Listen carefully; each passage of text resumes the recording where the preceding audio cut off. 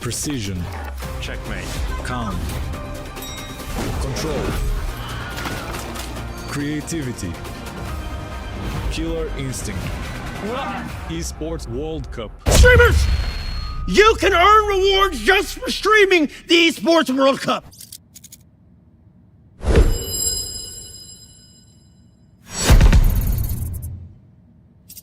He thinks he can come in here and play my game. Let's go. He knows nothing. Let's go! Tyler Wine, you're done. Raw energy. Puff, blow the house down. This is what winning is made of. Precision. Checkmate. Calm. Control. Creativity. Killer instinct. Esports World Cup. Streamers! You can earn rewards just for streaming the Esports World Cup.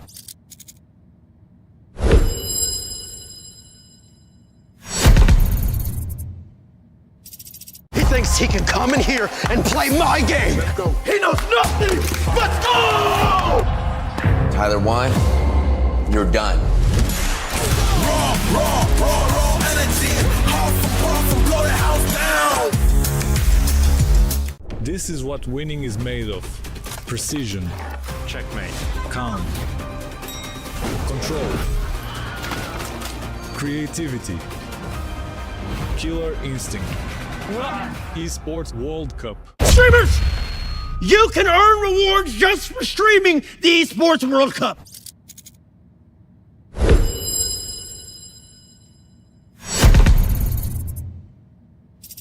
He thinks he can come in here and play my game. Let's go. He knows nothing. Let's go! Tyler Wine, you're done. Raw energy. Puff, blow the house down. This is what winning is made of. Precision. Checkmate. Calm. Control. Creativity. Killer instinct. Esports World Cup. Streamers! You can earn rewards just for streaming the Esports World Cup.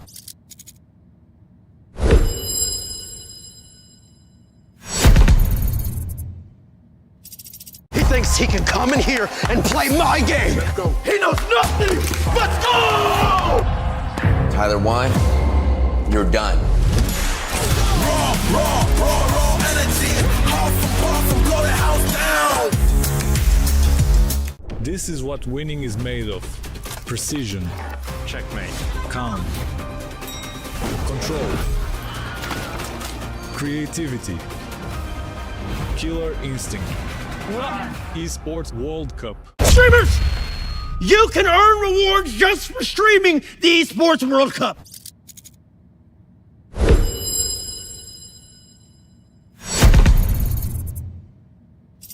He thinks he can come in here and play my game. Let's go. He knows nothing. Let's go! Tyler Wine, you're done. Raw energy. Puff, blow the house down. This is what winning is made of. Precision. Checkmate. Calm. Control. Creativity. Killer instinct. Esports World Cup. Streamers! You can earn rewards just for streaming the Esports World Cup.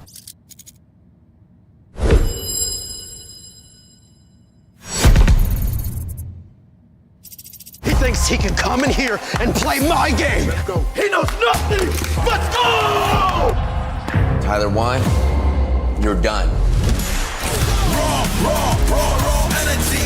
Puff, blow the house down. This is what winning is made of. Precision. Checkmate. Calm. Control. Creativity. Killer instinct. Esports World Cup. Streamers! You can earn rewards just for streaming the Esports World Cup.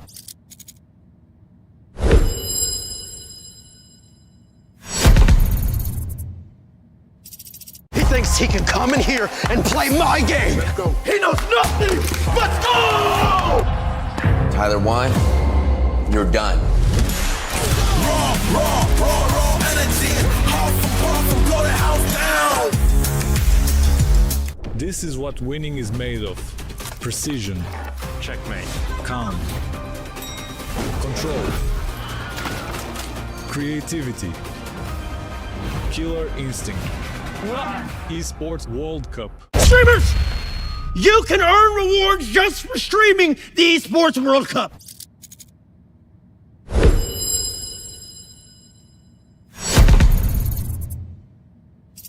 He thinks he can come in here and play my game. He knows nothing. Let's go! Tyler 1, you're done. Raw energy. Awesome, blow the house down. This is what winning is made of. Precision, Checkmate. calm, control, creativity, killer instinct. Esports World Cup. Streamers, you can earn rewards just for streaming the Esports World Cup.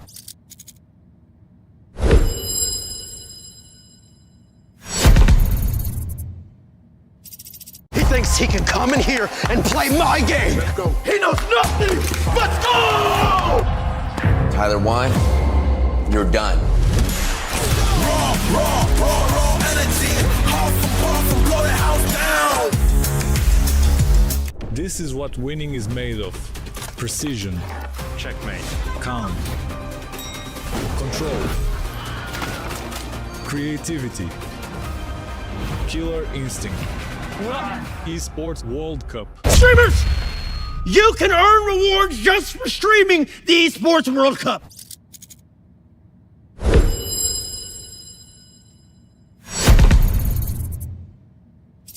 He thinks he can come in here and play my game.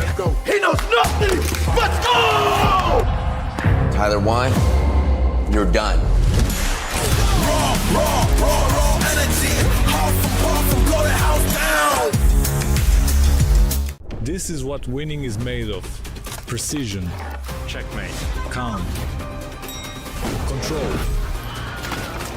creativity, killer instinct. Esports World Cup. Streamers, you can earn rewards just for streaming the Esports World Cup.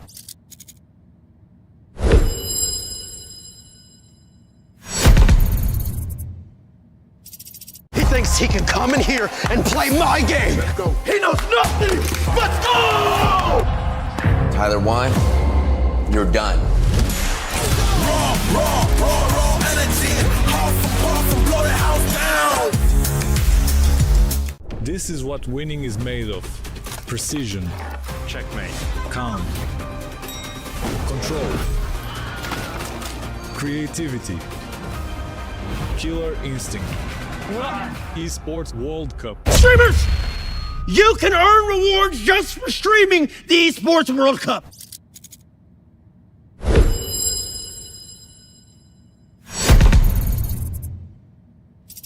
He thinks he can come in here and play my game. He knows nothing. Let's go!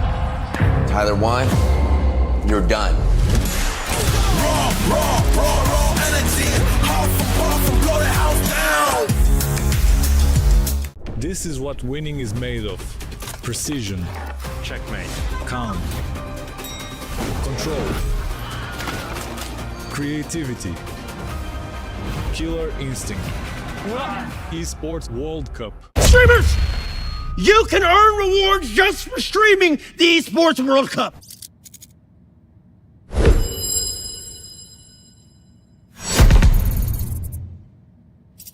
He thinks he can come in here and play my game. He knows nothing. Let's go! Tyler 1, you're done. Raw energy. Awesome, blow the house down. This is what winning is made of. Precision, Checkmate. calm, control, creativity, killer instinct. Esports World Cup. Streamers, you can earn rewards just for streaming the Esports World Cup.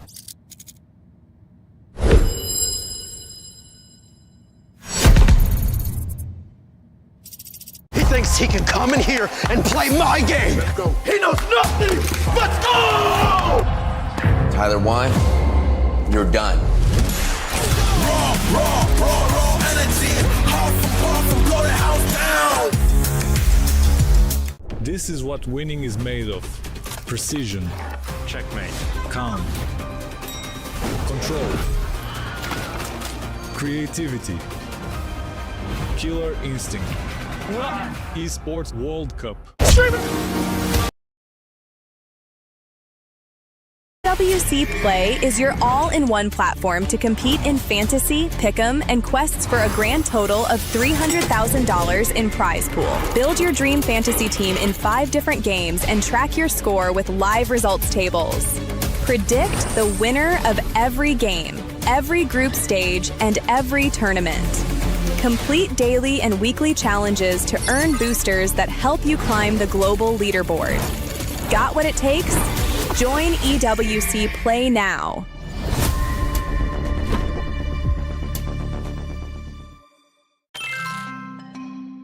We're going to be playing True or False MLBB edition, this time with the entirety of Team Spirit. Gentlemen, please line up. If you think it's true, just take 1 step to your right. And then if you think it's false, take 1 step to your left. So very first one, there are 132 playable heroes in MLBB. True or false? The answer is false. There's 133 playable heroes. Second, Tamuz is the mentor of Diros. Go! I don't know. It's actually true. So everyone else got it right. Maybe Sunset was the one who got that wrong. Malefic Roar increases physical penetration by 20%. Okay.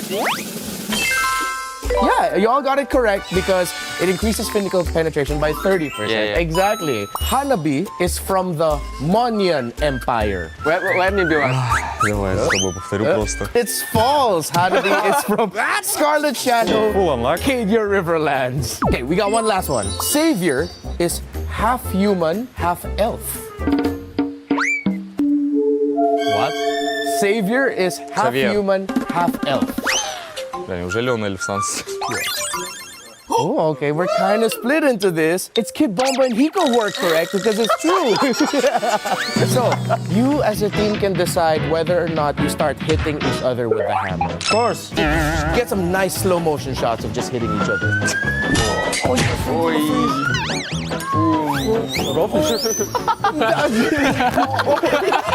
Его фига напиздить. All right, that's our time with Team Spirit. That's true or false. Ты куда его бьешь? Bye.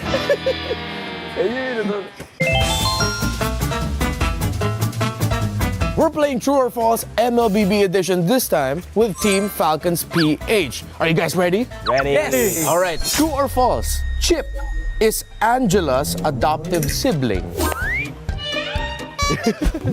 And the ones who are correct are Flap and Marco.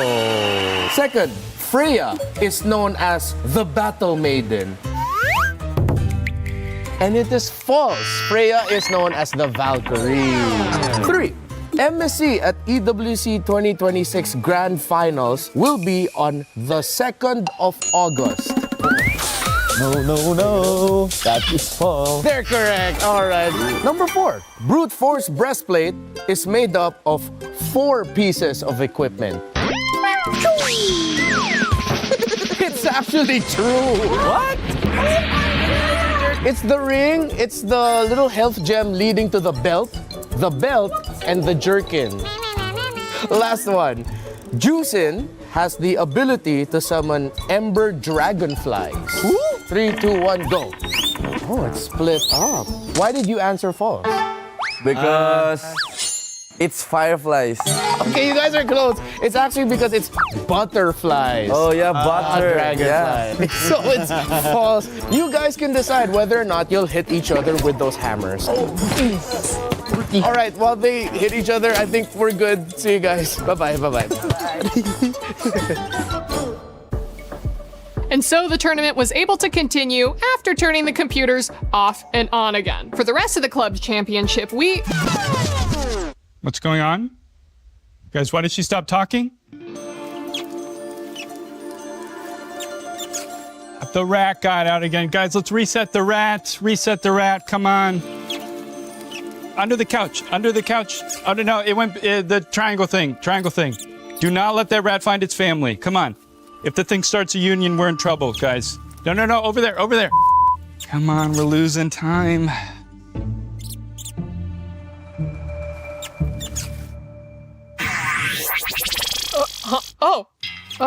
How long have I been out? Just a couple of seconds. The rat got out again. Oh, he's been doing that more and more recently. We're gonna get you a better hat. I think he may have peed a little bit. Oh yeah, there's a lot of pee right here if we can clean that up. Obviously, unless you can read the prompter without it. What, are you crazy? I don't do my own stunts. Just give me some cheese or something. Okay, hey, cheese. Let's go. Yeah, thank you. All right, yeah, this'll... Hey, little guy, just want one of... Okay, okay, I think that'll work for now. Are we good? Yep, we're good. We good? Are we good? Perfect. All right, guys, clear set. Let's go. Let's go. We gotta get started. Losing time, guys. Come on. And action. And that's what's been happening in the club championship. In other unrelated news, cats. Why are they here? Why do they smell so bad? And what can we do about them?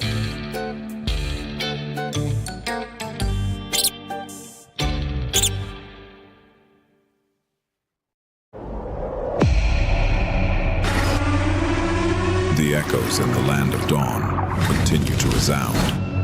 The champions who once ruled have fallen. Team Liquid Philippines will not move forward in MSC here at EWC 2026.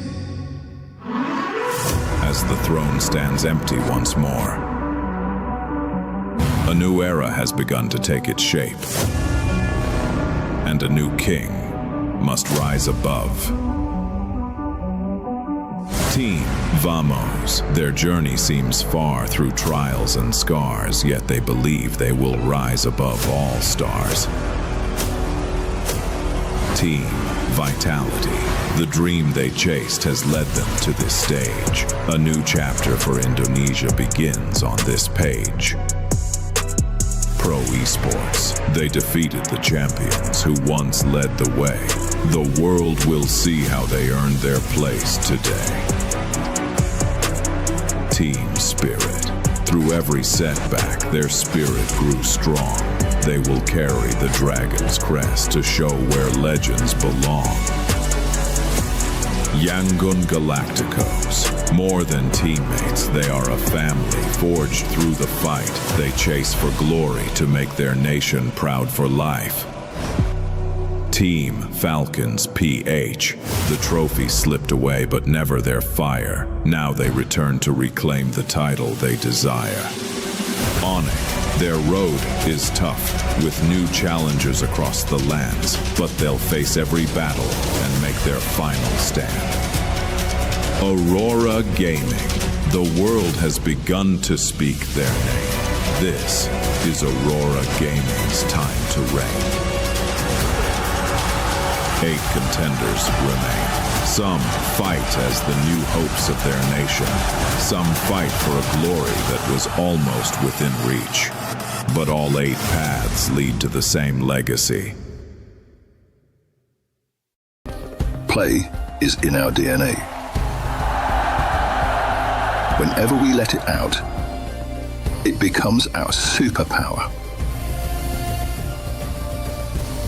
Now imagine an entire city being built to supercharge it. Kadir City, powered by Play.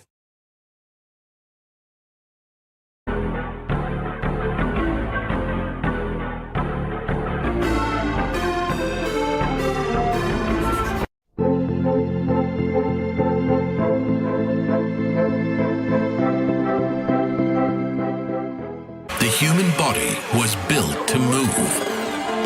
Not trapped at a desk in one singular posture for 12 hours a day. It's time your chair evolved. This is Secret Lab Titan Evo. Ergonomically engineered for you, gamers, hybrid workers, artists, backing your every move.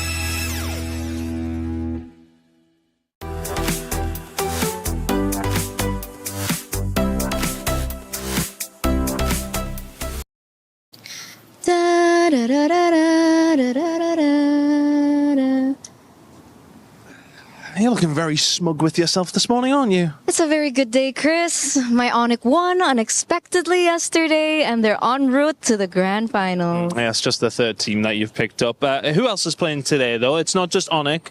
Onyx playing their first game. Who else is playing? I don't know, actually. It doesn't really matter. I don't care. It is Falcons against Yangon Galacticos. You know, at some stage you are going to have to drop the bias. Hey, all I know is that Onyx are on the way. They're going through the semifinals. They're going to do it easy, and we're going to see them in the grand finals. You know, Chris, nothing could ruin my day right now. Chris, what is wrong with you? Well, let's just get on with it. Semifinals or whatever. Chris! Day 2 of MSC at EWC 2026 Knockouts was another day of surprises. Team Spirit redeemed themselves from their MSC 2025 disappointment, proving to Team Vamos that underestimating the Dragons of the North came at a price of elimination. Team Spirit, lock on the base. Revenge is served. The Dragons, Team Spirit, will go on to the semifinals. Harosh, Team Spirit! In match 2, the revenge story completes as Onyx, the Sky Kings, take down Aurora Gaming, sending the Northern Lights home. Onyx will move on forward with the hope of Indonesia as they douse out the lights of Aurora Gaming. What time is it? It's Onyx time! Going into day 3 is a clash between the best regions. First, Team Falcons PH take on Yangon Galacticos in a long-standing rivalry between the Philippines and Myanmar that started in the M2 World Championships. With one on a dominating run and the other looking to complete their trifecta dream, who will claim the first spot in the grand finals.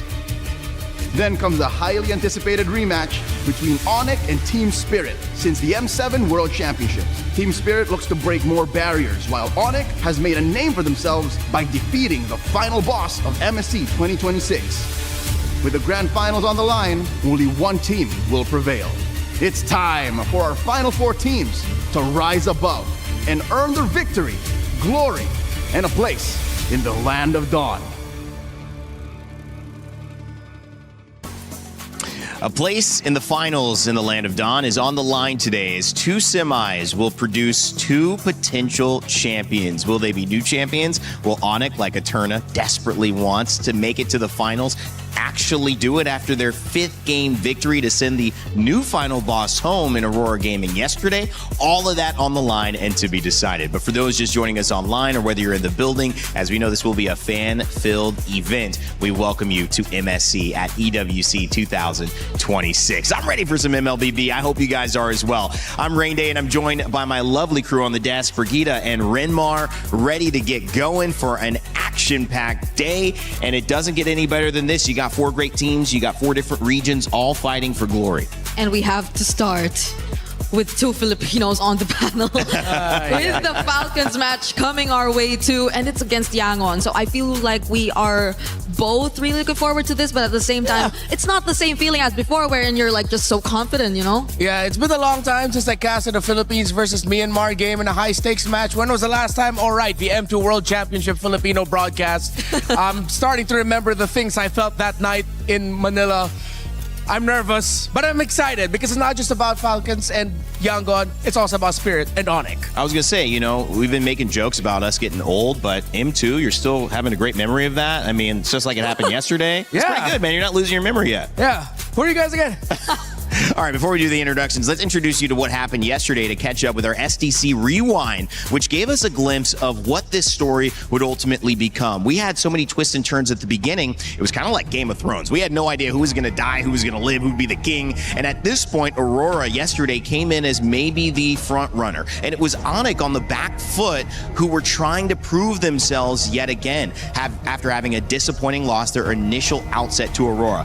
4 upper bracket rematches, Brig, but we had very different results on the other side. I think it's really only been just one similar result to what happened in the group stage out of all the matches that we've seen here in the knockout so far.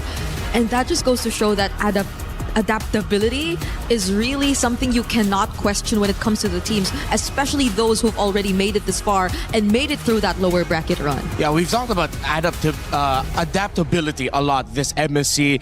I think yesterday was just a continuation of a new trend in our storyline, which is growth and evolution. The teams who had questions on their backs heading into the knockouts of can they get better, can they improve, the teams who went through a harder route actually got to show up and show that they got to grow and evolve, and Team Spirit is prime example of that when they not only swept, dominated Team Vamos. Yeah, it's great because I think it's a trend that's been observed even way back in MWI or even wildcard to our finalists, to one of the finalists, especially in MWI, which was again Navi, had a very shaky start, but then eventually they proved themselves to be deserving of a grand final spot.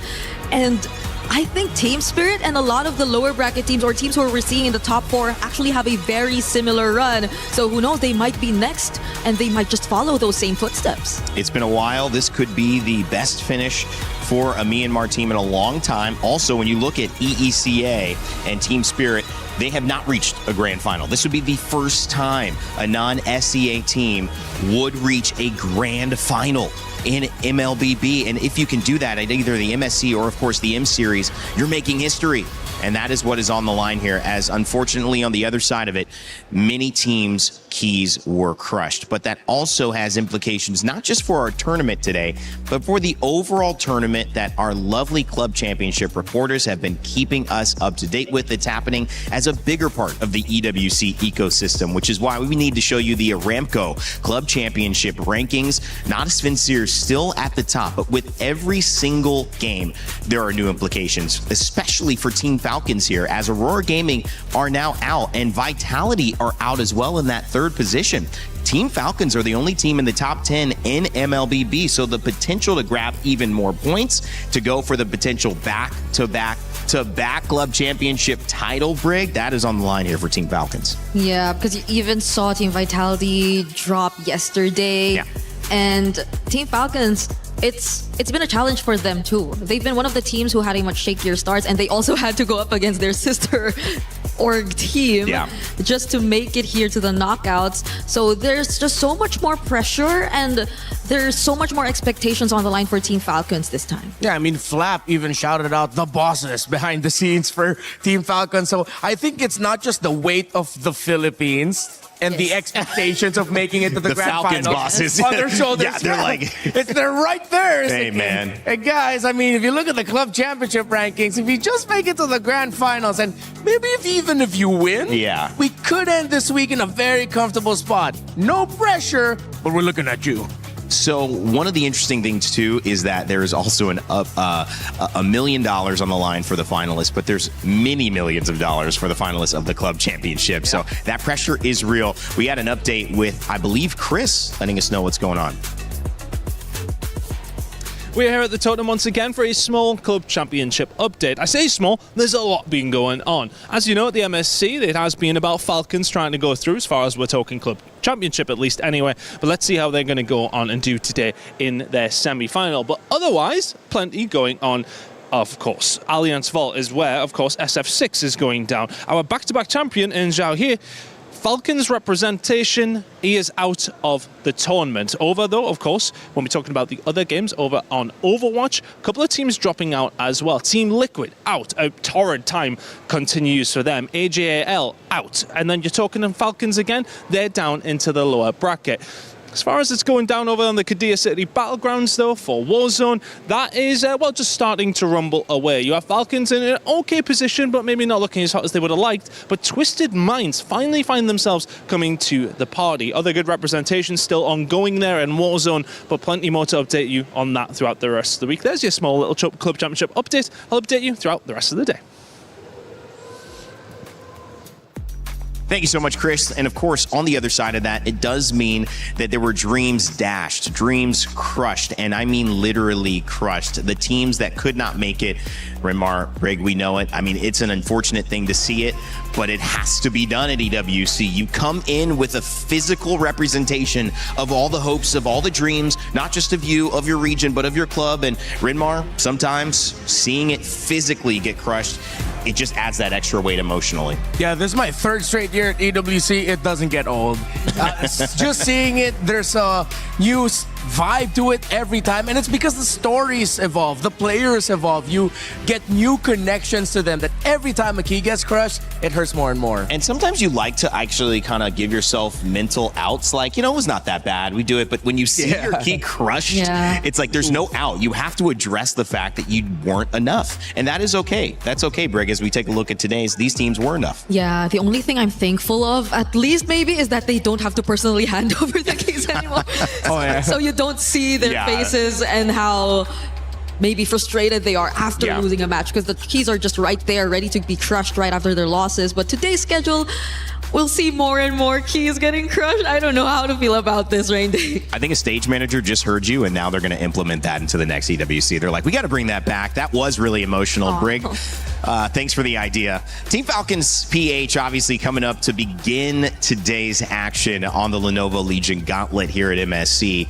And we already mentioned the original implications there. But when you look at who they're facing in Yangon Galacticos, we have to preview the team that is now still undefeated. This team has not been able to be measured against, and whether they are the best team in the planet, whether they're the best team in France, whether they're the best team in the galaxy, Yangon Galacticos just have not been dealt with, and I wonder if we'll see the same today. Yeah, but I think they have a chip on their shoulder that isn't something that they put on themselves, but what the community put on themselves, the asterisk of the competition that they went up against. So a lot of people are arguing they went up against GK and Pro twice. They haven't really met their real test just yet, which, yes, coming from the perspective of from the region of the Philippines, I was gonna say, with Team Falcons PH, I have to put respect on Yangon Galacticos' name. Yeah. It's not just the quality of who they went up against, it's the quality of how they won. Yeah. If your argument is, yes, they're going up against quote-unquote easier teams,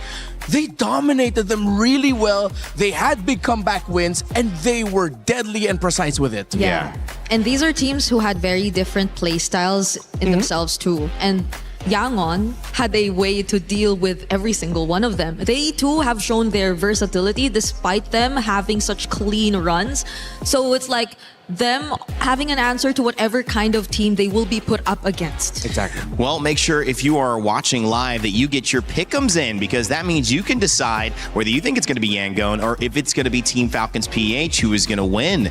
And if you can, you might be able to earn your share of $300,000. Make sure to check it out. There's only 2 games today. It's really, really fun, though. We'll have this for all the tournaments going on at EWC. And also, the only thing on this stage that we need to remind you of is, of course, Rhino Day. I'm Rain Day. I'm not Rhino Day. I know I say Rhino Day every day, but I'm Rain Day, and Rhino Day is now in the shop. Make sure to grab those emotes, and I know Renmar has all of them. I know, Brig, you probably have all of them too if you ever stop streaming.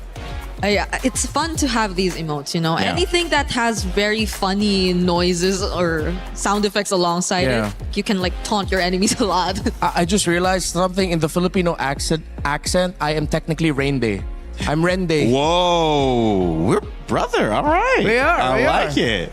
Both old, both losing our memory, and then now we, I guess, have an easy way to remember each other's names. Yeah. Okay, I like it. Again. This is working, guys. Heading into today, the storyline to begin is our first grand finalist. I mean, what a moment. You can earn a seat. You can wait. You can relax. Watch the second series. Get all the info you need, Brig. One team trying to go there from the Philippines. The Hope Bringer. I think this is still really the Hope Bringer outside of course, Onik on the other side, but Yangon, man, what a story that would be if they're sitting in the finals representing Myanmar. I agree. Like, if I wasn't Filipino, I would probably be really looking to root for Yangon. But this is, as you saw earlier, yes, Flap, who will have to go up against them. He already has had experience winning international championships and specifically going up against teams from this particular region. So I think he's well aware of what he could potentially experience and go through now that he's going up against Yangon. But against Ying, I think that's where a lot of attention is going to be put into. Because based on the games that they've played, they've been very different in terms of approach. Yeah, you've talked about Ying. 21.4 KDA. Say that was what? 21.4 KDA heading into this day. For an EXP laner to have that many kills and that less amounts of deaths is insane. So everyone who knows, that's 20 kills for every time you die. So that is the most ridiculous. A good KDA is like 2. That is a pretty good KDA in most games. So pretty insane. He's 10 times above a good job. That's why I'm saying in the Galaxy. The other thing we need to look at, of course, is Team Falcons PH, who are going to have to shut down Ying. And that goes to, as you mentioned, Brig, one of those international champions who is now back on his surge, which is Flap. Of course, Kyle, Haji Ogwin, and Bulletproof Super Marco. Can they continue this run representing the Philippines as the second seed with Team Liquid falling out earlier? We sat down and had a chance to talk with their coach. I believe it's maybe Moody, who actually gave us some thoughts heading into today's game. It's Erna here, and now we are with Coach Moody. Welcome. Thank you. Coach, this is an intense match. We're going to get straight into it. Up against Vitality yesterday, and now you're up against Yangon Galacticos. Is there a preparation difference that you had to do? I would say nothing much, like just the usual things that we do on a regular preparation. We're the type of team that like to focus on our mistakes and fix those instead of like focusing on what the team can do. But it's different with this, with Yangon. Just because we know that they like to do cheese strats and with cheese picks, yeah. Now that's really what we wanted to ask you. Yangon and their cheese picks. Has that been like a challenge to prepare for? Are you expecting even more surprises maybe? I do, because technically Yangon has been like a screen partner before flying to Paris, and I believe they're one of the teams to beat ever since, like before starting the tournament. So they've been strong in scrims. But then you know their picks then. Depends. Maybe they'll show us something new. But you're prepared for that? Of course. Okay. But after your win against Vitality yesterday, did the team manage to get like a confidence boost? Like, did you regard Vitality as a strong team? Personally, for me, as long as the job is not done, it's just a slight boost. But for the players, for sure, they were confident that, we want to reach grand finals. Were they really happy about it? Yes. Oh, it looked like it. They were celebrating quite a bit on stage. Of course, because Vitality is also one of the teams that we really wanted to beat before entering the tournament. For sure, and you're up against YG now. But we do want to ask you, when it comes down to drafting phase, side selection, how important is that in this current meta? I think it's very important that, I don't want to say too much, but it depends on which side you are, and you have to really prepare, like on what's coming. Because, I just want to say that one side has an upper hand.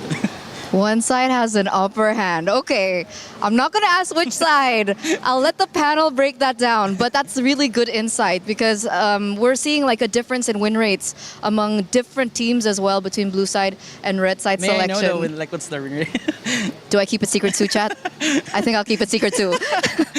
But of course, up against YG, you are now against a fellow Filipino coach. We have Coach Marvs on the other side. Do you perhaps have a message for him in this upcoming battle? Coach Marvs, can I speak in Tagalog? Of course. Para sa Pilipinas, ibigay mo na to. And good luck. I hope that was a good message. That was a good message. I trust you. I know we just met, but I trust you. Thank you so much, Coach, for this interview. Best of luck as well for your next match. Thank you. And now we're going to throw it over back to you guys. Speaking of that, we can reveal that Blue side has actually won 53% of the time in this tournament, 47% for Red. But let me tell you something else. It was a lot higher in group stages, which I think means that teams like Onyx, who were winning sometimes from the Red side, have pushed it more even. Will we see more dominance from Blue heading into this? All of that to be found out as well. But thank you for the information, Moody. We'll let him get back to the teams. Now turning our attention to Yangon Galacticos, which have, like we mentioned, one of the best performing, the best performing single player in Ying with a KDA that is insane. It sounds unreal. Of course, with Han, Kaizi, Blink, and Sanji, this team is prepared to win it all. But do people still doubt them? I'd say there are a few, but their road to EWC, if it ends with a grand finalist journey, will be anything but doubtable.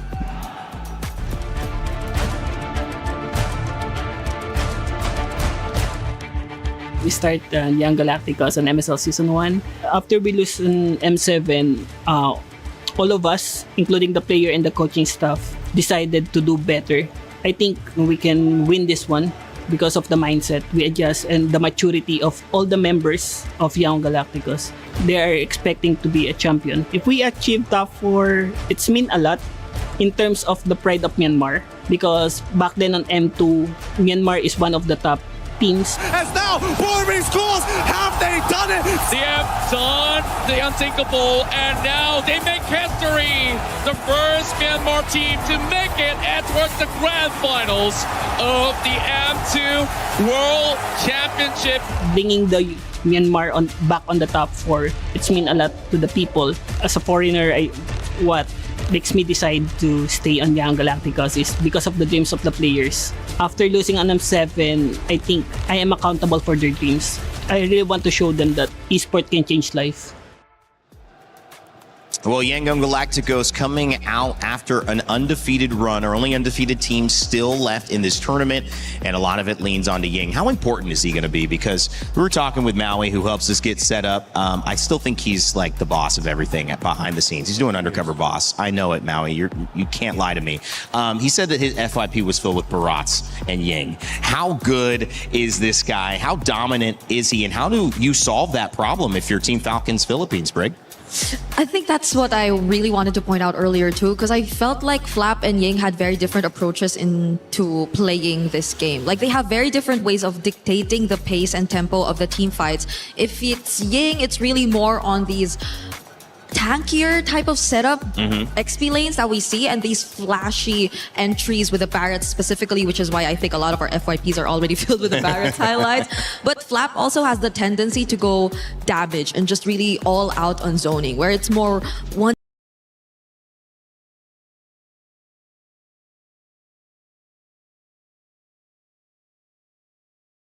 taken, the amount of his great KDA comes from with that hero. And then you mentioned the keyword there for Flap, which is zoning. They've always utilized the Esmeralda and Uranus for Flap, even back in MPL Philippines, as a means to take control of the part of the map that Flap is in. He will cut behind the first turret, go into the jungle of the opposing team, get vision, delay, go back to lane, rinse and repeat. And you usually don't think of Uranus and Esmeralda as a split pushing macro hero. That's how Falcons loves to play the Uranus and Esmeralda. Well, Flap, he's a Philippine champion. He's a world champion back in M2, I believe. And then, of course, you have the chance to see that they are up against a team that has so much support as, I don't know if you can really call them an underdog. We still are waiting to see how these results hold against Team Falcons PH, but we are believing in Yangon Galacticos as what they've done so far. It's hard not to. And speaking of that, their fans back at home are actually celebrating just as much as the fans here in the stadium, maybe even more. We've seen some cool watch parties happen, and we wanted to show you a little bit of an image from that. If we have it up, we'll throw it. Otherwise, we'll stay on my single. I'll keep talking about it. Okay, it's a video. Here we go. Let's take a look. Hello Paris and hello EWC. This is Adamo reporting live from the Yangon Galacticos Galactic Watch Party in Yangon, Myanmar. Behind me are a lot of passionate fans and KOL and creators who have gathered tonight to support YG as they are competing at MSC 2026. Our player may be competing at MSC, but the support from Myanmar is very louder than ever. Everyone here is ready for cheering to YG from the first minute until the final MBB. Before we send it back to Paris, let's give the team one message. ရန်ကုန် Galacticos အများကြီးကြိုးစားခဲ့ဖို့အတွက်ဒါတို့မျှော်လင့်ပါတယ်အကောင်းဆုံးပုံနဲ့တူတူဒါတို့ပြန်လာခဲ့ဖို့ပြောချင်ပါတယ် Good luck to the YG and back to the Paris. Wow, that's fun. That's fun, Brig. Yes, it is. I met Atharmon in M7. Oh, you did? She was very bubbly, and at the time, I could already sense how the community in Myanmar was really starting to grow. And especially if you look at the social medias of Yangon, they have really huge following, considerably huge, especially for a region that we've maybe last seen dominate really or have a dominant run in M2. The entire country is behind them. But there was an interesting comment that I read. Going through the comments of how the Filipinos are wary and respectful of this team from Myanmar, so many Burmese comments pointed out just one man. They fear one man, and his name is Flap. Because they say every time they meet him in an international, Flap beats Myanmar. Well, will Flap begin the wings of Falcons flapping into the grand finals? Or will it be Myanmar who shut them down and claim that they are one of the top 2 teams in the galaxy in MLBB? Yangon Galacticos, Team Falcons PH. It's a battle of Myanmar and the Philippines' last hope, and it begins right now.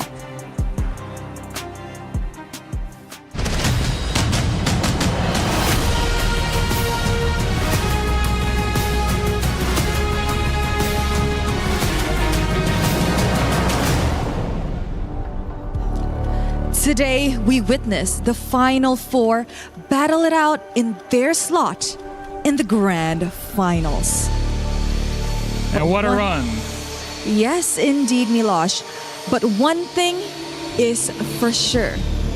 The question today is who will rise above?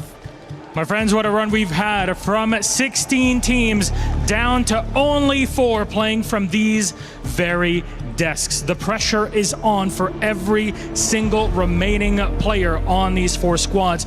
They're here to make MLBB history and change the fate of the world. Today, one final chapter remains. Will history be rewritten where we crown a new champion at MSC at EWC? Or will Onyx be able to rise above and get their 3rd trophy? Only time will tell. There's a lot of stories on the line for today and leading into our finals tomorrow, though. But we have to get our matches in order. And our first one is an age-old rivalry. A rivalry that dates back all the way to M2. For our first semi-finals match of the day, ladies and gentlemen, please welcome Team Falcons Philippines! The Hope Bringer inches one step closer to the grand finals. In 2024, oh boy, they were one game away. Can they successfully try and rewrite their legacy? Can the Falcons soar higher when it mattered the most? It matters a lot for them individually, as a region, and as a club championship winner 2 years in a row. Every point matters. Yes, the story is told, but they have opponents on the other side. So please join me in welcoming Yangon Galacticos! The Galacticos continue to cheat death in the land of dawn and elimination at MSC 26. The Falcons might not be who they expected to face off against today, but their guiding light shines bright. Make history by earning a grand final spot here in the heart of Paris. This is a match to watch because the winner heads to the grand finals tomorrow and the loser will unfortunately have to play in the 3rd placer match.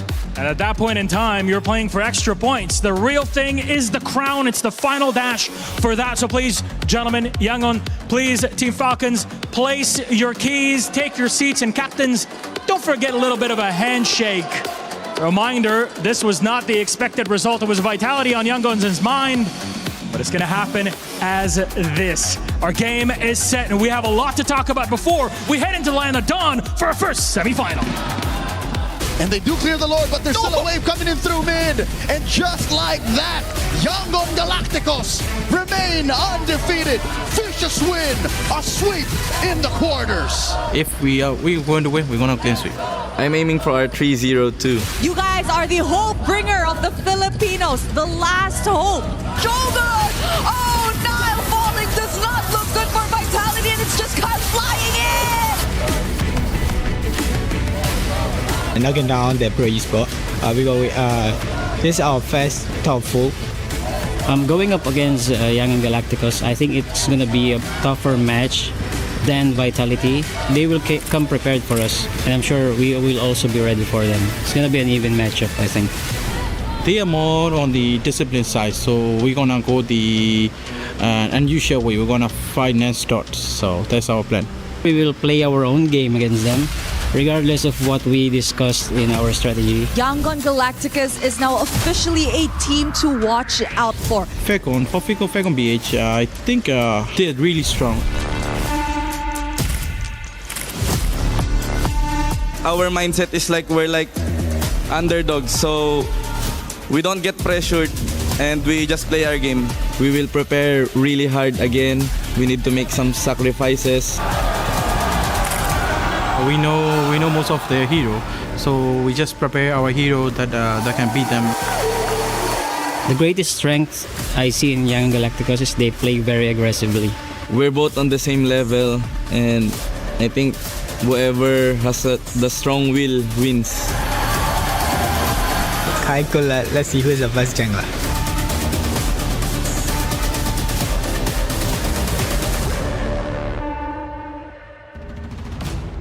Across the galaxy and in the Philippines, from the heart of Paris, in the land of dawn, the bells toll to signal the start of this semifinal. It is Team Falcons PH versus Yangon Galacticos, still undefeated. Blink and his squad, Han on the jungle, looking to do something special here in Paris. It's crazy the amount of respect you hear from both sides before heading into this matchup. That's when you know, even Coach Fren thinks it's gonna be more difficult to go up against YG compared to how they went up against Team Vitality. Yeah, that's exactly what I wanted to point out as well. That keyword you mentioned, respect. R-E-S-P-E-C-T. Respect on their name, respect on their comfort heroes. Both teams have a lot to watch out for. Yangon has a Barretts you need to respect. A very flexible jungle pool option that if you decide to overcommit, you might just be playing Fanny for Kyle into heroes such as Fred, Guinevere, even if you've taken out the other jungle heroes available for Han, who by the way has been able to make a Suyo work really well against a Ling. But for Yangon Galacticos, if there's one pick that they really need to respect here, it's H-God himself and his Selena. That is something you cannot give to Haji anymore. Yeah, because I think it's only the mid which they've shown the least amount of flexibility. Kaize has only ever used 3 heroes here so far in MSC. And yes, there's been a very deep hero pool that we saw from Han, but I think they struggled the most with the Fredrin. I think that was the longest game we've ever seen in, or if I'm not mistaken, back in the group stage when they decided to use it.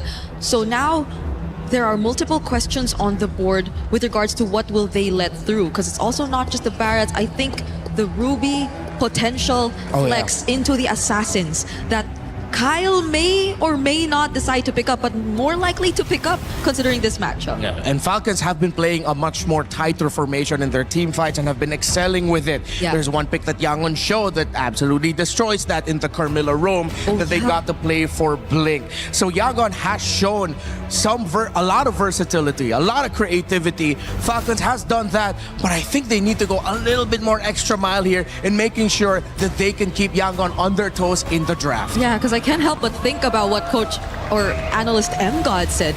They know what heroes Falcons use. They just have to prepare their own responses to these heroes. And the way that they've been drafting just really shows that they don't overthink about what the opponents pick up. It's just really more of complementing each other's heroes and pulling off the strategy that they want. Yeah, and you touched on that earlier when you mentioned the mid lane hero pool for Kaize. Just 3, Eudora, Gord, Jushin. And their flexibility comes from the other 4 positions. Yeah. Meaning that Yangon they're putting action into what they're saying. They are definitely a team that have a clear identity and just go for compliments after.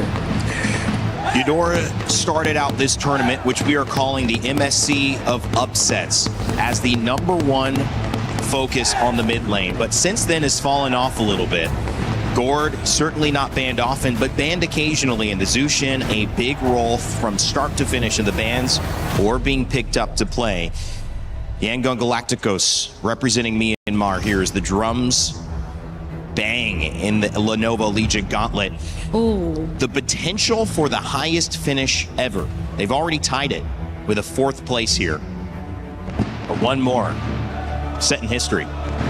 And it's fate, poetic, I don't know what you want to call it, but they are tying the record of Falcon Esports back in MSC 2022. Just one. 4th place. And it was a Filipino team in green that stopped them back then. Will a Filipino team in green stop them again today? Our picks and bans begin on your screen. Dangerous Grass will be the map that they play. The Freya coming out immediately from Team Falcons. The Fanny and the Belleric banned out from Yangon Galacticos. Yep, so the Barrett's potential for Yangon is still on the board, especially considering now that they're in blue side. But the question is, does Falcons really allow that to get through? Because if they do, I think there are a lot of trades that will still be on the board if they actually open. Yeah, if Yangon decides to rush the Barretts, I mean, Falcons have gotten used to going up against a team on the blue side. First picking Barretts. Yep. I don't know if Yangon wants to lean in on that unless they saw something in how Team Vitality drafted against Falcons that they can adjust. It's going to be telling here because with the Phoveus gone, Freya's open. But Marcel is available. Oh, wait, no, Freya was banned by Falcons, excuse me. Marcel is still open, and Yes, that's something you have to consider. Now, with the Atlas gone, if you're gonna ban the Belleric, then it's gonna be a clear Marcel pickup for Yangon Galacticos, which means Falcons can pick up the Valentina for Haji so that they could get the Golden Hour. Well, there's usually that Marcel picked up as kind of the let's not play him, let's not deal with him. Someone has to take the, I don't know, L for that because it's not exactly a target ban. It's more of just a meta ban. But neither team so far wanting to do it. And we've seen Marcel lose. Not often, Greg, but we have seen that. Yep. I guess it's really just Falcons not wanting to play into it though, because we already pointed out their typical play style of really grouping up together and finding very tight formations across the map when it comes to the team fights. So a lot of the XP lane options, mid lane options are still going to be open. Even jungle, which includes the Hirara first pick of YG this time. Yeah, it's a pick that you really can't go wrong with in this current metagame. And if ever Falcons wants to rush something like the Uranus, wouldn't be great. I think they would probably rather pick up the Esmeralda and the Eudora as their first 2 picks and then just build around that with their red 3 or red 4 jungle pick.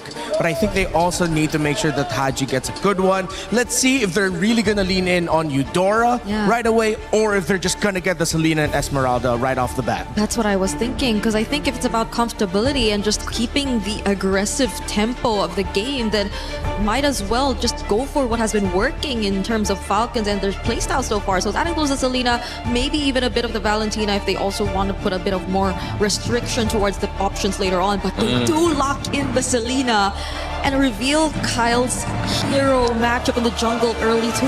Yeah, and what I like here is without picking the Esmeralda or the Uranus, they're not making the EXP lane trading obvious. They just lock their cores. They didn't need to pick up the Nolan here. They could have picked it red 3, but it's good because now they can play a little bit more into the matchups that if ever Yangon decides to show something like the Roamer or the EXP laner, they can get something a little bit more favorable. Because for Falcons, it's clear. Their Roamer needs to be someone with concussive blast that can help clear the wave fast. I'm thinking maybe a Galacticos a little bit later on if Yangon are too early with showing a artillery backline style mage. There you go. I think just because of the fact that we're expecting a concussive blast or even a revitalized roamer from Falcons to come through, then it's all the more reason for you to just pick up the juice in. And knowing that you're up against a Selena and a Nolan, this will be the safest pick to go for with the Crimson Beacon and potentially even a Purify to come through. But the Arlott gets revealed. This is different for Ying. It's a change in terms of playstyle compared to the first few heroes that we got to really see from him. The Barrett's, Ruby, Yura, and the Frey. New hero here for Ying. Going to be the first time he's going to be playing Arlo at this MSC.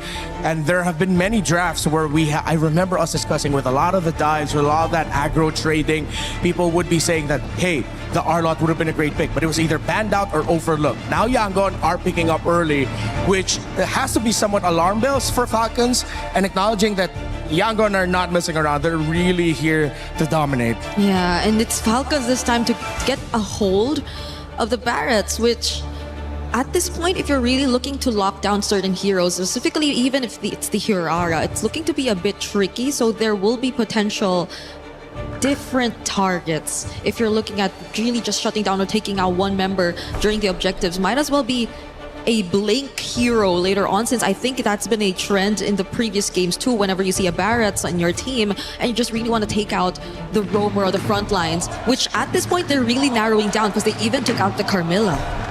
A really good ban there by Falcons, considering that they're all very dive heavy, close range. We discussed it earlier. Galacticos, as expected, gets banned out by Yangon. Would have been a great pick for Falcons regardless. Beleric has already been banned out, so in terms of the roamers, we might be seeing some unique ones pop out here. Let's see if Mathilda might make a showing, or maybe Glue or a Cho. Yeah, because Mathilda, I think, is just the wave clear that will be a bit more difficult. Yeah, one thing I remembered, there might be a roam pick that Falcons has showed before that Yangon might need to respect, and that's the Akai roam for Ogwin. Arlot not really a fan of going up against the Akai roam. And they take out the Glue here as well. So we're maybe expecting some roamer to really complement the Barretts in terms of just really going full engage and up front against the composition that YG has shown us. Because again, they have so much ways to punish. They have the final slash. They even have a Juicin. So they'll have to deal with less problems now with the Gourd being taken out. But the Minotaur, so the only concussive blast heroes, the Troll is still there. But that will lead to less AoE setup for Falcons, I feel. And what might be tough is they might have to settle with something with either like a Khalid or maybe even a high loss to really help fast clear the mid a little bit better so the Selena doesn't put herself in danger. Okay. Hylos comes up there, and a great pick. A lot of roam bans, counting at least 6 with the Glue, the Marcel, the Atlas, the Galacticos, the Minotaur, and the Beleric. So getting deep into the pool for Ogwin and Blink. You know what? I was really expecting Blink to be one of the more unorthodox players, but so far he's been playing very meta. I think the most is the Carmilla. Yeah. That's been unorthodox for him. But the other options that are still there... they still have the Cho. Mathilda, but I don't think it really works out well. They need a front. They need someone to really tank the damage. Yeah, there's not a lot of synergy if you play the Mathilda. Okay, with a lot of close range dive, you can pick up the Badang. It's a tempo breaker and always has been. It's a great pickup, and this is going to be the first time we're going to be seeing Blink pick up the Badang. Still need the gold lane here for Super Marco. There's Melissa available. There is, which we've seen a lot. I mean, coming up, we've seen Carrie shown as well. We've seen all these variety type picks. I think even the Moskov might work. Moskov. Because you have more range, you can just push back the enemies. I mean, Hylos and Harith is a great combo if they really want to go with all in. Oh, so I like it. There they go. Harith picked up to close out Super Marco's pick. It was a gold lane and a roam standoff, and it ends up going relatively deep into the roam pool. Badang seen quite a bit, high-low seen when things like that aren't open, and now, guys, we've got our first matchup of our first semifinal.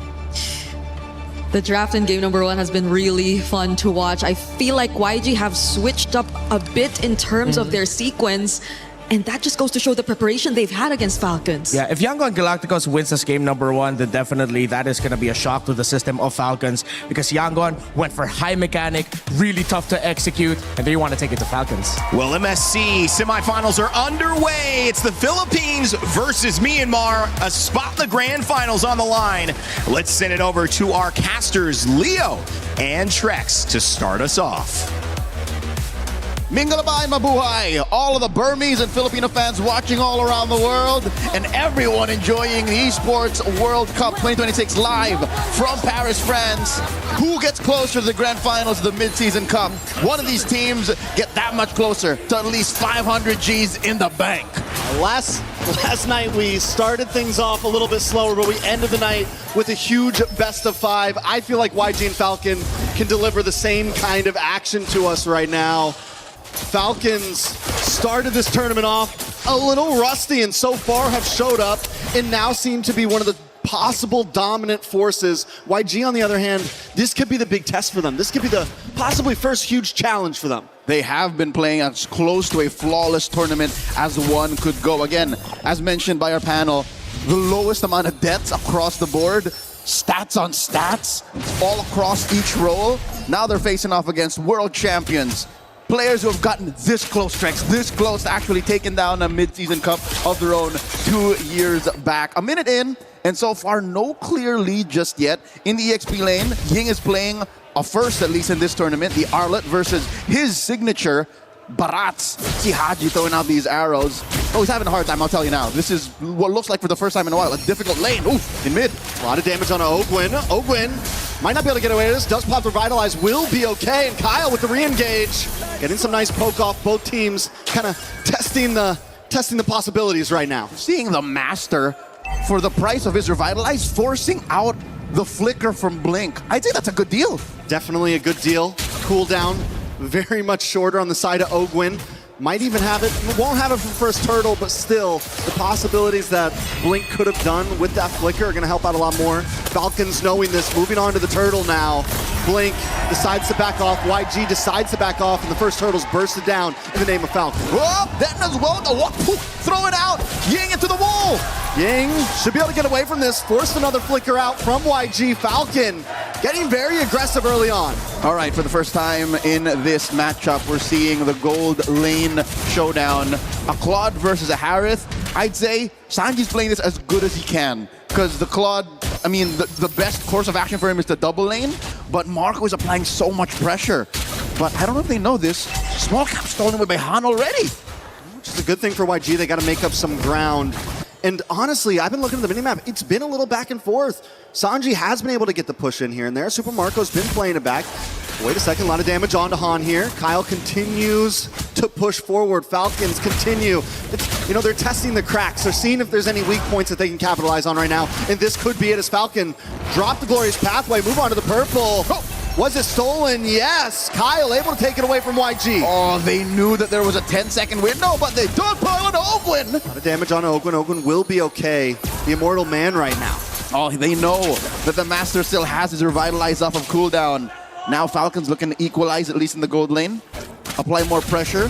No gold shields taken just yet, so neither have a huge lead over the other. Sanji and Super Marco at deadlock. I mean, the offlanes have been essentially at a stalemate. The game has been essentially at a stalemate. Still 0 deaths. Both teams have been getting little punches off here and there, a little gut shot here and there, but no knockouts quite yet. I love it. Narratively speaking, Trex, it's like they picked off from when the Filipino-Burmese rivalry was in its peak. Post-pandemic, 2021, before utility jungles, before macro became king, that's when the Philippines and Myanmar were on top of their game, and we're seeing that flourish right now before our eyes here in Paris, France. So what do you have to look out for as we come into this next turtle? Falcons once again want to rush it down. Blink looking for an angle in. Ying as well. Tries to get in the backside. Blink able to take the turtle. And it's a mosh pit in the pit right now as Haji just tries to get away. Blink's low. And so is Ying. Ying trying to vengeance through, but he already lost a teammate. Blink is down. They get the pull back. Kai's has come back in, and Kai's able to get the double. Make it a triple. Flap falls along with the team, and yes, Falcon don't only lose their members, but they lose the second turtle as well. 4 for 1. Now Marco has 2 on him, plus the turtle. Yangon Galacticos have snapped their way into a massive lead again. Relatively speaking, 4 minutes in with nothing happening the first 3, 1,500 is basically light years away, economically speaking, in a macro-heavy game like this. Watch it once again as in the pit, walls on walls. This is a I'm not trapped in here with you, you're trapped in here with me moment with Blink. That was a perfectly placed crack. And that's what Falcon's going to have to watch out for, right? These dogpile fights where everyone is grouped together. And the thing is that's what Falcon's going to want to go for. That Detna's welcome comes in. They want to jump in. And it's all going to be about who pulls the trigger first and who can counter better. They broke Falcon in half like my arm. That was as beautiful a start for turtle number 2 as you can for Yangon. They're building up to a 2,000 gold lead. Sure, Sanji and Marco are still relatively at deadlock, but the fact that they stopped Marco from joining that fight, because look, 2 dudes, 3 dudes at a third of their health, that would have been heaven for a Harith, but they made him think twice. And now look at this, even Blink is bullying Marco out of farm's range. Oh, big knockup. Ying dashing in with the vengeance. Nice damage. A nice fist crack lands on Ogwin as well. Ogwin pops revitalized, but it's not going to be enough this time. Han takes the kill before he can jump on the pathway. All right, so this is something that our panel alluded to. This is the Burmese ube, the purple ube. Well, that's literally what it is, Yangon's colors. They just, at the most early possible moment, clump up and punish you for even thinking twice that you could take this lineup. All of this is off the back of Blink, and I love how they put the armor in too, just to make sure that if everyone's not in position for the perfect wall, Ying can do that for you. Falcon knows this at this point. They decide not to go for that turtle. They know they're on the back foot. It's a 2K gold lead in the hands of YG. And Nolan wasn't even, I mean, Kyle's not even gonna try it. He goes down to bot lane. At least they gained some ground down there. Tier 3 on the bot side has been taken in the hands of Falcon. And this is where they will be able to hold on. They don't make those small mistakes of, we're gonna try to force this open. No, we're gonna let you have that, and we're gonna find somewhere else to gain ground, or at least keep things even. And I think that's wise, even for Falcons in their losing position right now, almost down 3K. You can't face Yangon head on like this. You just can't. So fortunately, they have the kit for that. Haji can lay traps. Vision is a little better for them. Yangon have to kind of walk in the brushes, flush them out the old-fashioned way with Kai's lantern. So for now, Falcons, I'd say hunker down, take the next 3 to 4 minutes to get Marco up to his mid-game power spike, and then I'm gonna even say this. Ogwin can't play the way he was in the first 3 minutes. Like, you can't just body block anymore because the damage is real from Yangon. Yeah, especially at this point. You know, the first round he could get the Revitalize off. First 2 turtles. Even second, he was able to get the Revitalize off. But by the time that gold lead got past 1.5 into the 2K range, we saw Ogwin finally get bursted down before he can even start running. Now, Sanji also locking in the Golden Staff. We're going to start seeing more damage from him. And with the fact that these tier 3s in the off lanes are down, YG can also fully hit that purple ube. If there is, literally, the yams. It's a Yangon yam. It's a Yangon yam. So if there's anything good going for Falcons just yet, because Yangon are putting a chokehold on them, is the fact that the damage profile is at least palpable for Yangon. All you got to do, get physical armor. That's it. There's really no magic threat. Sanji now testing the distance on there as well, and a big fist crack under the tower, paired up with the final slash. Ogwin trying to hang on, but he just can't end his welcome. In response, gets him against the tower. More damage lands on a Han, but down comes Smon Force. Blink taken out as Han tries to get away. Sanji with the Blazing Duet connects on to no one. He looks for the re-engage, and Ying's there at his back, keeping Falcon at bay. 2 for 1. That's as good as it gets for Falcons. Yangon still calling the shots. Another final slash! And Sanji and Kai's are here now. There's no escape for Flap. Haji forced to use a flicker as well as Han keeps him away. They're going to move on to the Lord now as Falcon watches it. All right, so at least Yangon knows that with the kits remaining in Falcons, again, a Zaman Force you see online, the fracture off of Kyle. Ogwin has a glorious pathway once again. They know that they can't just blitz the Lord. Once again, did I not just mention that about a minute ago or so? That after the crack, final slash, or the other way around, it's just so easy. It's a 1-2 combo, even under tier 1. And it's not, like you said, it's easy. It's not a hard to hit combo. As long as you connect down to the Lord though, Han does burst it down. Glorious pathway comes out. Flap's going to try to connect as well. He doesn't have the stacks, so defense isn't quite there. But look at the damage on a Blink. Kyle still popping off, even at 0, 2, and 1. That is a bargain. I'd say Blink for a Lord like that is a good deal. This puts it at a wash. Yeah. Taking that tier 1, so at least the map gets a little bit more breathable for Falcons. They keep the lead at about 3K. And that's, I mean, that's where Falcons always find something to make up for it, right? It's one of the great things that they can do and always will be able to do. Yes, you lose Lord. Yes, you take a member. But now you bring it at a standstill by taking this tower, and they've been doing it from the beginning of the game. But YG now looking for the engage on the mid side. It's looking similar to last time. They're going to have to watch out for Blink. Blink doesn't have the flicker right now. As Lord comes down the boss side, YG looking to switch up gears, try to gain ground somewhere. Lord, put down to a third, hit with that retribution, and Falcons get to keep their tier 2. So we're back to where we started about 2 to 3 minutes ago. Blink with the conceal. What are they looking for? That's a fist crack on 2. Blink does it again. Not just one, but 2 members. YG looking for more now. As minions crash on the top side, Ogwin pops revitalized, caught in fist crack once again against the wall, taking out a double kill for Yang. Mid tier 2 falls as well, and YG are going to work their way up the map to take more. Again, the ease of execution, the on-demand crowd control that Yangon Galacticos have drafted into their lineup. That's a final flash that could have been, but it doesn't matter. They're able to pop holy shields in mid and top.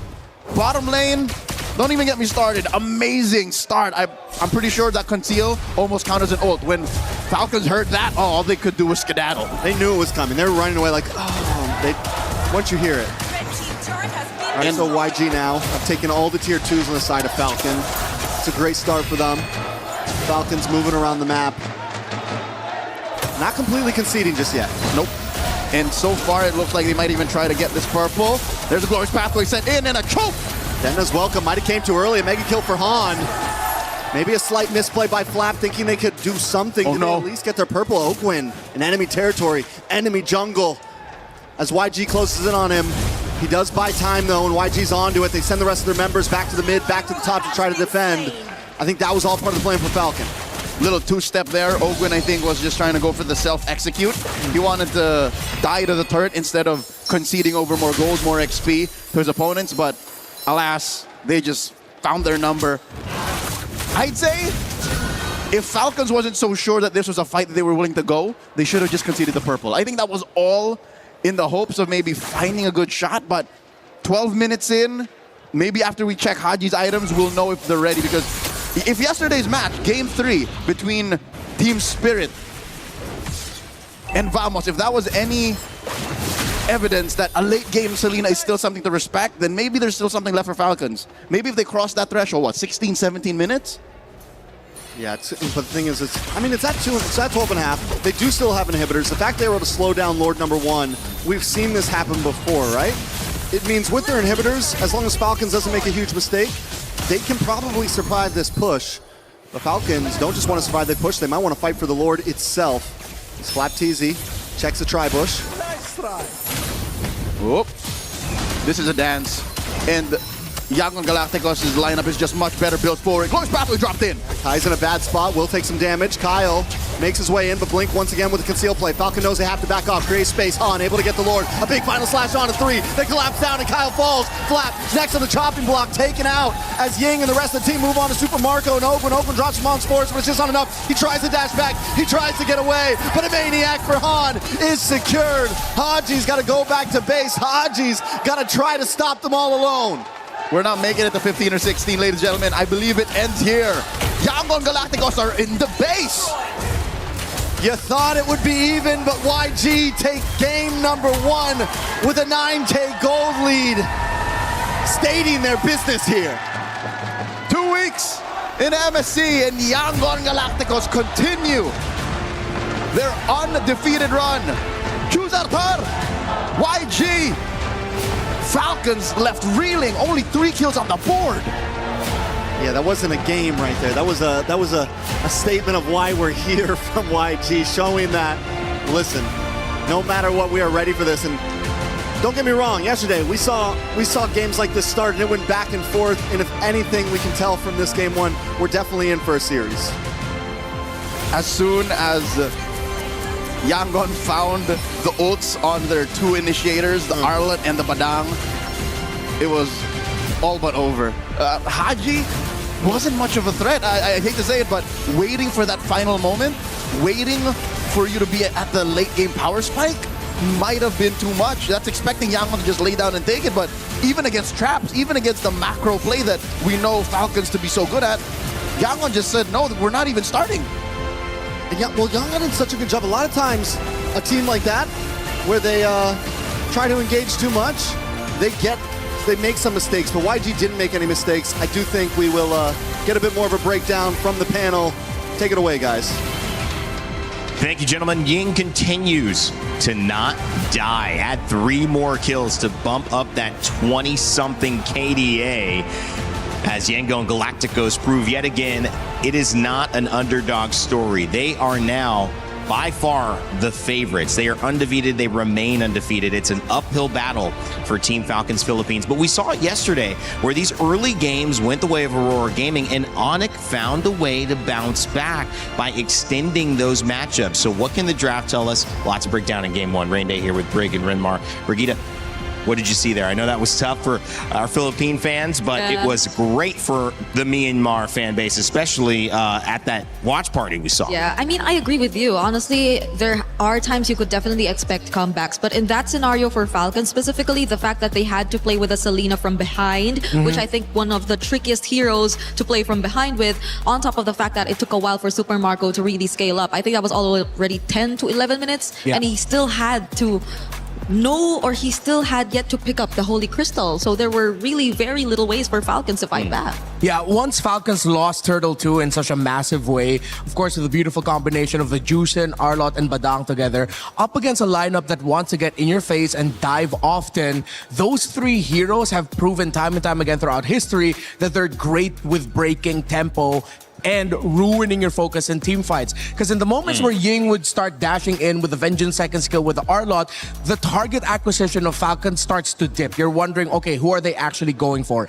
And without that Harith around, with all of the crowd control that Yangon has, Falcons just did not have the time and the damage to be able to win team fights. This was perfect drafting from Yangon, perfect gameplay, and that's why I'm putting them in such a high pedestal. Why I've complimented them more than I have Falcons heading into this matchup.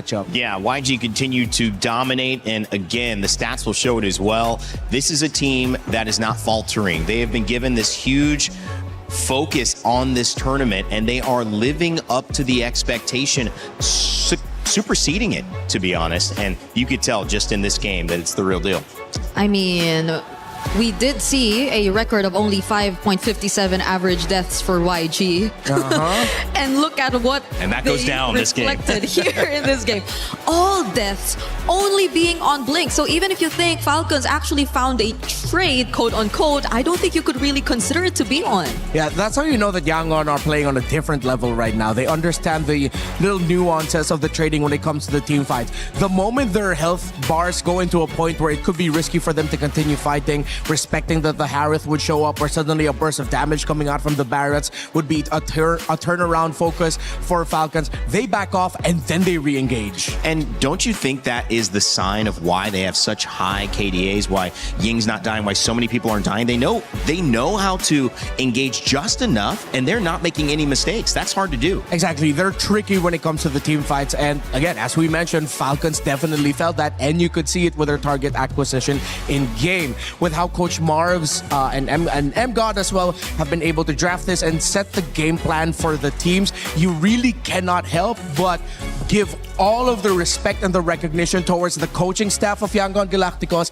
and the players for executing it. I'm pretty sure that went exactly as how they discussed. I want to hear more of your thoughts, Brig, about the draft, about the game, whatever you picked up on, because YG take the win. Team Falcons Philippines looking to jump back in. I know you've got some Telestrator stuff prepped up for us. Okay. And this time, Renmar is going to hold it for you. Yeah, Look at this. Little role reversal here. Wow, how's it feel? It's a reverse of roles this time, so this is how it feels. Yeah, but I think I really want to start with my first clip here around this part, which I feel is a way that we really get to see how Falcons really made an effort to establish their early game presence across the map. And this is specifically because of the heroes that they had. You really get to see a Selena, a Hylos, which is, yes, there is some sort of AoE to it, but you really expect these two to work in combo to lock down a specific hero. So at least in the early stages of the game, it was really clear they really wanted to target down and just limit the movements of the jungler of Han across the map. You could see it here. There was enough enough information taken, and this was an engage that they tried to set up to just keep the momentum going, which fairly enough in this scenario really worked out for them. They were really able to block out especially this specific area, because Haji prior to this really threw out an arrow, and they were fully aware that Blink was going to come from this area and that was only Han here. You couldn't really just expect Kaizen to do much either on the Jusin, so they just really went in for this engage. And you would have thought that this is already Falcons just stepping on the gas, just continuing to put the pressure on. But I believe this is what really mattered the most. The moment that you got to see this engage and this perfect layering, because mind you, if we would also pull it a bit back, they weren't really able to take note of the fact that, what is this?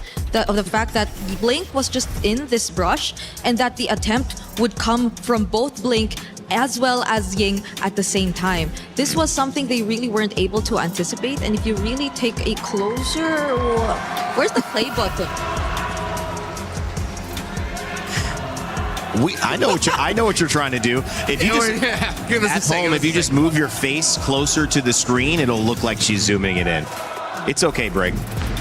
Guys, this is live. This is what we love about. How did you lose the play button, Brig? She's deleted buttons. Hey, where did it go? Okay, maybe we just do not click on it anymore and just move on to the next clip. But that was really the point of the play, essentially. If you look at the third clip, this was also something that was highlighted by our talents. It was firstly from the rotation up top, but this is a sequence of events that just reflected that same idea. YG were just playing with that ube quote-unquote similar strategy of them just constantly grouping up and taking advantage of their team fight prowess against a lineup of Falcons who initially really just wanted to go for specific heroes but already failed in the beginning. So there was just very little room for Falcons to find a way back, because even if you, let's say, lay down the Glorious Pathway, which is I think something that will also pull up here in this last clip. Yes, it was Falcons starting it through the Glorious Pathway, but the massive and big setup, which really should have came in from Flap, did not really come out.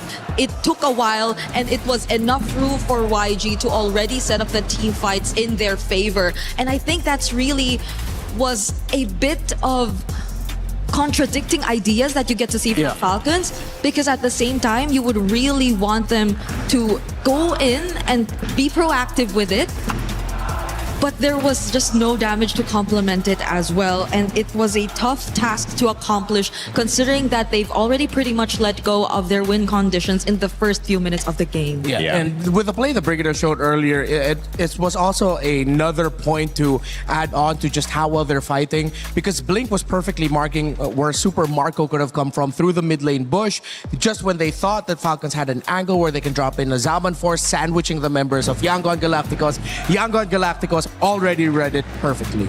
It was a great showcase, I think, of Yangon Galacticos finding their rhythm. And of course, we're going to get that game up to you next in just a moment. We're going to start that draft. But my question that I want to raise to you is, was this really a dominant draft? Because to me, I think there was just one thing that was pressured differently than most other drafts we've seen, which is the roam position. We got really deep into that roam pool. We saw Atlas, we saw Glue, we saw Marcel, we saw Belleric, we saw Minotaur. We saw so many different options in that spot banned that it forced the Hylos. Good pick in general, but against the Badang, the Arlet, the Harara, the Zushin, it just didn't do enough. It wasn't enough peel. Yeah, Yangon Galacticos knew exactly what they were doing. They picked the Arlot in blue 2-3. They banned the Gata Kacha that we expected to come in earlier in the draft, and the Minotaur, because they knew that the Gata Kacha could have been the pick that would have messed up their lineup a little bit more. Hylos' stun is singular. Gata's stun is for a group. Up against all of the dive, especially with an Arlot around, would have messed them up. That's why we were expecting a Gata Kacha to come in earlier. Wait, let me ask, because they went and picked Nolan earlier, and they could have flexed that later because they already knew the Harara was picked, but they wanted to kind of hold their cards to their chest. But that ended up being a mistake because Gata Kacha wasn't available by then. Yeah, I think now for Falcons, one thing that they can deprioritize is, as much as we put a lot of respect on the Selena of Haji, I think Yangon are ready for it. You can change that up to an earlier Eudora. You pick your roam mid earlier, and then you play for the sides. Because the focus of Yangon Galacticos and how good they are is because of their great pickups in the side lanes. They put a lot of stability in the mid lane, yes. But if you match that with your own stability with a little bit more chances for area of effect crowd control, which the Eudora can also bring out if you change up her combo a little bit, then it gets a little bit better for Falcons. So I think that's where they need to start looking at. Yeah, because imagine they already had like a point click stun in the high loss, but even then they couldn't deal with Blink. Right. Blink just was constantly able to find the setups that he wanted, because it's not like he was after Ogwen or anything. Right. He was always getting past Ogwen, and that proved to be a problem too for Team Falcons here in this game. Yeah. I mean, it's just a character issue, I think, at that point. Yeah. I mean, Hylos just can't do it. Bellery can. Exactly. And I think I want to double down on something that we've said a lot in the past. When one of the casters can predict a good amount of the draft, we were able to go 4 out of 5 for the Falcons draft. Then that means they're definitely predicting it. Yeah, exactly. And it really felt that way. Yangon, I know I've already given them a lot of flowers so far for this series, but they deserve it. They are on point. Well, Falcons Philippines have a long set to go. It's not a best of 3 anymore, so they will have many more chances, at least 2 more games to figure this out. And if they can do it again in game 2 to tie us up 1-1, well, it might be a revisit of another best of 5 like yesterday that goes the distance. Let us know what you think. Of course, you can get your pick'ems in. They're already closed for this series, but coming up, they will be available for the next series later on as we see Onyx take on Team Spirit. But this one's still history to be made. Yangon Galacticos proving that a grand final trip, that's very, very reasonable to expect. Now, your move, Team Falcons Philippines, as the fans are ready. Let me tell you, if you don't see it now, if you can't hear it here, they are alive. So even after a loss, they're doing this. Imagine after a win. Yeah. I feel like Yangon knows this. That's why they started off that game. Got to kill the crowd. Exactly. We did say that Yangon picked a lineup in game number 1 that would have put a shock to the system of the Falcons boys. It was a little bit harder to execute, more mechanically demanding because of that R-Lot, and they made it look easy. Yeah. Yeah, we're entering the semifinals with Yangon still not dropping a single game. If this trend continues, that will be a crazy record That would be for the Myanmar representatives in an MSC run in history.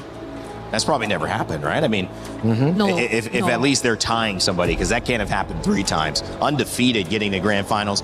We're getting ahead of ourselves, though, guys. We know it. We're excited. Like, we feel the energy. I know you guys at home feel the energy. Let us know what you think, because EWC has not disappointed. The MSC of upsets. So anything can happen as we see the bans. Barat's taken away, not going to be on flap this time around. The Valentina as well, and a Fanny Atlas. So Yangon, they didn't have to ban Atlas, and they didn't have to ban Freya, and that, I think, gave them an advantage in isolating some of these picks. Now they have to, and they have to consider, if we don't ban Freya here, we're going to give that to flap. That could be a problem.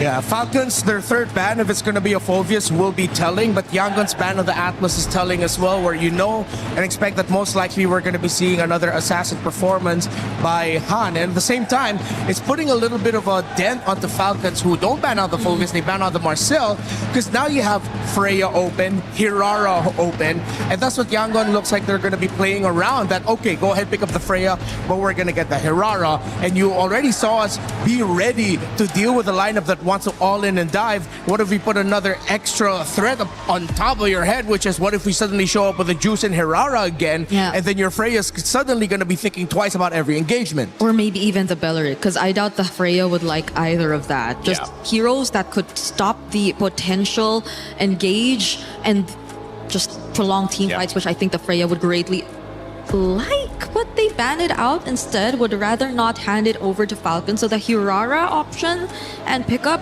can be considered here. If you're Falcons, just have to be mindful of the other potential trades. That will include the Belleric we mentioned earlier. Yeah, it looks like Belleric is primed and ready to get set up as the first pick, and they do lock it in. Yangon don't need to rush that Hirara, but I think they might actually be okay with doing so. Han is brilliant with it, and then let's see if they're gonna rush the Eudora right away just so that they don't have to worry about it, or they're gonna lean towards some of their old favorites. Again, Eudora, Gord, Juicin.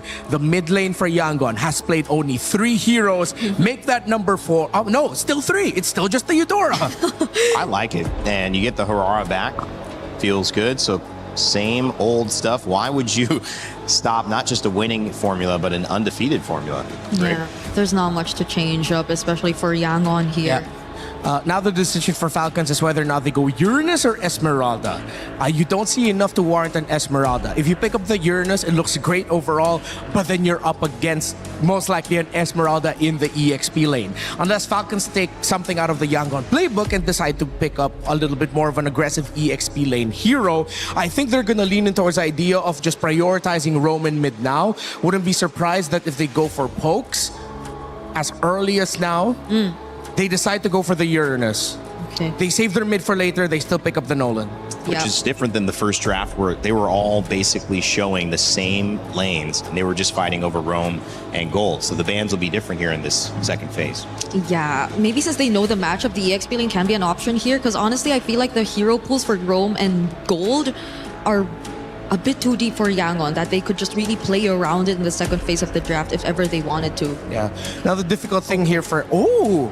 Yangon decides to show the Claude right away. I feel like there's a little bit more of them trying to manipulate the draft so that Super Marco doesn't really have a lot of picks. Because I was worried for the draft of Falcons, wherein if Yangon stretched this out long enough and it gets overlooked by Falcons, they could show up with the Melissa later on, knowing that they're already up against a Beleric and Uranus. No one's going to be able to reach her. But this is, again, just more confidence coming from Yangon to take out the Claude. And let's see if they're going to continue to just focusing on the heroes of Super Marco by either banning both, they take out the Clint, or they ban one gold laner option and then they just pick up more heroes that can mess them up. Remember, Falcon still has a Brody that they can play with here. Yeah, and I feel like at least for Yangon, them picking up the Claude here in this part of the draft will already limit the options for Falcons in terms of the mid lane in a sense. Because you'd really would want to consider a bit of more range as well in order to just reach and get a bit more access to the backlines of Yangon, but knowing that there's a potential dive with a Blazing Duet as well from a Claude, then they might be a bit more iffy to go for the stationary artillery mages that we were previously seeing from them as well, because I believe Falcons was only one of the few teams to also pick up a Farsa. Does feel like they have an answer potentially to the intense engagement that we saw from YG and the Beleric and Uranus. That should be able to at least slow people down, survive a little bit, maybe catch you off guard with an ultimate, Wrath of the Dryad, make things difficult to get out once you do overcommit. But now what's the other play around it? Because Zushin getting banned, how do they access these characters? How do they get to the Claude when he gets in and gets out? How do they make sure the Eudora doesn't have too much presence in these team fights? Up in your face surprise stun. They ban out the Esmeralda. I think they can go for a Vexana as a consideration pick later, then pair it up with something like a Brody, or they dig deep into the bag of Falcons and decide to play the map a little bit more and they go for Low Yi Brody to close it out. But still, with Yangon not showing their Roam and EXP, they will have to show one of those picks now. Picking up the Low Yi and the Brody to close it out, and then if ever they have one really strong formation breaking EXP laner as their last pick, then Falcons, that would have been checkmate for them, and Yangon going 2-0 in the draft. Ooh. Yeah, at this point, I feel like there you go. Yep. The Ruby does show up. They've already taken out the Jusin, which I think is one way to tell that they really just want to go in. They really want to get these melee heroes and fighters in the draft to complete their lineup. And the Selena still gets picked up for the second time here for Falcons.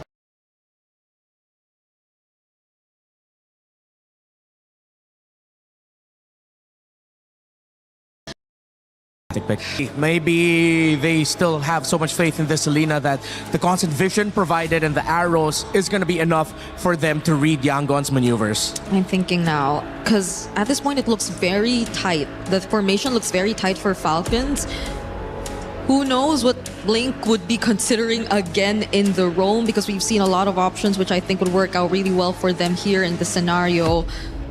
The Carmilla that they previously used is up there as well. Yep. I think that can be a consideration. If not, the Badang that they previously used to just complement it with the layers of crowd control might be an option as well for Yangon. Got a Kacha available, Cho available as well, but kind of a tight-knit group there. So who are you going to isolate? Who are you going to pick up if you are the Cho and get that kick on? Yeah. just questions to be raised. We'll see how deep that pool is for Blink here. Yeah, because you really don't want to kick back the Belleric. Yeah. No. The Uranus is going to pack the Purify. They go for the Mathilda. Strong combination here by Yangon. And they are able to balance out their draft in the sense that they're not going to be as easy to take down in the early game. They have some good shields. But there is a realm of possibility where Falcons gets the first 2 turtles. Turtle 3 will be a decider. And then Lord 1 is where it's going to be at. Did they do enough? At least for Falcons right now, they're not very specific in terms of their win cons in the early game. But I feel like execution-wise, I'm just expecting Yangon to still be as fast as we saw them in game number 1. The Moskov picked up for Bulletproof, Super Marco. He is a star for Falcons. They need him to show up big. It's the second game, a second lineup, a draft that the panel a little less decided on, but still feeling like Yangon can execute. Trax, Leo, how we feeling? 2 games in a row.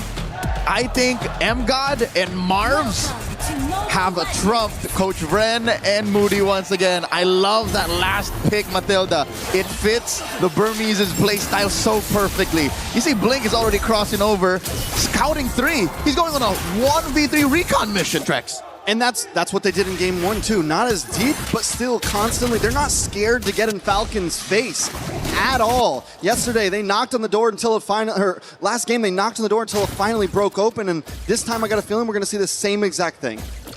So far it's up to Falcons to adjust their tempo.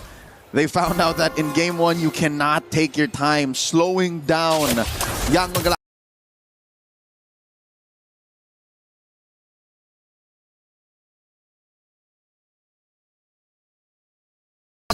using that gold crab as a point of contention. What's going on? What kind of duel are they getting into now? Super Marco just likes pain at this point, I think. But look at the damage on Sanji. That's what they were doing. All right. That's what Miracle would call the walk-up. Just straight up opening a rift from God knows what dimensions. Putting the fear of God into Sanji. Mid lane, though, this is the first time we're actually seeing these trio go toe-to-toe.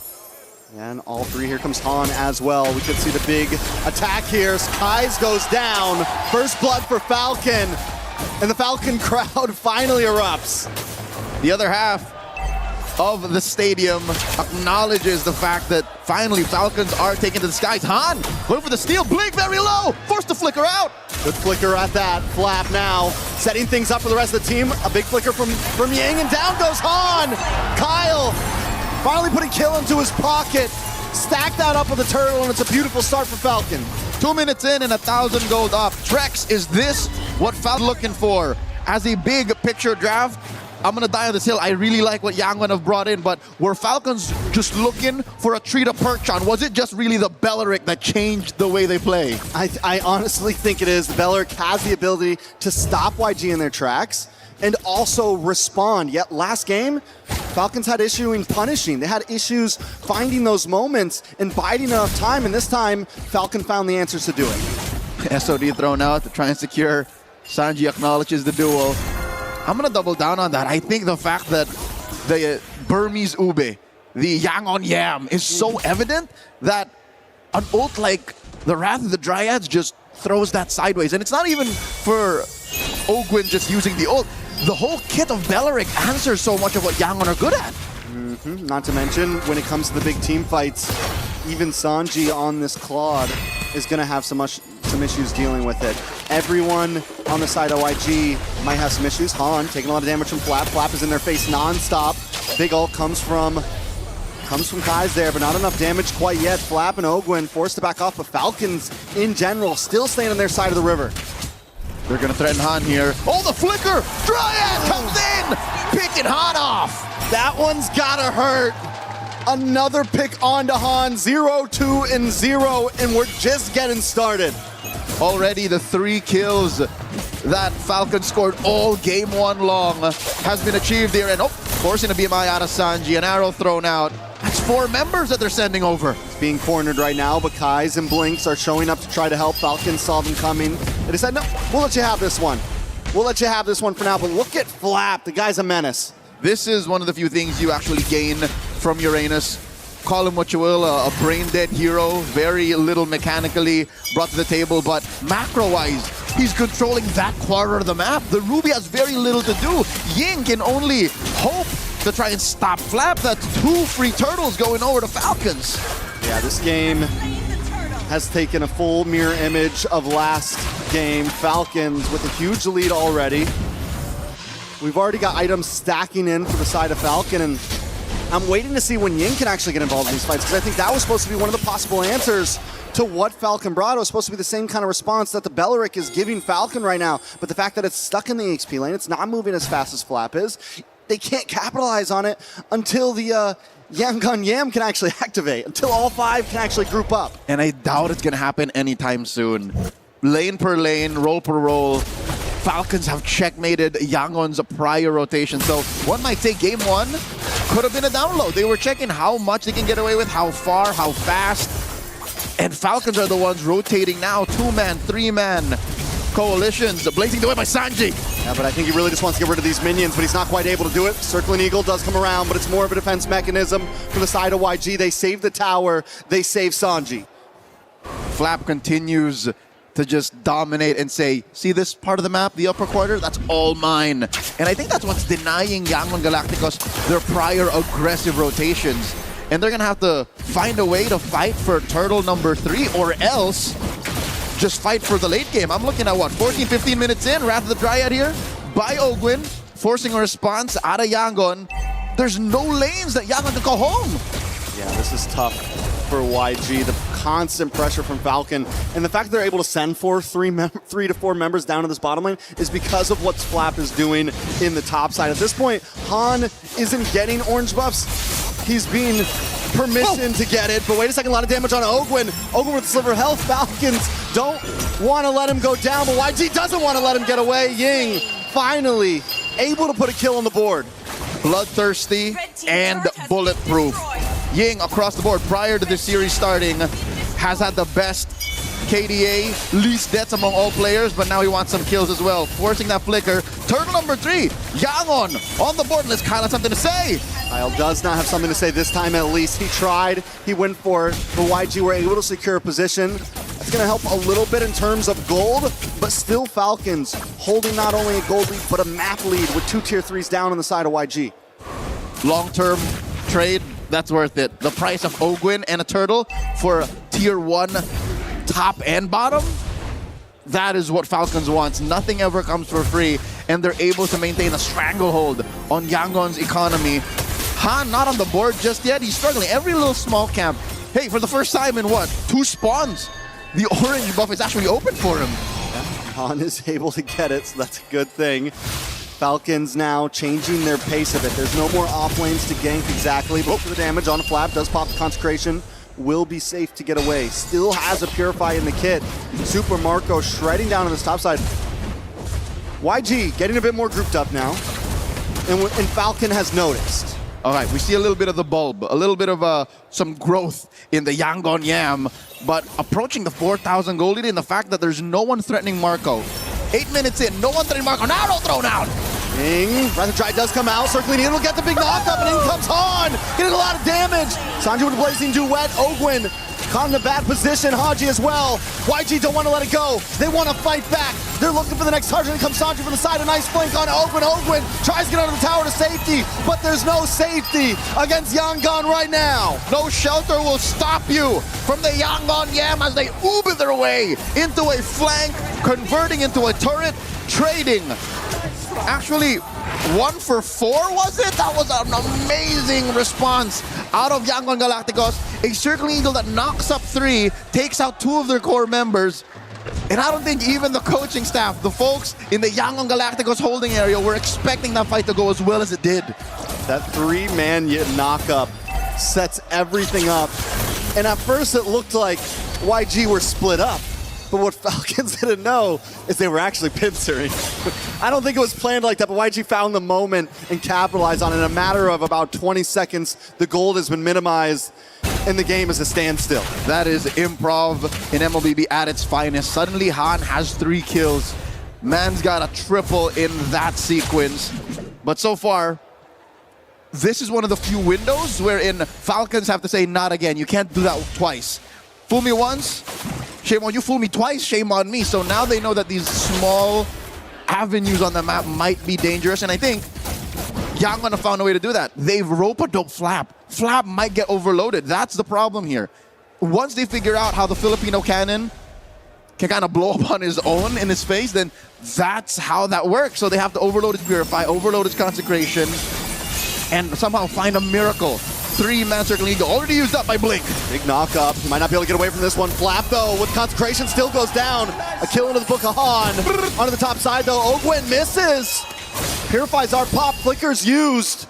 YG still wants to fight for this as Falcon remaneuvers. Watch for Kyle on the backside. Han with the engage. Able to get the iframes. Forces Super Marco away. Han looking for a target once again. Ogwen brought low. YG collapses on top of him, and down he goes. Kyle knows it's a lost cause. He can't engage. That's what I'm saying. You take down Flap, SOD thrown out. Not a good idea. You overload Ogwen, and then you deny Falcons the entry to anything else. Lord number 1 goes over to Yangon Galacticos. Falcons have to switch it up. It can't be the same thing. You have to find a way to engage off of more than just Flap. Long haul, check in that range with a jab. There has to be some straight to the face that Falcons can pull, but looking at it right now, their whole draft, I don't see it anywhere soon. There's no way that they just pick a fight from out of nowhere. Element of surprise is always going to be on Yangon's side. So now Falcon, I will say this, with the ults they have, with the skills they have, they can hold a decent defense here. And if YG oversteps their boundaries, one big Wrath of the Dryad could counterplay. But maybe that's the answer for Falcon. Let YG come to you a bit. Let them engage and see if they overcheck themselves. Which has been, I think, what Falcon has been trying, especially in that Lord Dance. It's just they dogpile on the Flap too soon. Fortunately, Flap has his Purify once again, 30 seconds off of Ogwen's Wrath of Dryad Flicker combo. But I think the damage has been done, man. Couple more kills on Han. Sanji left unmolested. 0 deaths on this Claude. Sure, it's been a difficult early game. They spent, what, 2 or 3 death squads to try and gank him out of that lane, but he never gave in. He never caved. So I'm guessing a good chunk of that gold, despite Marco having a good, what, first 5 or 6 minutes, has been closed in. Like, this is more than just an equal gold lane matchup. If anything, I think Sanji has more gold than Marco now. Oh, I'm offended. Plus the stun, Flap is forced away. This time YG doesn't cause the full collapse, and they know when they can, they know when they can't. They decide to back off. Let's see if anyone walks into Kyle here. Kyle holding left mid brush. Oh no, Flap walked into 3. Purifying Consecration gone from Flap. 60 seconds to Lord still though. This Burmese Ube is lethal.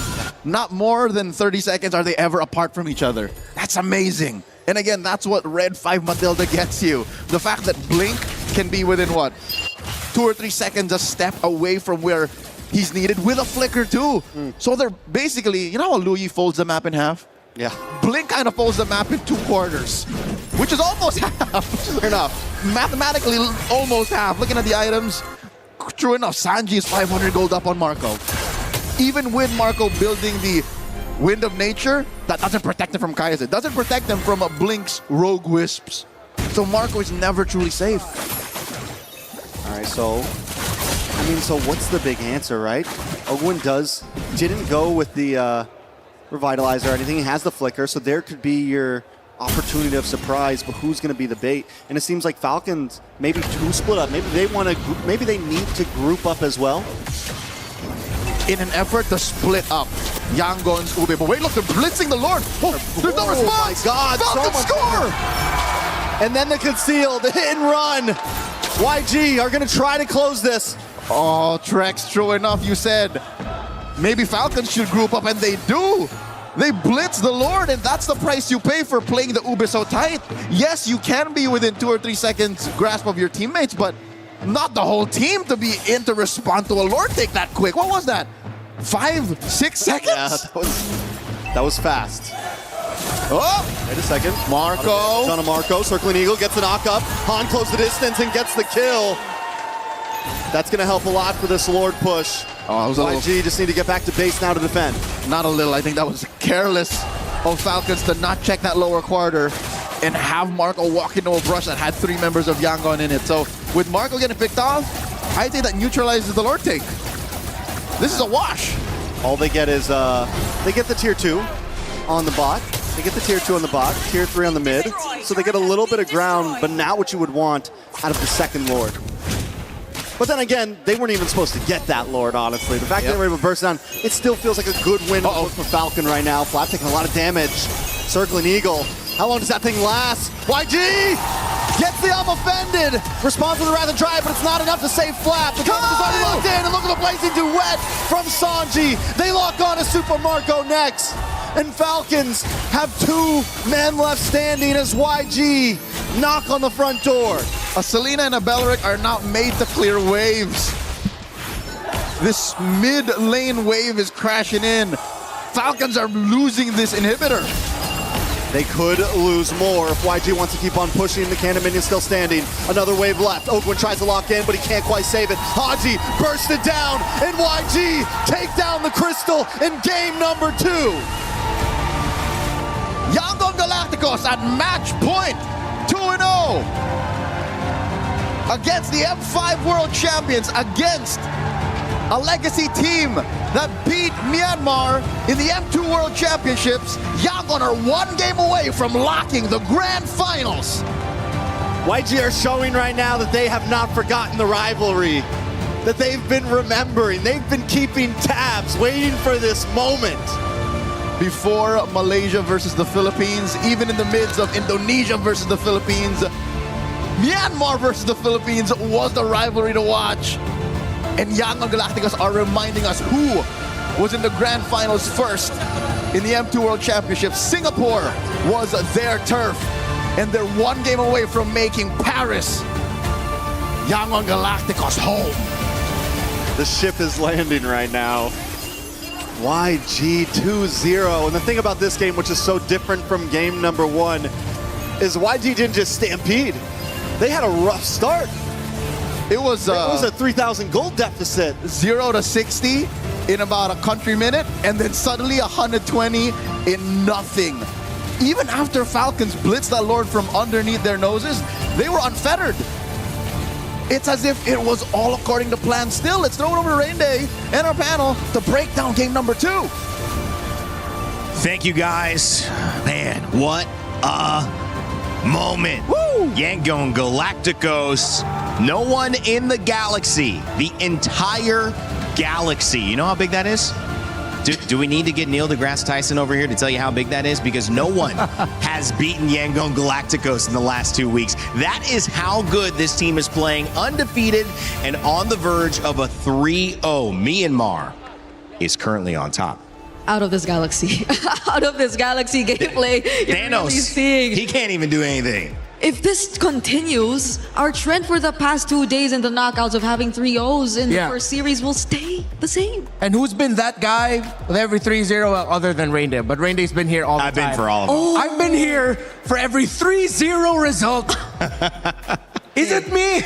Hey. No, it's not. It's not. It's the teams. It's the players. It's, No, man. It's Yangon Galacticos. That went exactly as we expected. First 2 turtles go to Falcons. Clearly, they get the start. But then once you hit Turtle 3 and Lord 1, that's when Falcons needed to readjust their approach a little bit.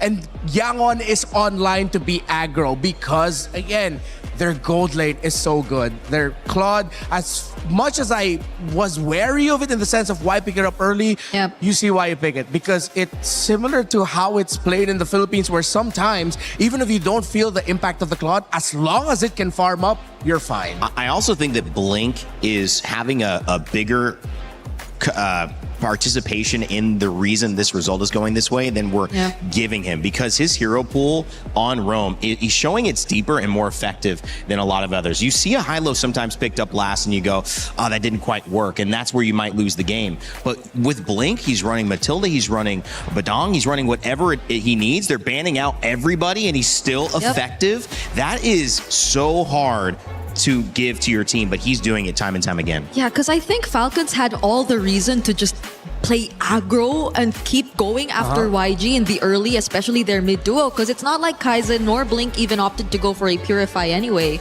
but the timings on the guiding wind have just always been on point. It's not just the timings, the distance in which he decides to use them as well, and the directions have always kept their team safe. And there was a glaring number difference there between the Eudora and Selena. As we see Yangon, they are light, they are feeling the vibes. Eudora dealt around 42,000 damage.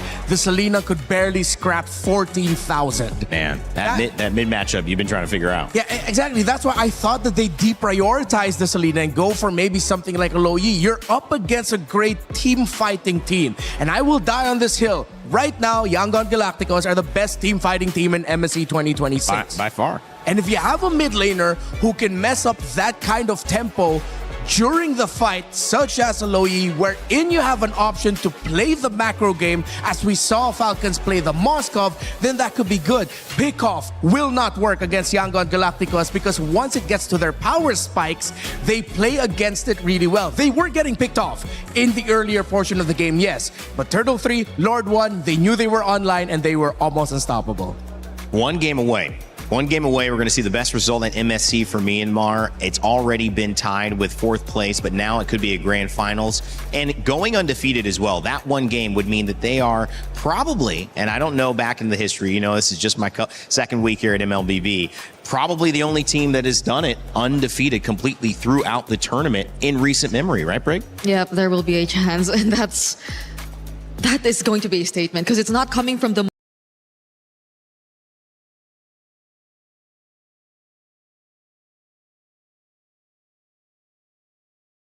You got some stuff to break down. I was talking about Blink. What did you see, though, in that game, too, that's keeping Yangon ahead? Okay, I would really want to go back to the idea of how much we saw Falcons really wanting to double down on the shutdown towards specifically the gold laner, specifically Sanji on this Claude. I think we've seen countless rotations in the first 5 minutes towards the gold lane, which I think was the point in time where clearly Falcons were also dominating. But every single time Sanji was just able to survive. There was just such great help that you really got to see from both Blink, from both Kaise. And these are not the clips that we should be looking at. Yes, we should be looking at this first. Okay, so this is, I think, the first few moments, since again we're looking at YG and how they were able to get back in this game. One of the first few moments wherein they really started to get back in this game. You saw how they were able to first, of course, take down Ogwin, but the positionings and their mindfulness in terms of this fight were really key. Ying was just really blocking this entire area. You couldn't really get past him, and you wanted to rely on Kyle to just go in for the steal, because clearly without the presence of Ogwin, you would be at a slight disadvantage, but you still had the level advantage on Kyle. But Yangon really poured in all of their efforts to just prevent Kyle from getting close, and that was just what helped them solidify this gradual comeback even more. We take a look at this next clip as well, and this is, I think, one of the most punishing errors we really got to see from Falcons. You take a closer look, it looked like the perfect setup, Haji and Ogwin just working together, but the counter engage from Blink, that 3-man knockup, since again, we've been pointing out countless times, Falcons really like to keep formations tight, and especially with this lineup, that was all the more reason for Yangon to just go in with the re-engage, because they had all the AoE in the world. They had the Eudora, which really you wouldn't count as AoE, but it still had to some extent AoE, and Sanji, who, as much as they really wanted to shut him down, was just getting the necessary farm to deal the right amounts of damage towards these members. Not to mention, them really being close together helped Han land his skills and get to put out the necessary damage towards more members of Team Falcons at that moment. And this is where you see the gold lead slowly going over to the side of Yangon. In this third clip, I think you really have to take a look at how Han and Kaise were able to manage this team fight. They worked together so well. They tried to find the burst, and Ying with the entries. Every single time you see Ying go in with the flicker, it seems very well calculated enough, and Yangon have just resorted to the idea of going and taking down Ogwin, which I think became easier and easier for them as time went by, and that was what guaranteed them the wins in the objectives. And we take a look at one more clip here. I think I'm just really going to point this out because of how Falcons might have just really wanted to maybe try to balance things out a bit. They've put themselves back. There's been movement from Yangon towards the bottom side of the map, and they took such great advantage of this. They really went in for the immediate burst of the Lord. I don't think it gets caught in this clip anymore, but this was the moment where Falcons actually took away the Lord, but it did not matter because look at how YG still decided to take on the fights. Falcons, after they dealt with the Lord, revealed themselves for just a bit. Sanji had enough damage to already shred down Flap to pieces, and Ying with the follow-throughs, the entries, and the burst that had to come along. Mind you, Han wasn't even part of this fight just yet, but this was Sanji's time to shine,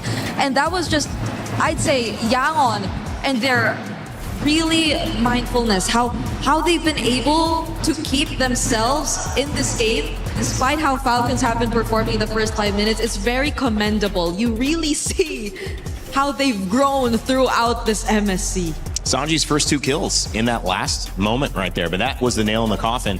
Also, the first time we saw in maybe the last 25 kills, death attempts, Ying die, but they ended up getting 4 kills in response on the side of Falcon. So YG still win that trade by 3 or 4 times. So Ying still proving valuable. All right, when we come back, it's a chance for YG to move into the finals. And before we do that, if you think this action is amazing, you want to be a part of it, not just talking in chat, but actually streaming it, join our creator program.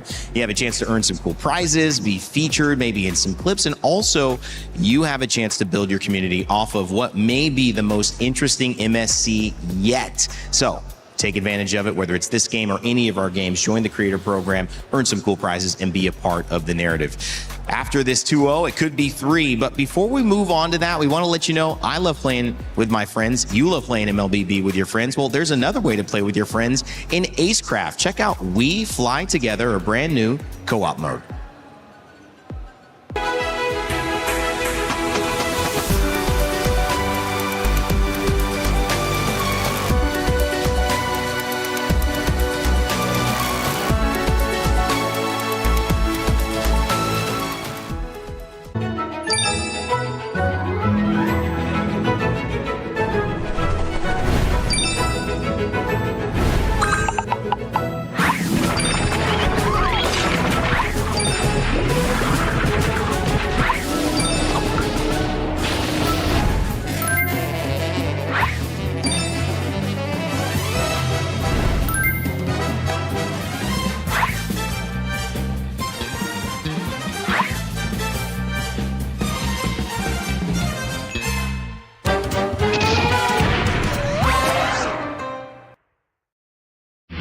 A lot of people are haunted by their past. I'm inspired by it.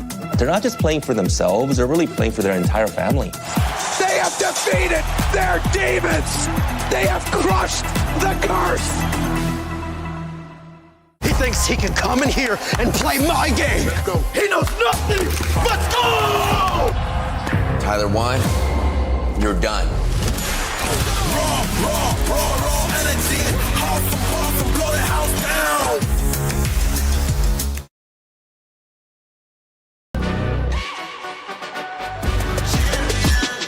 This ain't no regular thing. Came for the ring, you know what I mean. You see my name in the lights, better get right, I'm champion.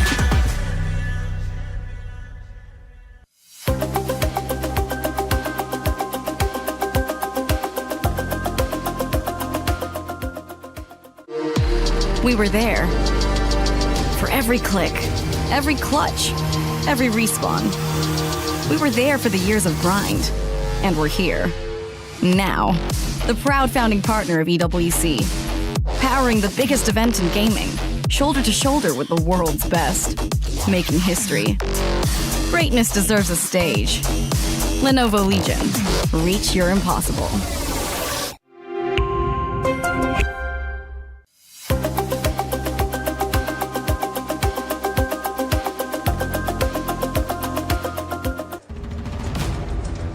The Lenovo Legion Gauntlet holds the trophy for MSC, which at this moment, we will see who will be fighting for it. Game 3 will either send us to another one or put Yangon Galacticos into our grand finals, as they would become the first grand finalist of this tournament of upsets. It's going to be a fun one, guys. The fans standing by. And they have been silenced on the side of Team Falcons PH. The last hope for the Philippines, well, there's still hope. As long as there's one more game, you could keep pushing it. But it has to happen now, Brigida and Renmar, as Super Marco, even himself, I wouldn't say he looks happy. And I think that's just maybe a bit of focus, but also maybe understanding the task at hand. If they're going to survive, they don't need to just win one. They need to win 3 games in a row against a team who is undefeated.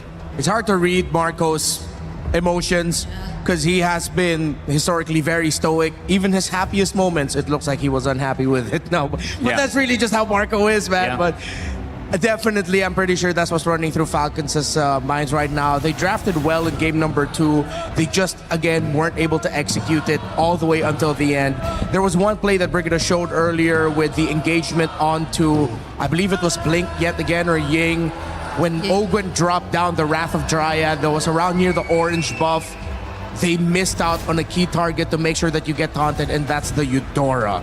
That's the layers and levels that Yangon is playing right now. If their main conditions in team fights, whether it's a great source of crowd control or a great source of damage, if you can't take it down fast enough and if you can't focus it down, Yangon has a chance to turn the fight around. And I can't believe they're doing this with barely switching up the mid lane. Like it's right? Still just so 3 picks for Kaize, for Yangon. And mind you, Falcons, I think they're trying to do the same, but it's not like they have the most stable of mid laners as their priority. The Selena has been an on and off pick, which is very, again, difficult to play from behind with. So maybe, or might we see a change here for Falcons now that they're in this position? We'll find out. It's been fantastic drafting from YG. And sometimes in a fight, we talk about this almost as a heavyweight matchup. 2 teams, 1 blow received. You want to respond, but if you get dazed, what does anyone tell a fighter? Keep going. Try to get them out. Try to end the fight there. And that's what YG have a chance to do. There is all this discussion, but at the end of the day, 2-0 down, you have to believe that Falcons are feeling it. But what can they do with it here? YG, they still hold the perfect record. If they do it here and they go to the grand finals, they will be the first team in MLBB international history to reach the grand finals with a 100% win rate. Wow. That's crazy. I think the boss just went and looked that up for us. Thanks again, Maui. Barat's Eudora Fanny banned. The Eudora ban from Falcons saying we're taking at least one of your cryo picks away in mid. What needs to change here, Brig? I mean, you're not convinced. It's hard to be convinced. It's an uphill battle, but what? Do you like the Eudora ban? You like that, just getting that out of the way? I think it will help in a way, but it's just really more on how Falcons maintain that early to late, because I think they're not, it's not like they find or have a hard time securing that early game, especially if they get to dictate the matchup in mid. So now that maybe they just want to double down on that, I wonder though, because at this point, it's likely going to be a Hirara Cryo again. Yeah, you have Hirara, Freya, Marcel, 3 strong first picks, all active as a choice for Falcons. But they take out the Marcel themselves.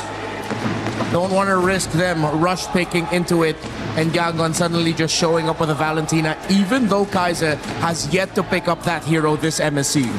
So at this point, you probably don't ban. Well, I know. What do you think, Redmar? Do you just not ban the Hirara and not ban the Freya? That way, if you give it to Falcons, YG still get the Hirara? They might do the same thing and just ban out the Freya again, but then there's still an Atlas they have to think about, and I think maybe that's what Falcons might lean into. If it's not going to be the Marcel, then maybe we rush pick the Atlas and see if Kaize really won't pick up the Valentina. And then slowly, that's where Falcons might be able to build their draft foundations on heading into the next games. Atlas been banned all 3 games, but this time the Barats and the Eudora interrupt, and so it allows the Atlas to be let through. But I think the Hirara here just feels so comfortable for YG, they'll probably be okay with it. Take it away from Han. Is it the Hirara or is it the Atlas? Which one will it be, Falcons?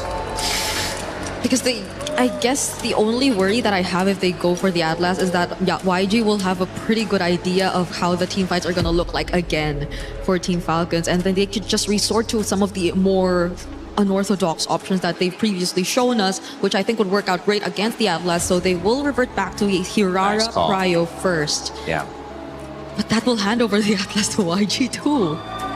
I think Yangon can double down on the crowd control.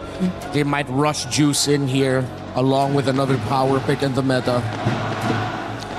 Juice in. Wow. Atlas Zushin could be tough. Or they go for Uranus instead and a safer one. Oh, there you go. Okay, now they probably don't mind the Atlas coming through. They show it. So I think this is one of the cards that Yangon has been holding close to their chest. Not just this entire series, but this entire MSC to not show Valentina until this moment. Is that a new mid, by the way? Is Yes. that getting off his 3? It's only been Eudora Gore juicing. Here's number 4. But Falcons, they win a trade in the XP. They get the Esmeralda while getting the Claude away from the hands of Sanji. Okay. So at least it'll be a match in the XP lane. It's just the gold lane that'll really matter later on. If you're looking at what Sanji could potentially pick up later, but he has a lot. He has a lot of options, honestly. And in jungle, though, what could be the option for Han? He's had a lot. Okay. They're going for Sanji's pick. I wonder if they'll set up for either a Gwyn or Fred. I was thinking Gwyn if they also had the Atlas, or maybe could there be a chance Falcons still go Atlas? If they go Atlas, then they have the Valentina to get the Atlas ult, then they have a layer with the spatial migration. Yeah, that's actually the really tough choice here for Falcons. It's what roamer are they going to pack? All the best roamers in this metagame have great ultimates you'd want to steal. Yep. Yangon still respecting the Selena of Falcons. Okay, so they're the ones who will force Falcons to play a different mid lane. Up against the Valentina, I think there are a couple options still left. Falcons might be considering a Farsa later, but then with a Uranus, you waste your burst on him. You give the Feathered Airstrike to Ying, but I think Feathered Airstrike for the lineup of Yangon against what Falcons has shown for their main carries in the Hirara and Claude is okay. You do have the Claude anyway, and at least you get some little bit of poke, but then Moskov would be very happy to go up against a lineup that has a artillery mage. That's why Yangon have drafted this way. That's why they pick up the red 3 Moskov and they ban the Selena. And Falcons expecting it to come out, as we called it, they'll ban the Guinevere away from Yangon. They still have a Fredrin option in the jungle. Fredrin, I don't know if we'll get pushed to a point where they bring out the Suyo all over again too. Because I think it's either way still going to be tough to pull off against Falcons. But Yangon has done it before. They've been able to pull off that Suyo before, and I wouldn't be surprised if suddenly Han shows up with it.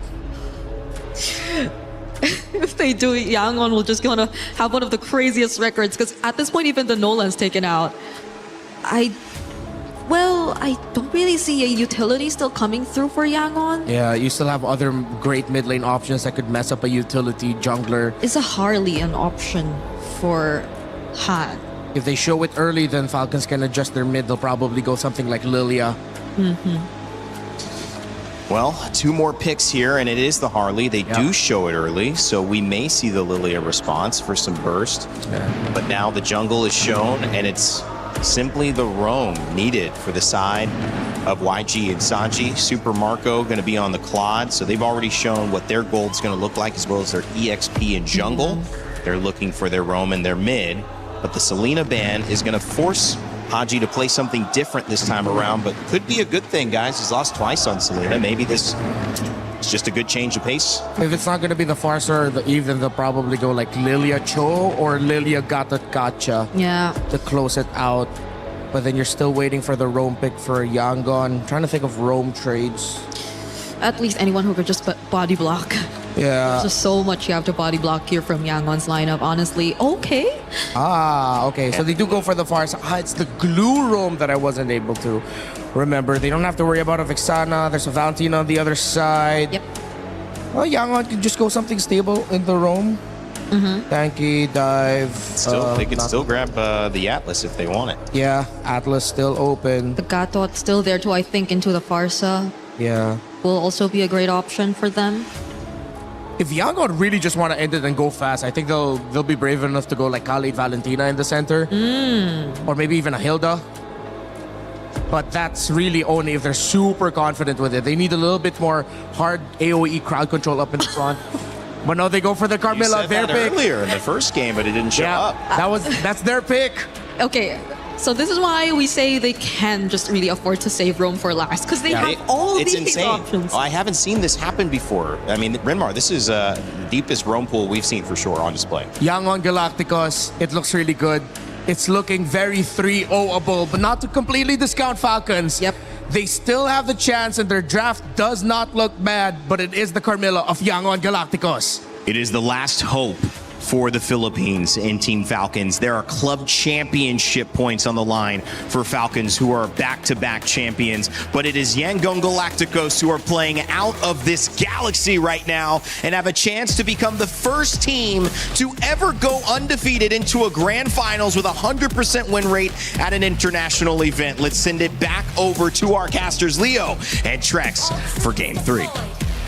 For possibly the last time in this best of 5 in the semis, it's Leo and Trex at your service, bringing you the action between Falcons and Yangon Galacticos with an out-of-this-world performance and a signature Carmilla to close off the draft. We've fallen into a whole new dimension at this point. YG showing dominant force 2-0. Match point.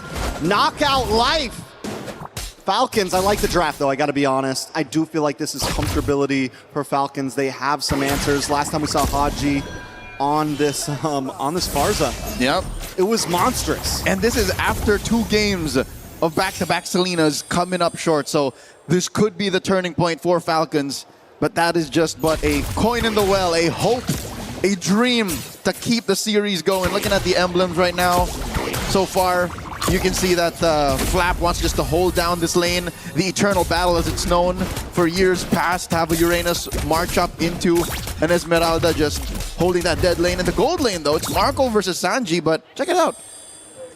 Foot's on the other shoe. It's the Claude and the Moscow switched up. And this time, Falcons, to secure that, they made sure they got the Claude early on in first phase of draft. Up to the top side, though, a lot of damage does land down. And the Eternal Battle's over. Ying taking the first loss in that EXP lane. So not to count your eggs before they hatch, but this is how game 2 started as well. Early aggression from Falcons. Pick off here, pick off there, lane to lane winning. A pixel brush held by Yangon. They're gonna jump Flap. They're gonna pull up, jump out of the bush. Deadly Magic does land, but it's not a damage to take out Flap. Oh, Ogun looking to put stacks on. No mount just yet. The grab has not been unlocked. A full XP bar away from the ult. Turtle spawned. Falcons, heavy presence. Big damage on a Ying. Once again, it's another kill on the Ying. Falcons starting things off clean. YG have no way to answer. The Valentina on Yangon's side will definitely be key here. Kaiser has to play out of his mind to help secure the sweep. And their strike. Falcons just not giving it up. Haji will go down, but at the price of Han, it's a good trade. Blink now, taking Ogwin for a ride, but Kyle wants to take the purple. They decide to back off. No, play the brush. Come back in. Kai's and Blink just want to try to save it, keep it for themselves. Kyle's not going to want to give it up, but he doesn't have the retry. Still able to secure it. Still able to take it out of the YG's palms. Procs and picks are enough to commit Grand Theft Purple. Falcons up almost 2,000 gold. And I hate to say it, but I hope all the Filipino fans and Falcons fans hold their breath, because this is how Game 2 started off as well. A strong Falcons presence. They are here, and they're jumping in mid. Oh, nice feathered airstrike once again lands on a Kai's. Kai's taken down low. Flap wants to try to finish things off. Flap wants to try to take out Kai's. Flap wants to get the kill, and he finally secures it. Kai's goes down. Blink next on the list. The names have been written, and Flap is writing checks. That wall was just a little too thick. If maybe an inch to the left, an inch to the right, he would have gone through. But the falling Star Moon came up short, and that's what led to another kill. The Falcons now up 2,000 gold. About half a minute until turtle number 2. Marco is just focused on expediting the early game. Feathered airstrike! Sanji cornered up against the wall. He's been here before, though, and he's going to survive once again. YG, can they get a moment like they got in game number 2? Falcons, I think they learn from their mistakes, hopefully. You get the big goal lead, and once you start to get to that 8-minute mark, 7-minute, you slow down a little bit. You keep your 3K, you wait for Lord. That moment, again, thrown back to game number 2, will come when the Yangon Yam begins. When they turn on more purple than black, and they ube their way into a punish, because that's what we're looking for. Curse of Blood. If Blink can link up 3-4 key members of Falcons, then that's it. Oh, Super Marco in trouble. SOD there as well. He does commit. Super Marco. With the quick bob and weave. Super Marco tries his hand, but he counters it. Marco! Super Marco! Bulletproof Marco, whatever you want to call him. 2 go down to the side of YG. Pulls out dual pistols from his nether regions and catches 2. Han and Sanji falls, given there was some backup from Falcons. But this is them playing on another level. Blink, forced user revitalize. This is what we want to see. Blink not going to be able to make it, not going to be able to survive. Falcon is collapsing on YG, sending them back to their own galaxy. 7-1 at the 5-minute mark, 4K up. They're trading top lane for bottom, and they want more! Sanji bites it. Flap is bloodthirsty. Once again, a replay on that sequence. I could have sworn Marco was dead. Oh, the BMI back. And then right at the perfect moment, I don't know how many stacks the AOT he had, but the blazing duet was enough to keep him topped up while staying in the brush. I think that was key. Trex, I think it was just the fact that he was staying in the bush, denying the clapback, meaning his lifesteal was pure. Even at such an early point in the game, what was that, 4 minutes in? His lifesteal, whatever was in his kit at that moment, was enough to keep him at, what, 10% HP? Yeah. Hence why the sequence happened. Marco is on a roll here. This is as good a start as you can get on a Claude 5 minutes in. Yeah, 2-0-2, you've already taken the tower. And now, Falcons are going to start yamming up first. They're going to start pushing together, grouping up. Contrary to that, I think they should keep pushing elsewhere. They should do a 1-3-1. That's what's happening. That's how you're able to get 3 kills on Flap, 2 kills on Marco, 1-3-1 converge when Yangon thinks they can punish, which is, again, denying Blink what he's looking for, and they burst out Blink Flap from the back. And Han is unable to get the damage on a Haji. Oh my lord, Haji just deletes him. The damage is too much. Kaizen is able to respond back and take out Haji, though. It's a 2-for-1 right now. YG finally putting the second kill on the board. Falcons Esports is unfazed, though. They're going to move on to this turtle. They're going to take their 3rd neutral objective. And while this is happening, YG still split up. 3 for 3. Team Falcons are taking more than just the turtle. They go for another kind of Grand Theft Purple. Kyle is so guilty. A rap sheet, that is definitely something he's not beating. Top lane, though, is still definitely something that Yangon can work on. I don't know if Yangon want to fight. They're 6K down. No. They have to wait for a moment like last time. And the problem is they have Han, right, who's playing more off map, so they don't also have, I think the Ruby was a big deal last time, able to kind of slow down Falcons in their engage. And Ruby is another way to spell CC. Crowd control is something they're kind of short on right now.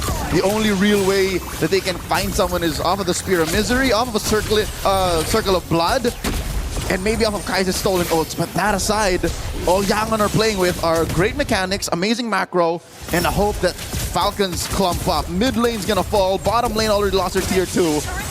This is the best way for Falcons to continue. If they want to continue their life in MSC, force this series to go to game number 4, split up the map, deny Yangon their ube. And they have essentially become so much more objective focused. Instead of game 2 where they were looking for lots of fights, willing to just go for the kills. Yes, they're getting kills this time, but wait a second. Nice stun on multiple members of YG. But even there, they don't commit. They know what the job is, and that is take towers, get turtles, get lords. This is when you know that your team is doing well. When a glue is able to just build a glowing one. He's got enough in the bank to splurge on a full-on mage item. Even Flap and Ogwin alone are able to threaten the likes of Ying and Blink, forcing battle spells out. Purple denied once again. I want to say that's 3 purples now that have been stolen from the side of YG. Ogwin is forced to jump off with a grab. Han gets a deadly magic off, but every time Han lands a deadly magic onto someone, he can't fully commit. He can't get all the damage out there. Sanji just built his golden staff there. A whopping 2,000 gold. between the Claude and the Moskov. Nary a shadow of Yangon Galacticos should be seen near the Lord.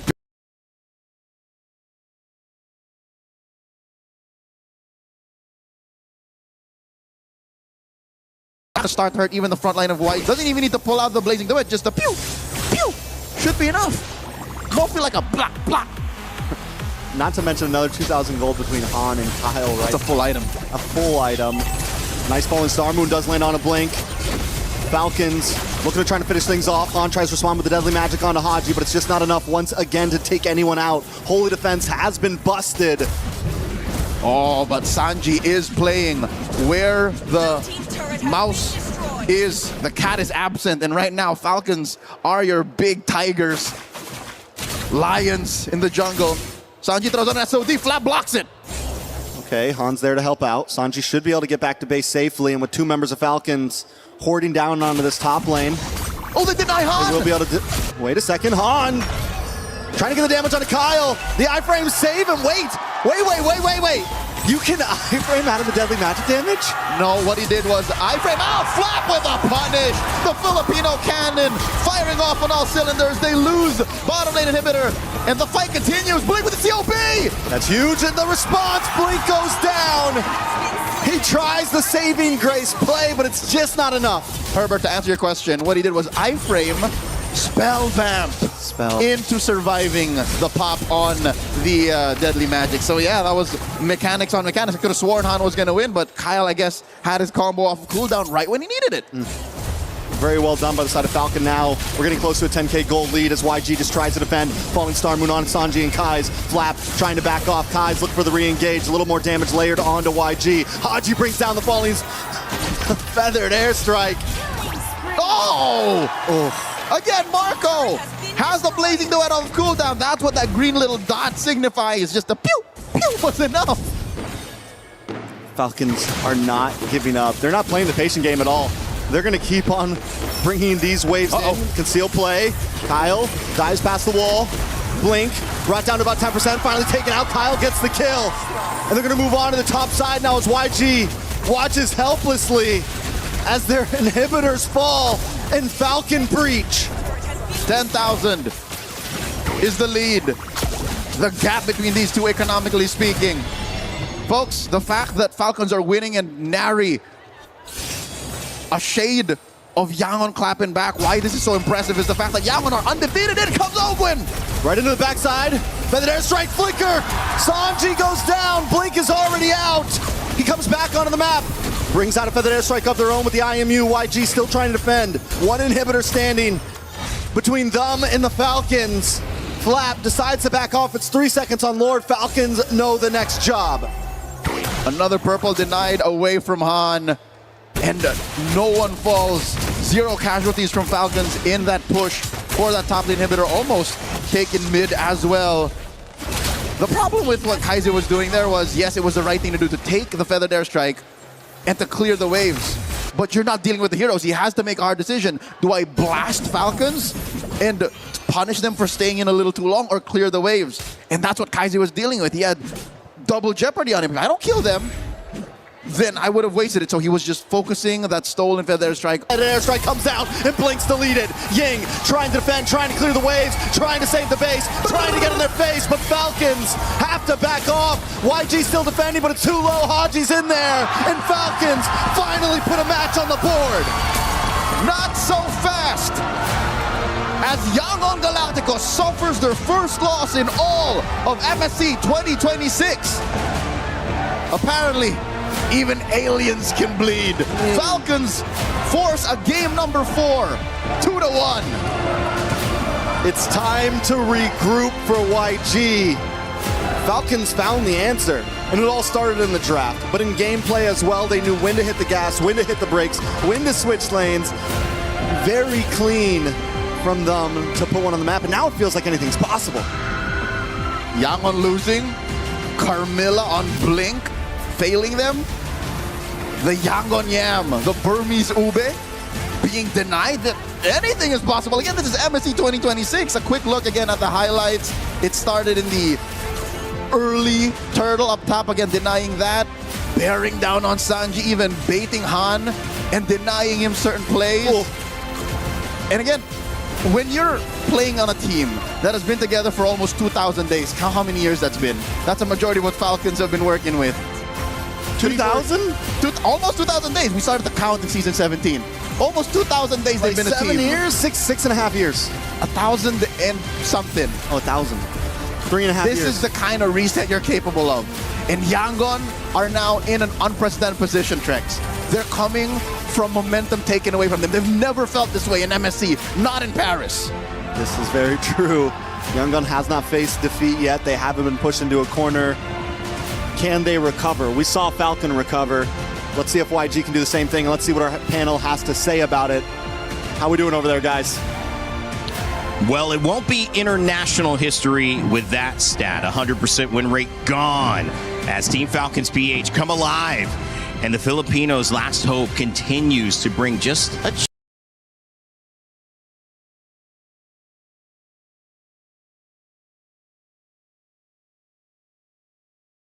Legion Gauntlet. Brigida, what a game. I know you've got some stuff queued up, but Brig, reactions, finally, they get the win off their chest and they can breathe at least a little sigh of relief. Yeah, I feel like everyone supporting Team Falcons here in the Lenovo Legion Gauntlet can afford to breathe just a little bit, because that was a very dominant way to get back in the series. You know, they started off strong and they clearly shut down the XP lane multiple times. I think that was a huge difference maker, at least for the series. The fact that Ying wasn't able to do anything as much as he did in the first two games, and the switch up in mid, you see and feel the tempo change. Yeah, the Falcons getting the Esmeralda, and of course at the center having that glue roam. We thought about Yangon and respected their deep back.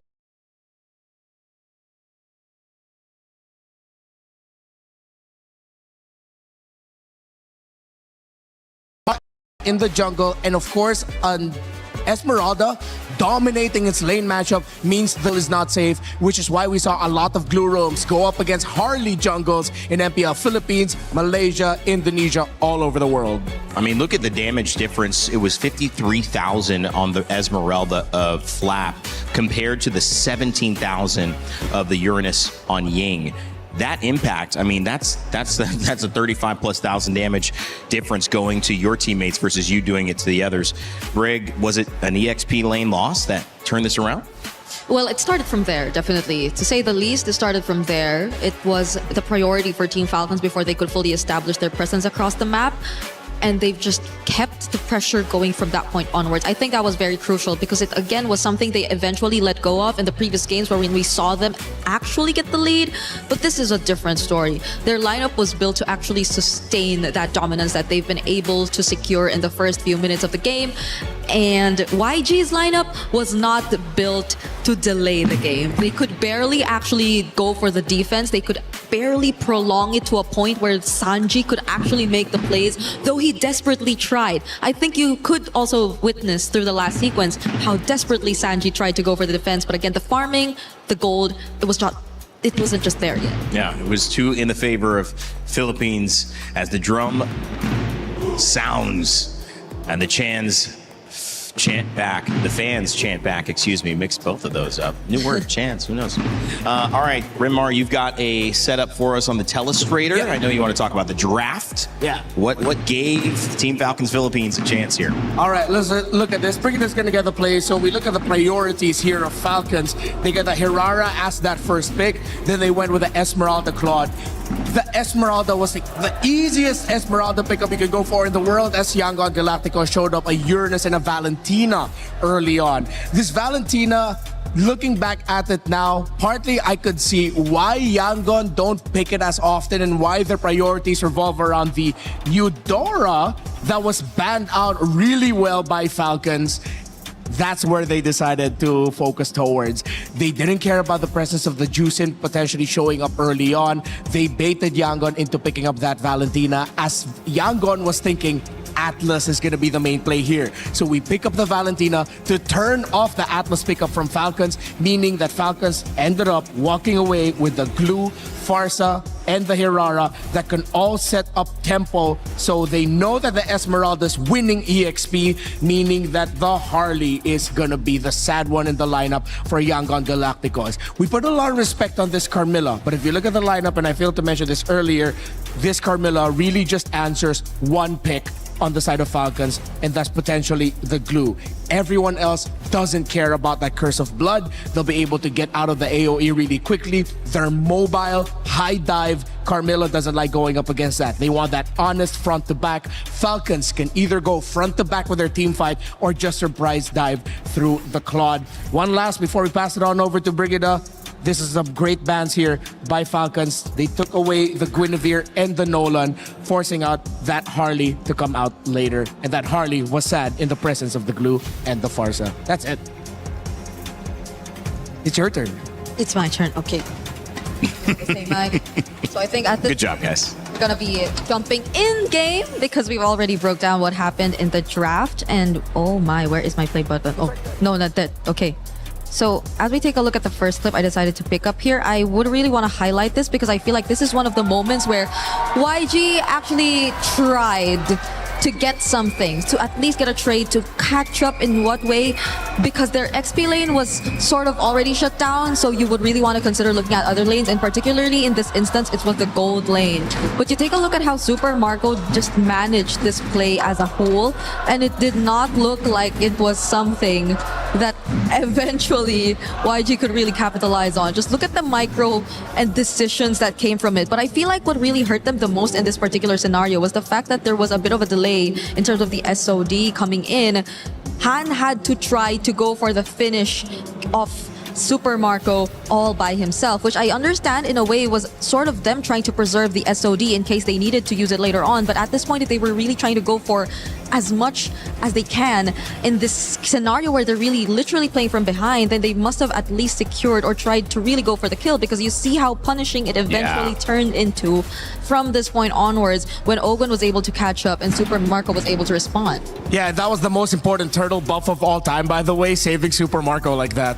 Yep, it helped a lot. He just had a lot more, I feel like, confidence to just stay in the fight and eventually clear the lane. And now as we take a look at this next play, you see how maybe the plan kind of shifted a bit. They initially really wanted to go for Super Marco, but they failed. The second time around, they tried to consider Haji. But you take a look at how Han positioned, you would think it was ideal. Blink, though, suffering a huge amount of burst damage, even though Kaize was there to help Han actually try to go for the pickoff. This is very... This resembles so much of what Onyx did yesterday. Basically, it's those fast reaction times, and despite you really wanting to go for a specific target, it just does not come out easily, or just does not go the way that you want. Haji with a flicker was able to survive that, and Han, look at that. They really wanted to go for it this time. He stayed and went back, space escape, even at the expense of his own life. And even if he did get Haji, though, I don't think this was as rewarding for Yangon anymore, because they weren't really able to convert it into much. At this point, they also lost out on 2 outer top turrets, both in top and bot. So you see how desperate the attempts were starting to become for YG. This is very uncharacteristic of them. And you take a look at this last sequence. I think this is really what kind of shut down the entirety of what YG, or the potential comeback angles from YG once again, because Blink had no choice. He had to be up front together with Ying, but the damage could no longer be sustained. And even if he did try to go for the Curse of Blood, I don't think it was captured here in this clip. Falcons could just easily scramble away from it and re-engage. That is one of the strengths of their lineup. They just have such high mobility. They could reposition as much as they want, and Yangon did not want to play against a lineup who could just easily reposition like that. They had to have them in a particular area. They had to have them under control. Even with Kaiser stealing away the Fettered Airstrike, they could not use the combo. They could not find the hero synergies between the Carmilla and whoever they wanted to use as supplementary damage in their lineup, especially as Sanji really failed to get the necessary farm. And I think that's where we saw Yangon for the first time in this tournament really struggle in terms of executing their lineup. It also felt like they were just calling a bluff, and they they said, fine, call it. We're not bluffing. And that was really the Valentina early to dissuade the Atlas because of the early bans, because he wasn't prioritized, because Falcons said, we're not going to ban him. And then eventually it ended up being Yangon Galacticos that said, we're not banning Atlas either. And then it never came. And then that made the Valentina a little bit less effective for them in this lineup. They were hoping that Fatal Links would show up and be on both sides. Yeah, and if people are wondering how come they then didn't pick up the Atlas there in the end, it's because you're up against a glue. Tempo breaking has been a common theme with the picks here. Game number 1 with that Badang. Game number 2, the Ruby. Game number 3, it was the glue that ended up with Falcons, and it's a strong tempo breaker. And this is a beautiful thing to see too, as both teams, as we mentioned, calling a bluff, so that's a little bit of poker. We have a little bit of chess. We have chess at EWC as well. Magnus Carlsen, you watching MLBB? I don't know. Maybe this is that interesting. I think it is. But at the end of the day, it's now a mind game. And you see Team Falcons PH winning it for the first time. And now the answer with Yangon Galacticos has to show up with this, which is, okay, we've been out drafting everybody. We've been winning. We have our first loss of the entire tournament, Brig. Is there anything emotionally that shows up bigger than just a loss because it's their first the entire time here, 2 weeks in Paris? Yeah, I'm not sure how Yangon have mentally prepared themselves for this kind of scenario, because they've been winning it all. They've been very dominant in majority of their games, but there have been instances wherein they've been pushed to their limits, 30-minute games, comeback games. So this is hopefully nothing that will really affect them as much, but Falcons definitely should take this momentum and carry it over if they really want to bring us to a reverse sweep. Yeah, and if they want to show to the Falcons like they don't have to worry about anything, maybe Yangon are gonna pull off an unthinkable here and suddenly keep the Fanny open and then just play around heavy assassin trades. But we go back to the head-to-head here, Super Marco and Sanji. Sanji has been terrific on this Claude throughout the series, was taken away by Falcons and Super Marco. I feel like Marco finally got that game that he needed to get that confidence boost. That play that we broke down where he got the turtle buff just in time so that he could turn it around in front of the Harley and the Moskov.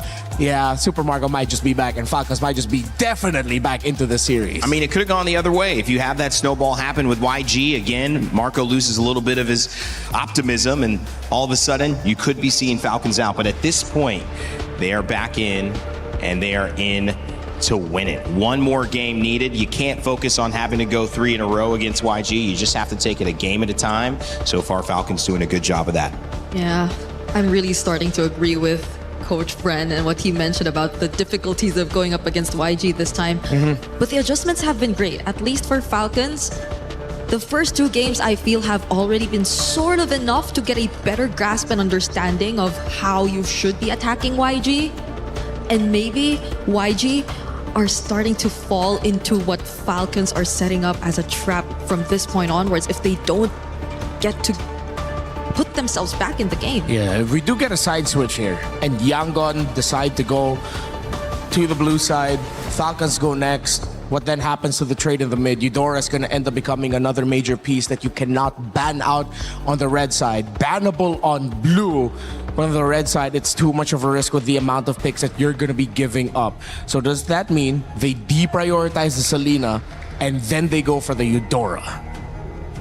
These are good questions, but I want to go to the other side of it, because a good writer, a good novelist has to imagine what a world looks like if the villain wins and if the hero wins to set up what's at stake. I want to look at this side of YG. What if this was just another day at the office? If they really are a team that's going to surprise the Philippines, it's going to beat a potentially Onyx in Indonesia in the finals, wouldn't this just be like, oh yeah, okay, we made a mistake, back to it, another 15-minute win?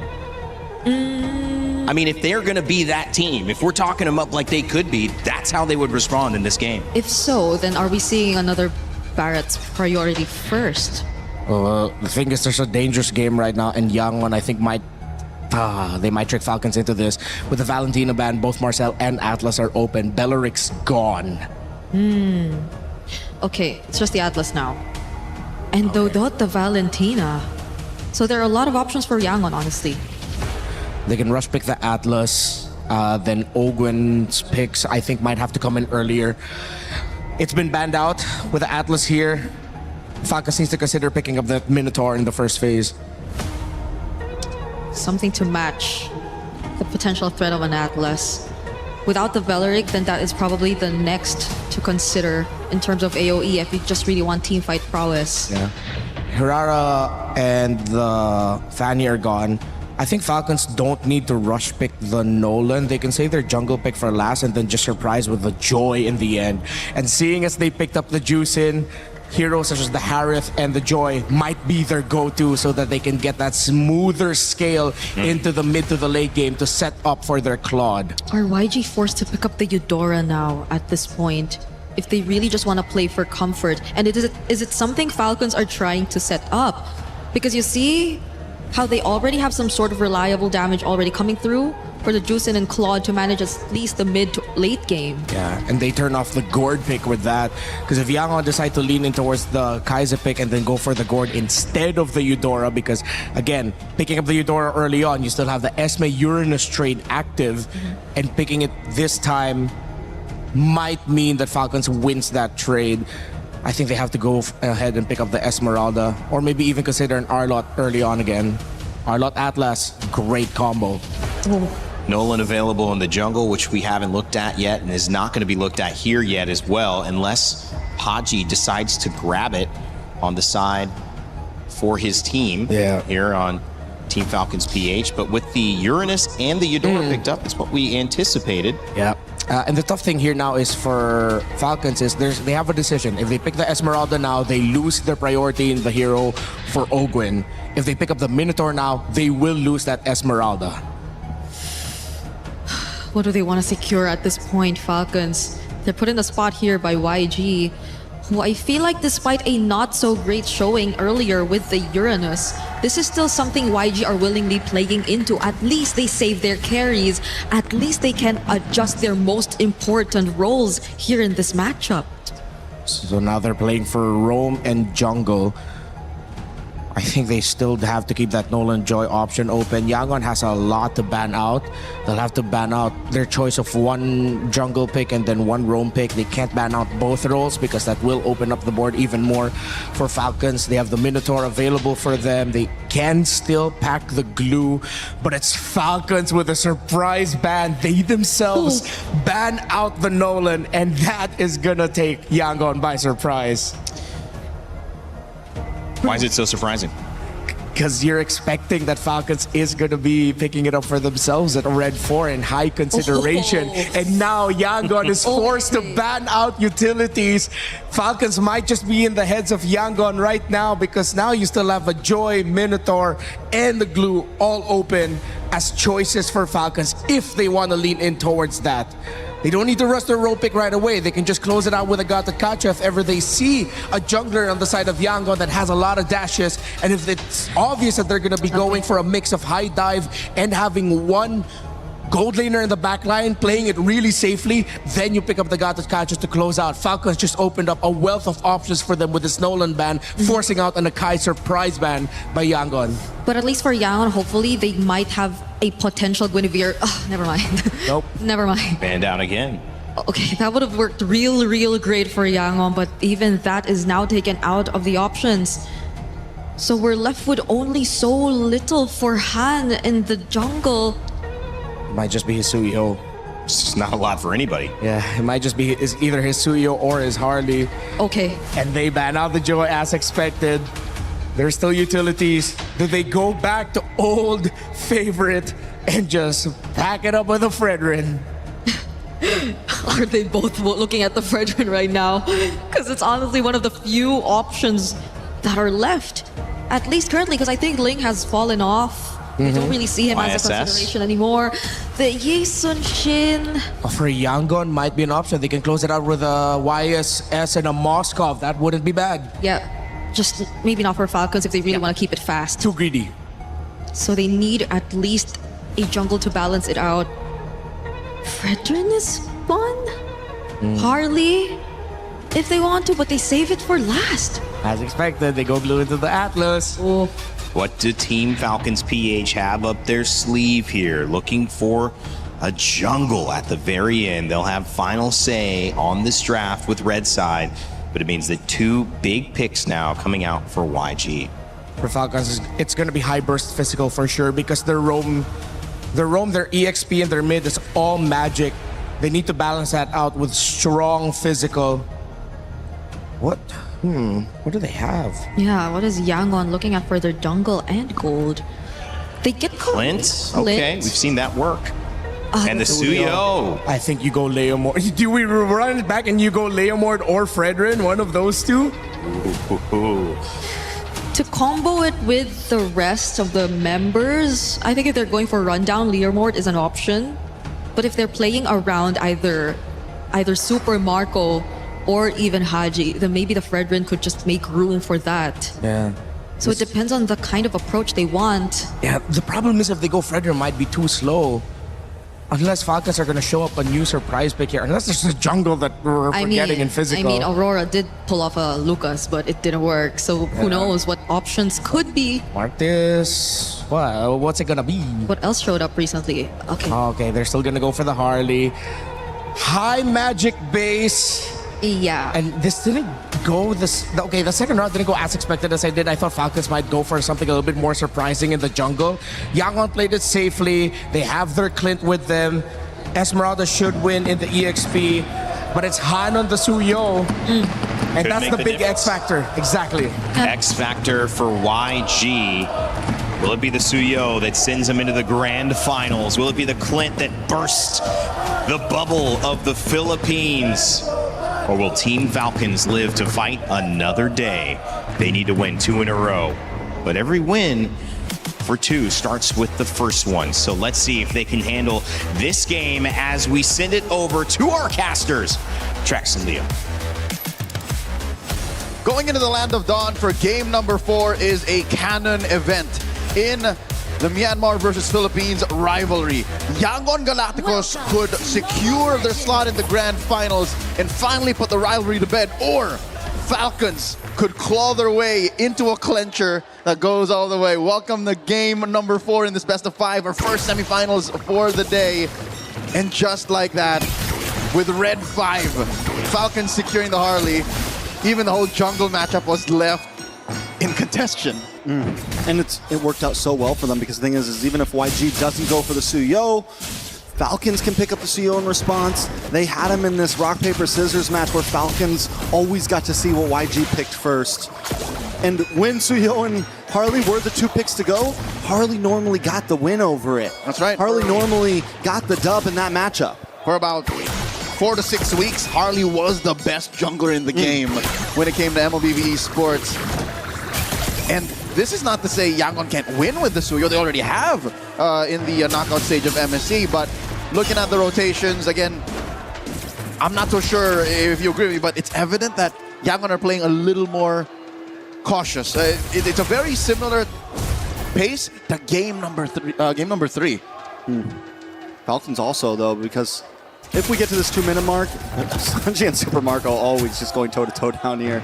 If we get to this 2 or 3 minute mark and it's still 0 deaths, we have to admit that also Falcons taking a slower pace, because even game 2, game 3, Falcons were the aggressors. Ooh. Kyle on the bot side looking for a possible target, does have level 4, going to decide to go for this crab instead. Turtle comes up in 5 seconds. Kyle might be a little late to the party.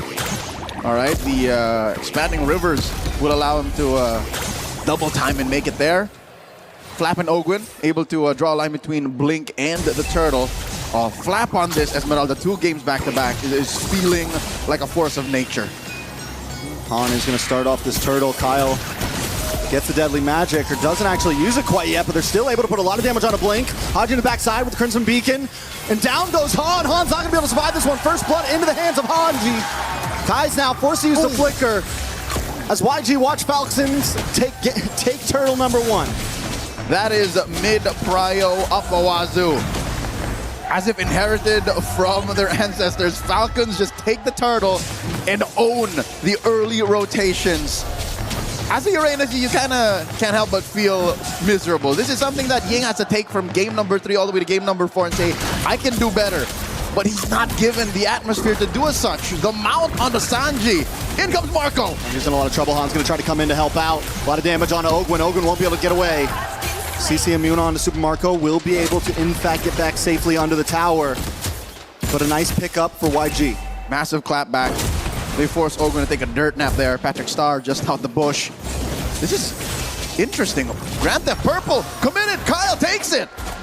It's 2 games in a row now that purple buff has been Falcons, but look at the damage. Flap able to safely get onto the tower. Now they're responding back. Haji gets a pull back on to Ying. Ying should be okay. He doesn't have the consecration and opted for a flicker instead of the purify. So that's multiple ways that members of Yangon Galacticos could get ragdolled out of their formation. The Lantern Flare, the grab and the mount. This is how you break down the Burmese Ube, the Yangon Yam. So far, Game 3, we saw none of it. And I think Falcons have figured it out. Again, it may have taken them 2 losses straight, but what else is left in the bag for Yangon? Like, that's the question. They're in the driver's seat. Falcons are forcing Yangon to respond. I mean, I think it's definitely when you have something like wait a second, Blink does get vision on a Kyle. Falcons repeatedly for multiple games have sent 4 members down to the gold lane in faith of Flap. Oh my top Lord. side, look at the damage on Sanji. Black Magic may be able to finish him off. No, he gets the health back just in time. Haji, though, doesn't want to let it end like that. Falcons finally decide to opt back Super Marco. Is he going to let him recall? Ooh, the BMI. Oh, the dive under the tower. Sanji, though, still standing, still alive. Gets grabbed, mounted, and thrown into the ground. That was a long-term exchange as Flap tries to use a damage reduction into the base, and the turret will not save him. Flap falls, Han scores. The punches are finally flying. Han won't be able to get away from this. Has a sliver of health, actually does safely. Falcon under the tower, only lose Flap. Turtle's up, though. That's a technical knockout, unless Han will tread the needle. He's gonna live on the edge. That is a flare on a Ying. In comes Blink. Blink looking for the grab, doesn't use the Fatal Links. Kyle goes down, Ogwin taking a lot of damage, Kai's is there. Eudora finally starting to put out some damage, but the thing is it's not constant damage. It's not like the Jushin. You get one big attack, and then you're just there. On a spectrum of damage and utility, that's where Haji Zushin comes through. But you gotta consider, Kaiser was in the perfect spot at the perfect time. It was Kyle he needed to burst down. So again, I think Yangon Galacticos are happy to keep this lead down to under 1,000 by picking off Kyle after the turtle. So yes, 100% so far. About 5.5 minutes in, Falcons take those turtles, but Yangon are on the map. This is a much better shape for them than they were in Game 3. I think this is the best start of a game that we've seen for both teams in a sense. It hasn't. What I'm saying is it hasn't escaped from anybody. I concur. All 3 games, it's been a huge lead. A turnaround at some point for YG here and there. But overall, this is the first time we've been 6 minutes in and we're under a 2,000 gold lead. It still feels like a tug of war. And the flag has not swung either way. Crimson Flare on the 1. Deadly Magics! Blink, not going to be able to get away from this. Sanji just trying to defend, but the Blazing Duet comes in and he's stopped in his track. Han shows up in the nick of time. Kai's there as well. This could be bad for Falcons if they push too hard. They're going to dash in. Han gets a couple shots onto Kyle. Ying dashes in, past the wall. Couple shots onto Kyle as well, but Falcons only lose Ogwin. Massive surge forward. That's what you're looking for in a Suyo that is in crunch time. So Han here, fearless as he comes in, able to find that trade. And Flap maybe a second too late, actually holds his breath and practices discipline and does not jump in with that Falling Star Moon, which again keeps them at under 1,000 up, which makes this final turtle of this game, about 7 minutes in, actually contestable. Again, neither have a sure grip. Yeah, it is dead even right now with only a 600 gold lead. Taking a look at each member, no one extremely leading. Super Marco with a 500 gold lead, but no one's got a full item. No one's extremely ahead. Han actually beating out on Kyle right now. Blink looks for the entry. Not able to secure a stun on anybody, but Kai's on the backside getting singled out by Flap. Flap will be able to get the kill. Puts Falcon at advantage for this turtle, but Han doesn't want to give it up just yet as Ying dives in, pops Consecration, and there's the Fatal Links. A lot of damage, stacked up. Sanji trying to fight back, but it's just too much. Super Marco takes out Han as Ogwin takes out Blink, and Flap finds another. Sanji left alone to watch the turtle go over to Falcons. And now we see the folly of the burst damage profile Yangon Galacticos have oh so invested in. Kaiser taken out early, Sanji ranged out. Underneath a fight like that, sure, Sever over 2 or 3 major targets will spell vamp you to victory, but not when you have the kind of damage that Falcons almost missed on, by the way. This is an early game going into the mid game. Claude that could have missed out, but the fact that he was able to keep himself topped up and put the damage where it matters, isolated Sanji from actually getting the payoff. Because look, 2 members of Falcons were actually within range, but they denied Sanji that space and the 2 seconds he needed to let off a few big ones. So now Falcons skyrocket to a 4,000 gold lead in just a single objective. One neutral objective, one team fight. They had a 400 gold lead before they started. Now times they 10. 10 times it. Yep. 10 times it. Exponential, that stonks. Great stonks for Falcon right now, working their way up. If they can win this, it goes to a game 5. YG being pushed minutes. And Esports looking to dive in. Consecration pops from Ying once again, and they keep forcing that out as Super Marco hones in onto these off lanes. 5,000 up. Falcons is at 9 minutes. And I can tell you now that Glue and that Esmeralda are the bane of their existence. Just the fact that these two are so good at splitting up your lineup does so much for them. The knock-up and the takedown, Blink falls! And Flap is relentless, continues to push him, but look at the damage in response. Sanji able to chip him down, but they've already lost Blink, so there's no being engaged. Han tries to get a couple shots off, but Super Marco under the tower, in the base, in enemy territory. Locks on and finds his target, and Kai's will be next to fall. Pulled back is Ying. This is the Falcons we wanted to see. Surgical precision. Every action calculated to find its most ideal output. 10 minutes in, and they've taken mid lane tier 2. Top lane tier 2 has fallen as well. Yangon holding onto that tier 1 down bottom. That's also where the Lord spawns. I don't think they're in any shape to contest. 7,000 up, that's a whole nother tax bracket. Yeah, and Han just keeps getting shredded every time he tries to dive in. There was no answer. Every time a setup looks good for YG, Falcons have the counterplay. And now Falcons are just going to relish in the fact that Yangon are going to think twice about leaving their base. One more look at this engagement. Oh my god, it was Flap zoning out 3 alone. After maybe a hit or 2 off of that turret, and then Marco finishes what Flap started. Monsters. They're in a state of flow. They're in a state of flow. Flow state, one would say. Falcons right now are in a whole nother level. It seems like they're birds out of this world. A new species was discovered 4 games into this best of 5. Lord marching through mid. A pensive state is the other half of our stadium here, as suddenly the table has turned. Now it's Yangon who are struggling to find an answer through. I mean, you can find it through a massive fatal links, but not while the Lord is knocking on your base like this. Blink's looking for it, but hasn't been able to catch it. Goes in, 3-man, pulls him in. Ogwin flickers back, but Blink goes down. Super Marco's untouched. He's unscathed, and YG just can't find a member of Falcon to take down. Flap with a falling Star Moon into the tower, trying to open up space. Kyle there as well. Ying and Han looking for an engage that never existed. And in comes Super Marco under the base once again with the blazing duet. He might not take a member, but the inhibitor drops and Falcons are looking for more. Even Ying has to retreat underneath all the lead Marco's throwing out.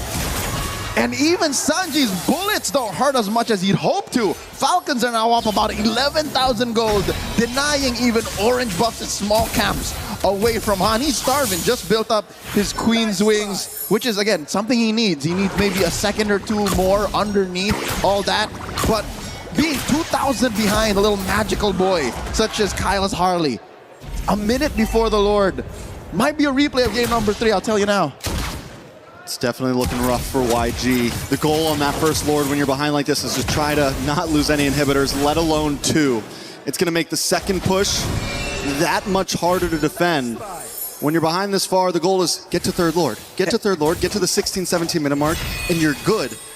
And again, throwing back to something that was evident at the 7-minute mark, the burst damage profile that Yangon are playing with is not ideal for what Falcons are bringing in. Splitting up your lineup, pushing in hard, lane after lane. Once Kaize has drawn through with the Thunder's Wrath, once Sanji is out of bullets, that's it. Yangon have to find a way to re-engage, but which they don't have, because Blink is very all in. So Falcons now just have to do this right. They just have to make a series of correct decisions. Time is on their side, and that will inevitably take us all the way.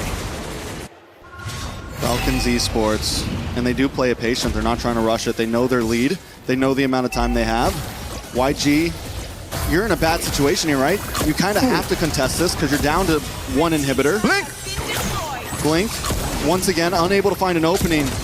He goes in, grabs onto Flap, or Ogwin. Flap dives into the backside of Blaze Weapon. Marco once again able to lock on to 3. Blink goes down and Super Marco advances forward along with Flap and Haji. Sanji forced to use the flicker, but he's pulled back in right as he tries to escape. Falcon Esports might not even need the Lord. Team Falcons up by 2 men. 3 defenders. None of them built the clear waves. Chubby wave coming through top. Mid lane will be cleared here as the Ying gets taken down. They gotta clear the waves. There's one more to do. It's Han and Kai's against Falcon Esports. A wave on the top side as well. Falcons lock on. Base at 50%. Han taken out. Han still up but finally falls, and that'll be it. Falcon Esports will take us to game number 5. With a rivalry as storied as Myanmar versus the Philippines, there's no way neither of them was gonna let this end. Not in a sweep, not even short of 5 games. Team Falcons force us to go all the way.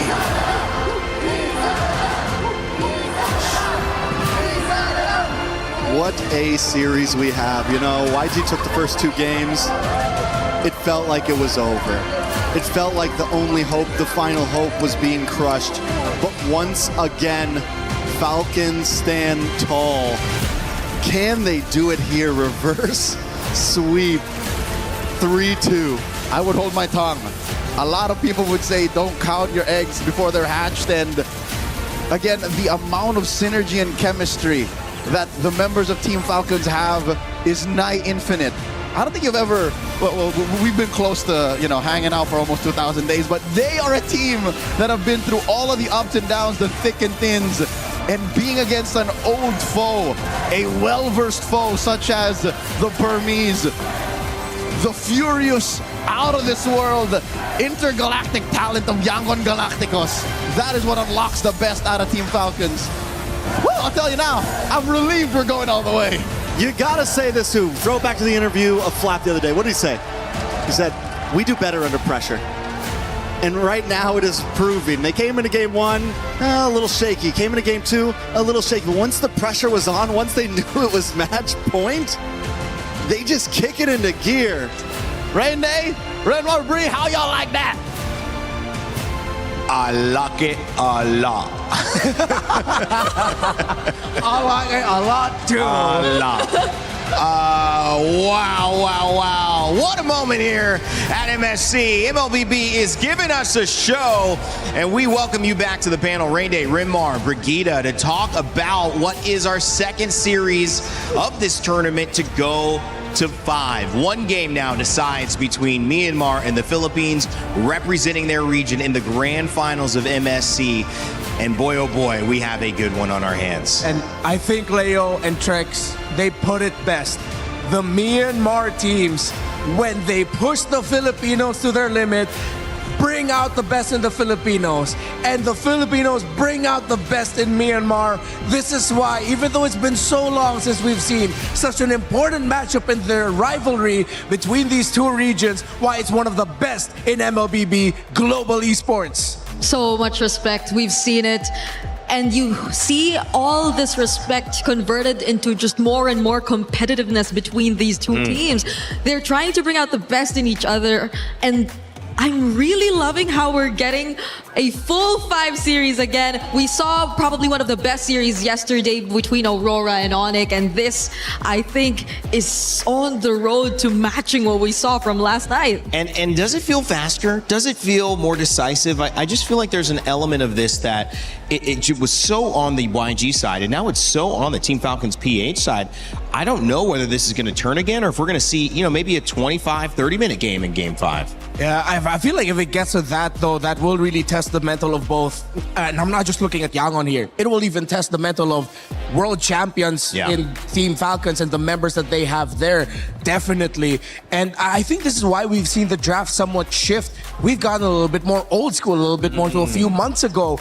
I mentioned, I had this big reaction to the ban of Falcons when they suddenly banned the Nolan.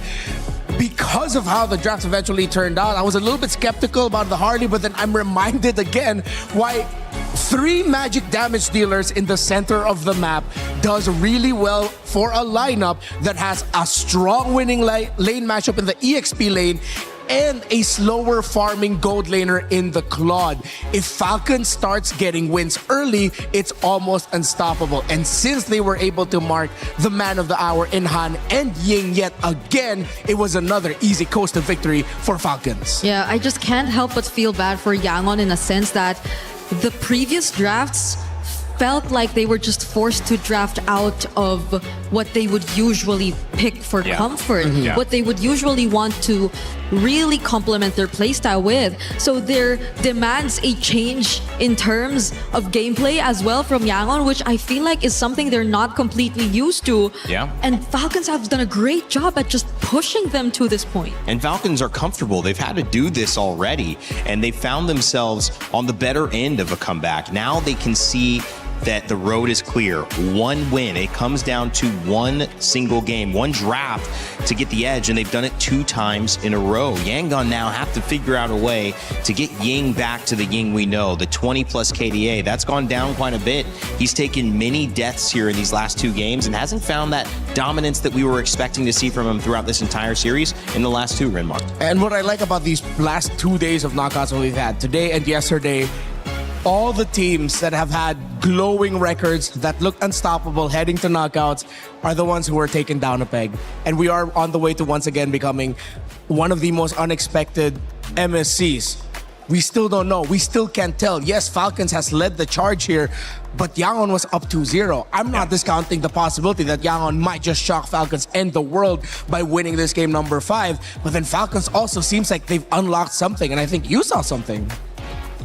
I think I could no longer define what an upset is anymore in this MSC because I don't know it's who all is an the upset. underdog It's the anymore. MSC of upsets. But yes, I think we saw a lot. I think we saw a lot, especially in that game, with regards to maybe something that could tell us more about the mental that has been going for Yangon already. I think I can hold my mic for this one, no? You sure? But, yeah. All right, let me know if you need wow, look at this. All right, let me know if you need my help. I'm just gonna chill out here. She holds her own mic, Yeah, Renmark. I'm gonna watch some really good analysis. I got this. Chill out, man. But I think what we were mentioning about mental is something that we could probably highlight here in this first clip that we decided to get, because as I mentioned by Renmar here, there was a clear overcommit. There was an over chase that was tried against Ogwen. Understandably so, there was a re-engage from Blink, so I feel like there was enough reason for them, I think in their opinion, to actually still go for it nonetheless. But Ogwen too had a flicker of his own, and it was very clear that Falcons were already on the way to also fighting back against Yangon in this scenario, which I feel like you really have to respect, because there are multiple damage sources, magic damage sources across the board, and I feel like this is what will allow them to cross the early to mid stages of the game. The overwhelming amount of magic damage that could just really thrive when it comes to team fights, when it comes to just singling out particular targets. And Yangon, I feel, were very surprised with the way that Falcons decided to play this game. If we take a look at the next clip as well, I believe this is a moment wherein we sort of saw that Yangon, failing the first initial attempt, just resorted to maybe looking for trades across the map. And I understand that at this point, this is what they could really afford to do. But if you take a look at this, it wasn't a clear trade whatsoever.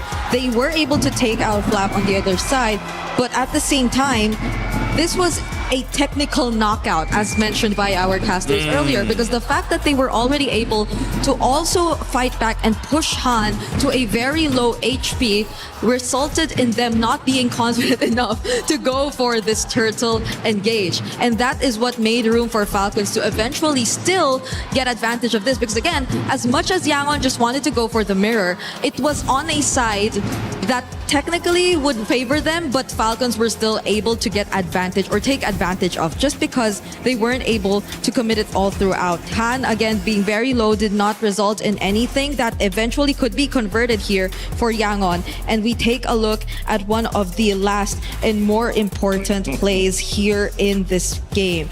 I barely wanted to take out a lot of clips here, mainly because it just felt like a series of failed attempts from Blink on the Atlas and desperately wanting to find setups that could potentially turn into something Yeah. for YG. And this is probably one of them, but probably one of the most expensive ones as well, because it converted into an objective.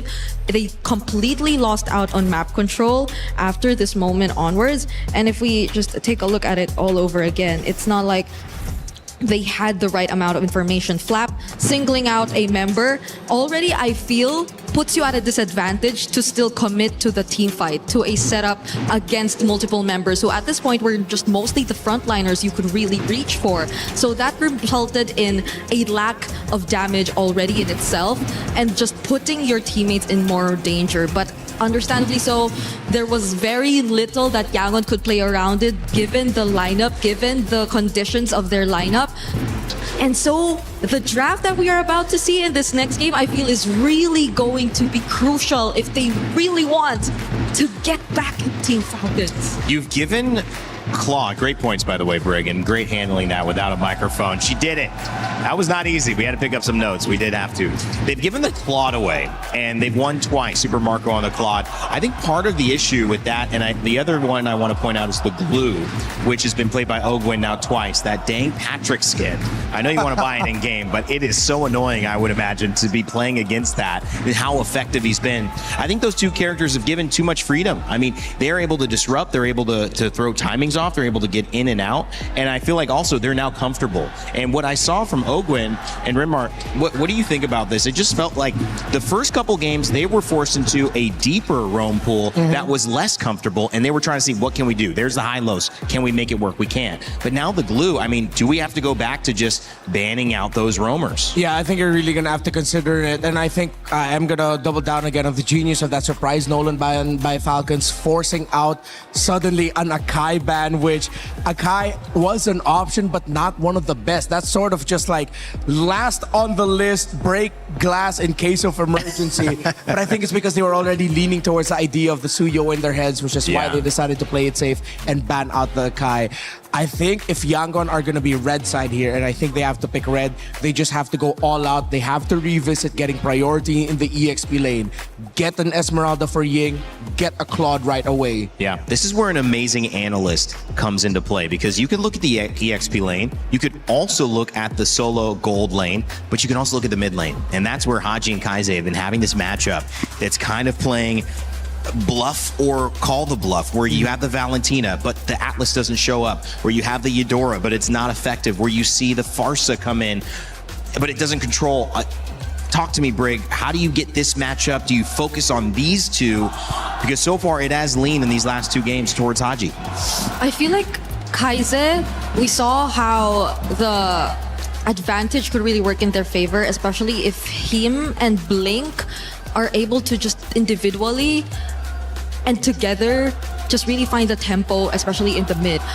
But the fact that recently I feel like Blink has been forced to play more passive and reactive types of roamers compared to when he was on the likes of a Badang, who could just individually go in from creative angles and just let Kaise do his thing. I feel like that put a lot more pressure on Kaise in terms of positioning and keeping himself safe rather than trying to go in for the more aggressive plays as well. I think it goes hand in hand in a way, which is why Falcons, I'm amazed at how they've been able to handle and shut down these two, because it's not just them that have been struggling to at least manage the early, it's also Falcons dealing with Ying. So in the draft, in game execution, Falcons have seemed to address so much of what YG has brought to the table. Well, this is gonna do it. Best of 5 comes down to game 5. And Super Marco, they call him bulletproof. Renmar said he has sometimes a stoic look about him, but we could finally see him relax a little bit after tying it up. They've done enough to get back into the set, which is more after looking at a 2-0 deficit, you would even say was possible, but now they're back. And it means that this draft is everything. This draft could determine and will determine your first grand finalist at MSC. It's been a lot of trades. We've talked a lot about the coaching staff of Yangon Galacticos and what they've done in the first 2 games. Now it's time we put respect on the names of Coach Moody and Coach Vren, what they have been able to do in the draft to solve the problems that Yangon threw at them in the first 2 games, solving them in the last 2 as we go to a faded game number 5. The question is, which one of these 2 teams are going to show the decision early? The decision to go for a lineup that can end the game before 15 minutes, to go fast and win fast. I like the Arlet on Ying. I just feel like what has worked in this tournament, you've got Undying Ying, and you have to somehow get him back into a power position. You've just got to do something that's aggressive, something that he can take control over in the game, not die, cause disruption. Oh, they saved it up all the way until the end. Yeah. Fanny Herrera banned out. Will Falcons really leave the Marcel open? At least the Atlas problem isn't there anymore, you know? Yeah. So maybe we could just set aside the Valentina just a bit and leave them to play the kind of mid laners that they really want. Yeah, we'll go back to more Juicins, Gords, Farsas. But what is the last ban? The Freya's still there. Oh, the Freya's banned. So it's just the... It is the Marcel. The Marcel that's taken out. All right, Yangon. First pick is the Juicin. Oh, Juicin, excuse me. Juicin right away. That's a great call by Yangon. It's a deny on something that was comfortable on the side of Haji, and he just won last game with it. He might have played it 2 games in a row, and this is a takeaway as well from Sanji, who was great on the Claude in the earlier games of this set, but now Super Marco's won 2 in a row. I mean, you gotta feel happy that he's on that character again. If Yangon get the Badang early, this is gonna force Falcons to pick up a Minotaur at red 3, unless they really are leaning in towards the glue. If ever Yangon go for the Badang Juicin combo again, if ever they show up with the Arlot in the first phase again, expect a lot of crowd control from them that Falcons needs to be ready to respond to. And Falcons with another surprise. Wow. They rush pick the glue early. Need to. They don't care about the Esmeralda Uranus trade. But at the same time, this isn't just a roam pick, it's a flex pick into EXP. Yeah, and if the Badang gets locked in by Yangon, and even the Uranus, I don't think Falcons would be hesitant to pick up the Esmeralda for a 3rd time here in this game or in this series, because they've been pretty much able to maximize the Esmeralda as well in the hands of Flap. So Yangon, it's a tricky spot. Yeah, I think Falcons, what their approach to their draft has sort of felt like they're giving Yangon more, but they're left with the best part of the cake. Yep. Right? It's like, all right, get as much of the cake as you want. We get that little The little gooey part center. that still has like the, you know, the cherry on it, the sprinkles, but here's that some little bit of surprise. extra. But this is actually really good by Yangon. Instead of going to the second phase, instead of leaning towards the aggressiveness for Han, they play again with the idea of control. They pick up the Guinevere and they get the Moskov. That's been banned out in that second phase every time. You guys have looked at it and said, ooh, Gwen would be good here. No, thank you. But it does leave open a chance for a very important pick here, whether it's EXP, whether you try to look at your mid lane here. So it's true the Esmeralda Uranus option is still there, honestly, for Falcons. But if they themselves want to switch things up a bit too and just jump into more crowd control potential, they can leave it for later and instead prioritize the Harley, which I think, fairly enough, would be a great matchup towards the Guinevere, especially in objectives. So they're really trying to readjust their sources of engage in the last 2 picks.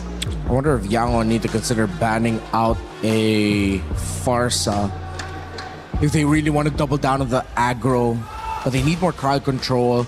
They already have the glue to disrupt. Good source of... Oh, it might depend. They might actually save the Haji pick for last. What if, well, there is a chance Yangon just take out all these potential XP lane problems. Yep. The zonings that can come out from Flap, either if he does get his hands on the Esmeralda, though they have ways to deal with it through Shred. I just feel like positioning-wise, you really don't want to face it anymore. And that'll allow you to maybe consider another pickup on the Badang if it's just really taking out the counters that we're talking about. But they instead take out the Eve.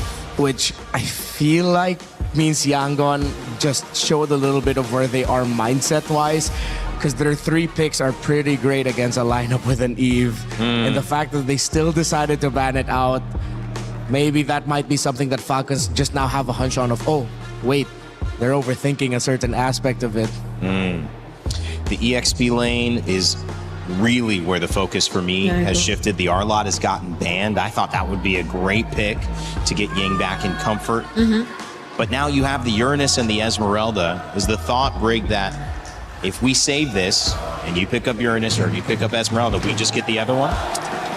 There is a chance, but there is a chance also that we look at something else, because I think the Arlott Guinevere also really would have been a great combo.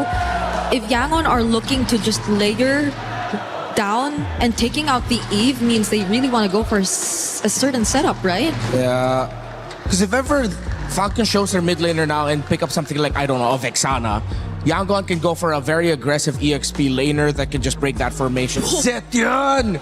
With all of this dive, with the counter set it has, with the Fury of the Phoenix, a lot of control, a lot of vision.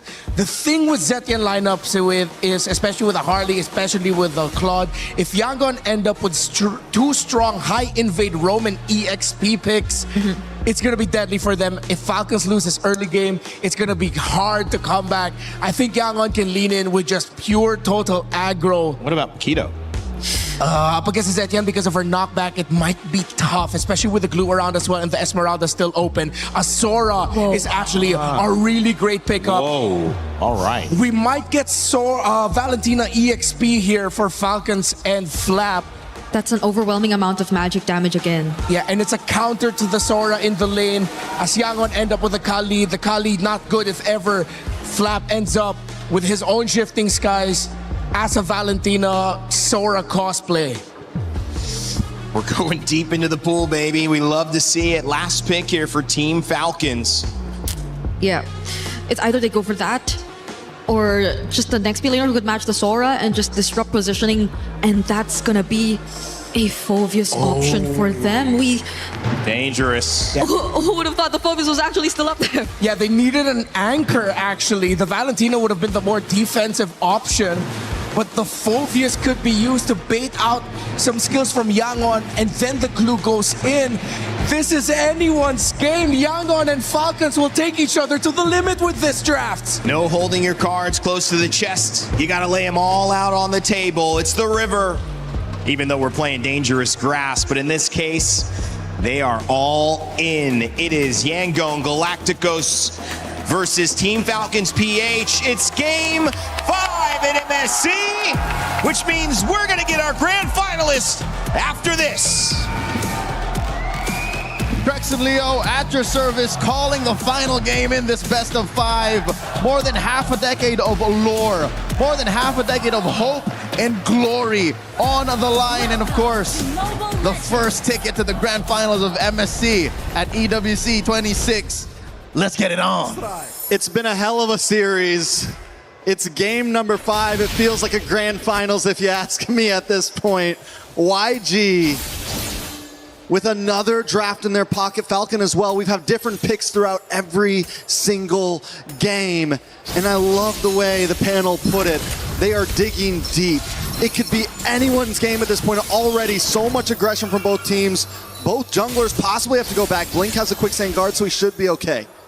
The draft has definitely evolved. Again, they're able to split up the Zushin and the glue. And then, of course, Neri and Esmeralda in sight. Early invade here coming in from Yangon Galacticos. And that Phoveus from out of nowhere. Again, multiple conversations I've had prior to this game starting amongst the community. Is Phoveus dead? And here at Red 5, possibly the most important game in this series, Phoveus comes up in the hands of the Filipino cannon. It has been, and also in this series, it's been a banned pick. It's been one that Falcon hasn't been able to get their hands off, and the one times that it is let through, it's not even picked up in the beginning. It's picked up at the end as a last thing in the Swiss Army knife for Falcons. Can Flap be the difference here? Ying as well on the Sora, another pick we haven't gotten to see a lot of. So much on the shoulders of these EXP laners right now. Ying and Flap.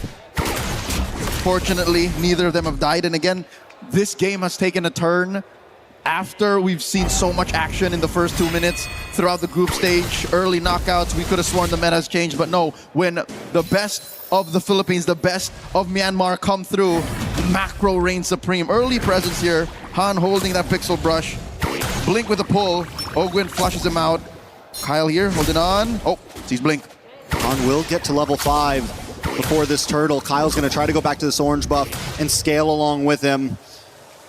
Both teams taking it slow, so slow. They know exactly what is on the line. Down in the gold lane, the swap back and forth between this Moskov and this Clint has consistently happened. But one thing we have to point out, Super Marco on the Claude has been monstrous.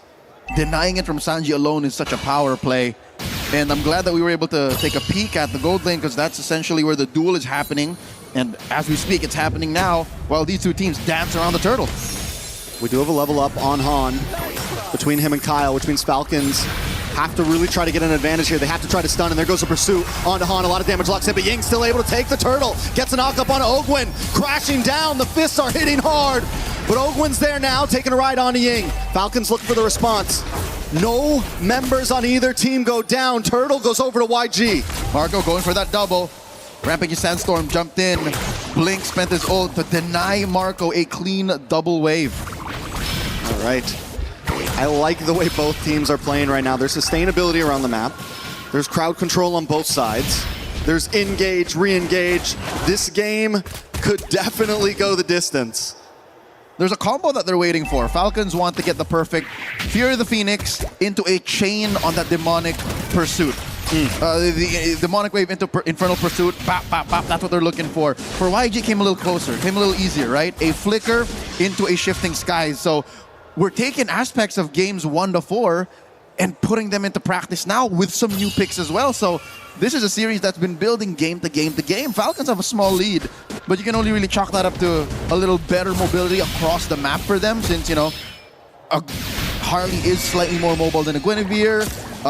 Easier double laning from Super Marco. And I think that's what we're looking for, a mid-game power spike from Falcons that could eventually turn YG around, make up the difference for that ease of execution. But you could say the same for YG here. All it takes is one good combo from them as well. One nice Violent Requiem paired up with the Beacon, followed up by the Shifting Skies. There's a lot of possibilities on both teams to make one major play to give them that 2,000 to 3,000 gold lead. They're neck deep in crowd control. They literally have a bit of crowd control on everyone.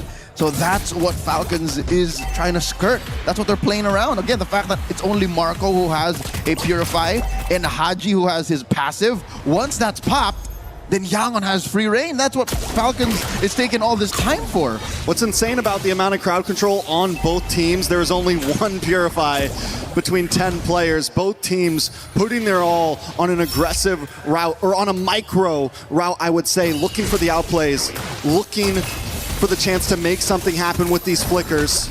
Kai's trying to make entry for Ying. Blink there as well. Han finally comes in, get the Violent Requiem.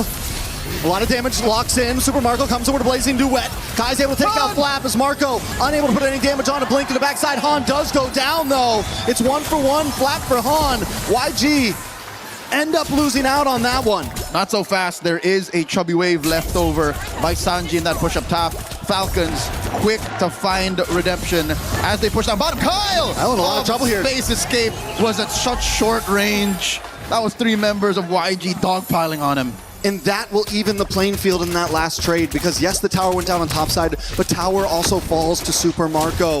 And if they didn't find a play there, YG could have taken a huge step back, but now Gold still sitting at a complete standstill. Structures at a complete standstill. Nothing comes for free. Yangon, Galacticos, and Falcons, believe it or not, are much more similar than one would like to admit. They are very macro-centric. Sure, good team fighting, great maneuvers, tactics on the map, but it has to make sense at the bottom line. When you look at that number at the end, how much do we get out of that?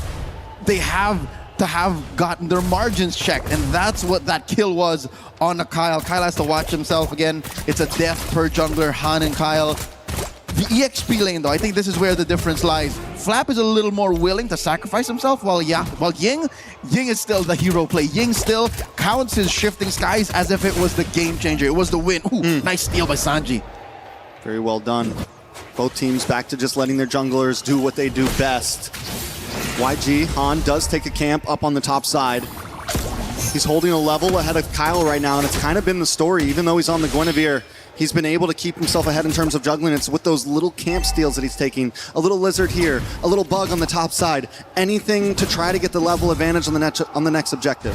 Which is something that Kyle has to watch out for, because more than just a cleanup, Kyle has to also keep up with the farm, which he hasn't been. He just reached level 10 now, while all this while Han was already level 11. So now in this final turtle, each of them a piece. We'll see how, with the Fury of the Phoenix, finally maybe Falcons can find that combo. Turtle down on 8.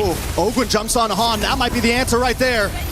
Han unable to get it. Haji takes a turtle. Raging Sandstorm into the backside, but it's still not enough. Super Marco with a blazing duet. Ying goes down. Kai's on the run. It's a double kill for Kyle.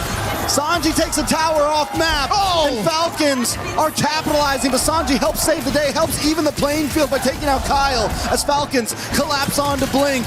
Blink going for a ride. That's Ogwin hitching along. That's the flicker. Blink denied further damage by flickering back, and you know the saying, better flickerless than dead. And only if Falcons could have cut down their losses, which I can't blame. Again, Kyle is such a softie. Looking at this whole lineup, Kyle is the most vulnerable of them all. And the reason how this worked is the perfect synchronization of all of their ults. Look at that, all the greens gone. That is what Falcons is looking for. And the super delayed SOD. Sanji doesn't commit to it first. First he takes the tower, and then he SODs. Kyle thinks he's in the save, and up pops Sanji from the back. Final nanosecond is what it takes, and Sanji, yes, take away my Claude, but my Pocket Moskov is also pretty darn good. 1-0 and 1. Super Marco has maybe a little bit more in the bank, but Sanji, now he's taken the past 2 games to get used to it, and he's up 700. Look at that. So now I think Falcons, I don't know how they're going to do it, but they have to pay attention to Sanji. They have to find a way to put a beat on this Moskov. And I think, say what you will about the last time that they met here in this game, but I think it's got to be on Kyle. Kyle has to be on Sanji guard, because looking at the rest of the lineup, Ogwin's been dealing with a little too much. Ooh, another tower dropped low. YG make their way down bottom as Falcons try to break through, but they are in a little bit of a pincer here. They need to be careful on this engage. Super Marco able to get onto Sanji. Sanji gets knocked up. He tries to BMI away, but they've all collapsed onto him. He will go down. Han unable to get the engage. Blink in the backside, use a quicksand guard, but Kyle's already onto him. It's too much damage. No Blink flicker. doesn't have the flicker. One more shot. He uses the conceal. Where is he going? There was a universe where it may be a 5 to 6% chance that Blink wasted more time, got away with it, because by jumping in and without the blind space escape card trick, he would have gotten away. But alas, here we are now. 2 dudes down for Yangon Galacticos. Falcons blitzing the Lord. And there's just no way in. YG has finally given it up. All right, body block. Close. It was close. Good call, but I don't think Sanji would have pressed it anyways. He was going for the steal. And we've seen that before. Historically, we've seen that before. One more look at that sequence. I said it was Kyle who should be checking in on Sanji, but hey, 3 dudes work as well. You know, in that fight there, YG, I wanted to see him close the distance a little bit faster. I don't know if they felt like Sanji was a definite getaway or not, but in the end, losing Sanji there, then losing Blink, it was an easy Lord take. And finally, we see a team get past the 1K gold mark in terms of a lead. Even with just the pick up on Sanji, I think that would have been a clean Lord take either way. That's how fast I think Falcons can move, and that's how good they are at recognizing this window of opportunity. Now they have a 2,000 gold lead. Haven't quite closed the gap between Sanji and Marco. Now about 200, 300 between these 2 gold laners. And they get a push up top. This is it. Falcons are in pole position. They're in the driver's seat. YG has to try to not lose any inhibitors here. It's a bad position if they do, especially with Lord coming down on bot side next. Lord finally taking out a couple more shots. Yahan able to take it. No, Han on the bot side pushing lane right now. YG gonna jump in. Ogwin gets pulled back in. Super Marco with the blazing duet. Han much damage, but he doesn't get the final shot as Haji and Ogwin are caught under the tower. Sanji finally falls, but Haji will fall as well as Blink. With the quicksand guard still alive, does get CC'd and taken out. Kai's with a double kill. And look at Han on that bottom lane against the base. Ever seen a Guinevere pretend to be a Ling or a Fanny? That's what Han has done here. Falcons got punished hard inside. I don't think they're going to be able to push in. In comes Flap, Flicker, Dark Wave. Fight's happening. He should be fine. Magic. Han's okay. He's good. Han's okay. Turret did not fall. But that's as good as it gets for YG, all right? Inside their base, they get a good punish. Sure, they traded Sanji out for it. but they also get a push down bottom. In the gold, difference is equalized as well. Yep, again, about 500, 1,000 between them, but just the same. Yangon Galacticos are about their wits. It's not like they lost their footing, it's not like they're panicking, and believe it or not, despite the free lord, Trex, despite the free lord, the map is at equilibrium. That's how good YG are at macro. Even in terms of tower health. Almost like down to the line. Down to the pixel. That is how equally matched Yangon Galacticos and Falcons are.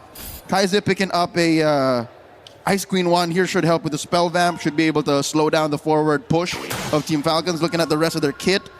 All right, finally, Kyle is firing off on all cylinders. That's something to marvel at, despite the fact that he has a hard, 7-8 minutes that he had to play through. But Marco isn't on the board yet. No kills for this Claude just yet. And I think that's what he was looking for. That's why he was so gung-ho to go into the base. You know, it's been all eyes on Sanji, though, on this Moscow, but I think the real problem could start to be Kai's. 4-0-1. He's been untouchable. He's been putting out great damage. What is that, at least 2 or 3 stacks? Yeah. It's clean for him right now, and it's only going to get better and better as YG start to burst down or at least keep pace on this Lord. Super Marco wants to pull it to their side. The dance is on. So with the draft that they have, Falcons has a slight advantage on the Lord Dance. Claude, much like the Melissa, can do a singular Lord Dance blink here. Warning shots. Pew, pew. BMI forward.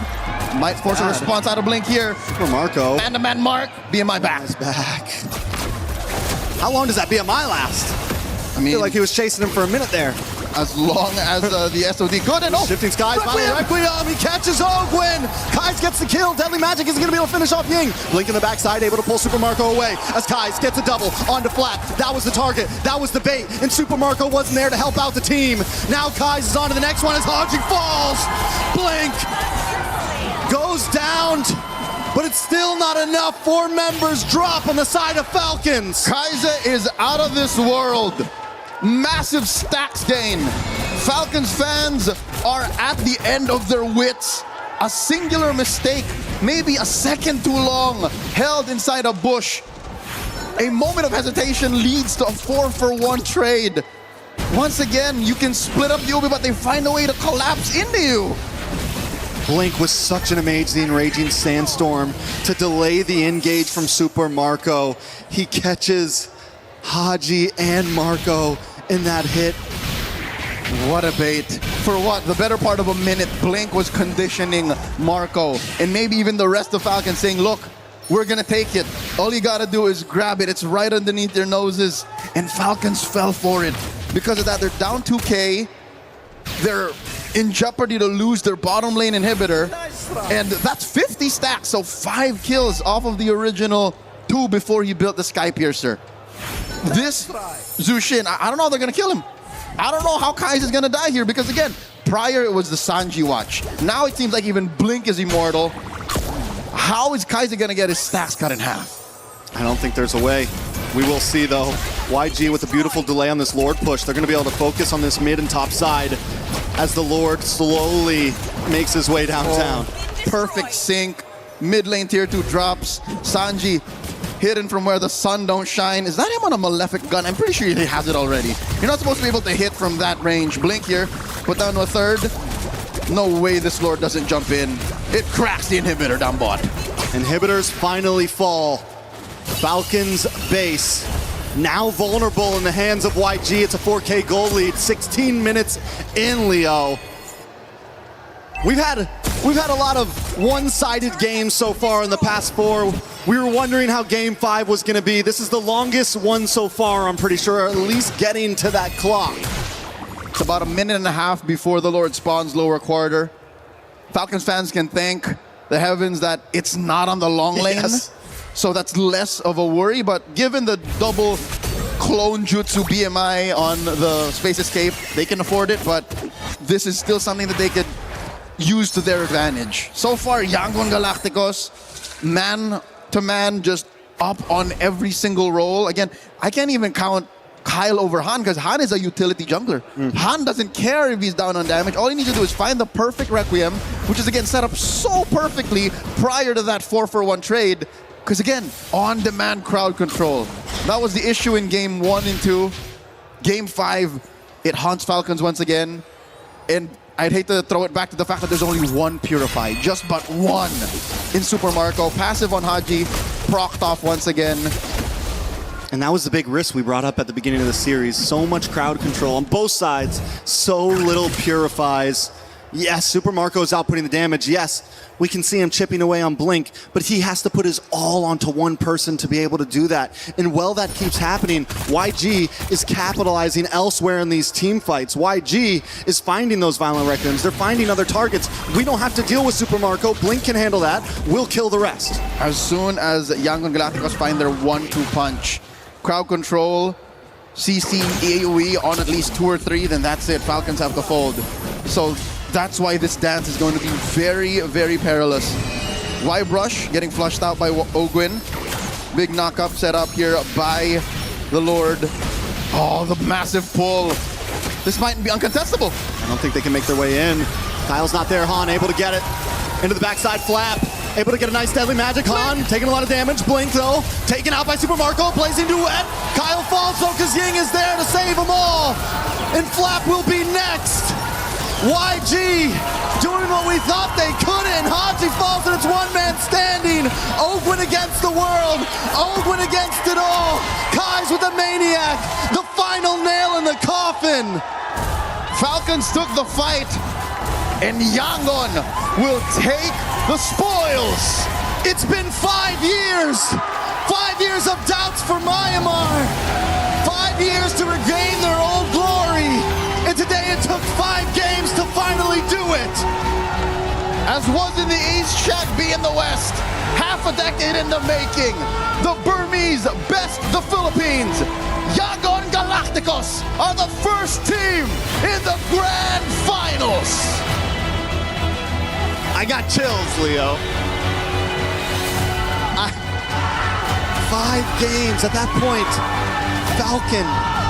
It felt like they had the momentum after taking 2 losses, bringing Yangon Galacticos to the brink, to the edge, and even Game 5 went down to the line. For the first time since 2019, there are no Filipino teams in the grand finals of MSC. This is historic. Sure, Yangon Galacticos missed out on the window of claiming the clean run towards the big one, going X&O into the grand finals, but this is a victory still worth celebrating. Echoes are made throughout the world. MLBB Esports, behold your first team to dethrone the M5 World Champions, to deny the Philippines a grand finals berth. The pride of Myanmar, Yangon Galacticos. Glory has returned. They're looking for more. Revenge has been given. The rivalry continues. They've rewritten history, man. It truly is. It truly is. And in what a fashion to go the distance. For a moment there, the whole crowd was quiet. Fans are on their YG feet. fans were quiet. Fans The are on their Falcons feet. fans were quiet. Fans are on their feet. This is how you show respect. Again, the best pure athletes knocked out of the tournament. Team Falcons finish their run at either 3rd or 4th. They'll still be in action tomorrow, but tonight, here in Paris, Yangon Galacticos stand tall. Let's throw it over the stage for a winner's interview. Yes, my friends, you've heard it right. Yangon Galacticos are going to the grand final. What a moment. Emotions are running high, and I'm here with Coach Marvs. I know it's a tough moment to swallow. It's really, really emotional in this moment, but you have made MSC Grand Finals. What does this mean to you and the rest of the team and the region? Before I go to Myanmar, I leave everything, my personal interests, building the Myanmar team. And for these boys, they doing great. They doing everything for their countries. I hope this will be inspiration for upcoming generation. I keep on putting God first in every situation. I'm one of the coach that I always seeking God wisdom in every situation. And this time, Lord, I lift your name on high, Lord Jesus. Give us another chance for the championship. It feels so good. It feels incredible. It looked incredible. One of the best series we've had ever at MSC here between you and Falcons. Next piece, look. A couple days ago, we were thinking, hey, who are you guys going to play in the semifinals? Vitality was the choice that you have in mind. Were you expecting Falcons to be here and to also give you such a fight had they qualified to semis? For the team, they really want the Vitality. For me personally, I really want to face the Falcon because I'm the only coach that don't have any import in my team, and I want to prove that if the region and then the people and then the players, they're doing great, they can achieve things. So yeah, I want to face Falcon. Well, you got it here so far. It's a great moment and day for Myanmar as a region. There's fans back home, either Myanmar or for you in the Philippines. Is there anything you'd like to say to them in this moment now that you've made the grand finals? Right here at the front. To my wife and to my son, God did. It's amazing. God put me on the stage, in the world stage. Thank you for supporting me. Elijah, thank you for believing in me for my next New Era X Pro family. I love you so much. For the Myanmar Burmese people, we going to rewrite the history. Okay? We're going to rewrite in the name of Yangon Galacticos. Thank you very much, Coach Marvs. Thank you so much, my friend. Emotions are high, but that's the beauty of MSC, my friends. And it's now time to crush a key all together. Let's bring out the entire team. Come on over, my friends. They might have one more key crush in them, but that'll be after the grand final. For now, yes, you heard it right. Your eyes do not deceive you. Yangon Galacticos are going to the grand final. A crushing to go and a big one here. Not just will they be crushing the Team Falcons key here, the Team Falcons PH, but it's the club champions of last year. Coach Marvs has the honor to do it and will crush Team Falcons after an epic best-of-5 series. All destroyed. Job well done in the semis. Only one more step left for greatness. A great step in a moment for Myanmar. Let's break it all down on our panel. We will rewrite history. Coach Marvs. Not just for Myanmar, for Yangon Galacticos, who remain to be the best team so far in the galaxy in MLBB. MSC has been so named the Tournament of Upsets. Well, I will self-proclaim that. It is the Tournament of Upsets. And as we continue on, you cannot leave a moment like this without acknowledging the emotion that goes along with it. It's not just the win, it's not just the game, it's outside of the game. The trust, the faith, the belief, and the gratitude that he expressed to his family for allowing him to take on this risk. The lack of imports, he said. Yeah. The pride of this country to prove they could do it amongst everyone else. And now, Renmar, Brigida, at least $500,000 is going to go into these players' pockets. And if they continue to play like this, tomorrow they could be millionaires. Welcome back to the grand finals, Myanmar. Welcome back. You deserve it. The region has been hungry for a stage like this, a moment like this for such a long time. And yes, it was at the expense of the Falcons and the last Filipino team. But if you're a true MLBB fan, you cannot help but stand and clap for Yangon Galacticos, for the region of Myanmar, and how poetic that it was their Filipino head coach that crushed the key of the last hope of the Philippines. But of course, he acknowledged that it wasn't about him. It was about his players from Myanmar who got that win for the region. That got all of us so emotional here in the studio. the amount of sacrifices Coach Marv's had to do and the amount of trust that he put in the players and the region who, again, historically have already made waves, and now that they've finally returned, they've just broken records and they're proving to be a true contender and potential champion here in MSC at EWC 2026. There is no amount of words to describe what they could possibly be feeling right now. And this has shut out all the doubts about that asterisk, about their way here to the knockouts, about the teams that they beat. They just took down Team Falcons in 5. Yangon Galacticos look like a team that can beat any other team in the world right now. Spirit, Onyx, have to watch out and respect the Galacticos.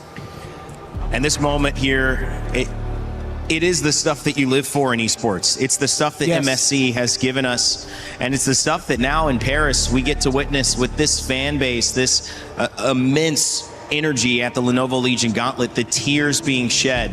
And it's just the beginning of the stories that we're telling, because they will tune in tomorrow for either of their opponents that will come up in the second series of the day. Guys, it's hard to think we still have more MLBB this afternoon. That should have been it. I know. And the fact that they just left the stage saying that tomorrow they will rewrite history. That is a claim, that is a statement right there made by Coach Marvs, and they will definitely set their eyes on whoever comes out of the second series today. We talked about how important it is that at this point in MSC, you take your losses when you can and you learn from them. And better late than never. Yangon Galacticos, at the right moment for them, learned 2 very harsh lessons in the 2 games that they lost. That's a lot of experience heading into the grand finals. And they were excellent under the bright lights. And I love the look towards when things are difficult analytically or in your life, when you don't know the exact way to go, to lean into I don't know and to accept the wisdom. What's showing up? What's available? And how can we do the best with what we're given? That was an amazing turn of events for Falcons to even tie it up, guys, because they were down 2-0. Most teams would have just gone out 3-0. Most teams did when they faced Yangon Galacticos. But as we send out Team Falcons as well, Brig, and their key is crushed, and you see the fans' disappointment, you do have to say they gave it their all. And some people, after the first group stage, didn't even expect them to get here. They had a shaky performance. It was something we constantly recalled back at the group stage, but they will still have a battle for third match tomorrow. That's right. So there's still a chance that they get a much bigger amount, a much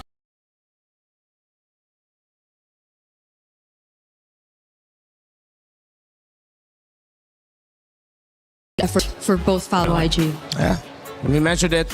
Besides the money, very important club championship points. Yeah. Team Falcons could still secure for the organization if they go to third. Yeah, that's a great point as well. Of course, Falcons, as their key is crushed, still looking for the ultimate win. That is the big key. And of course, that's what they're trying to get. It won't happen here.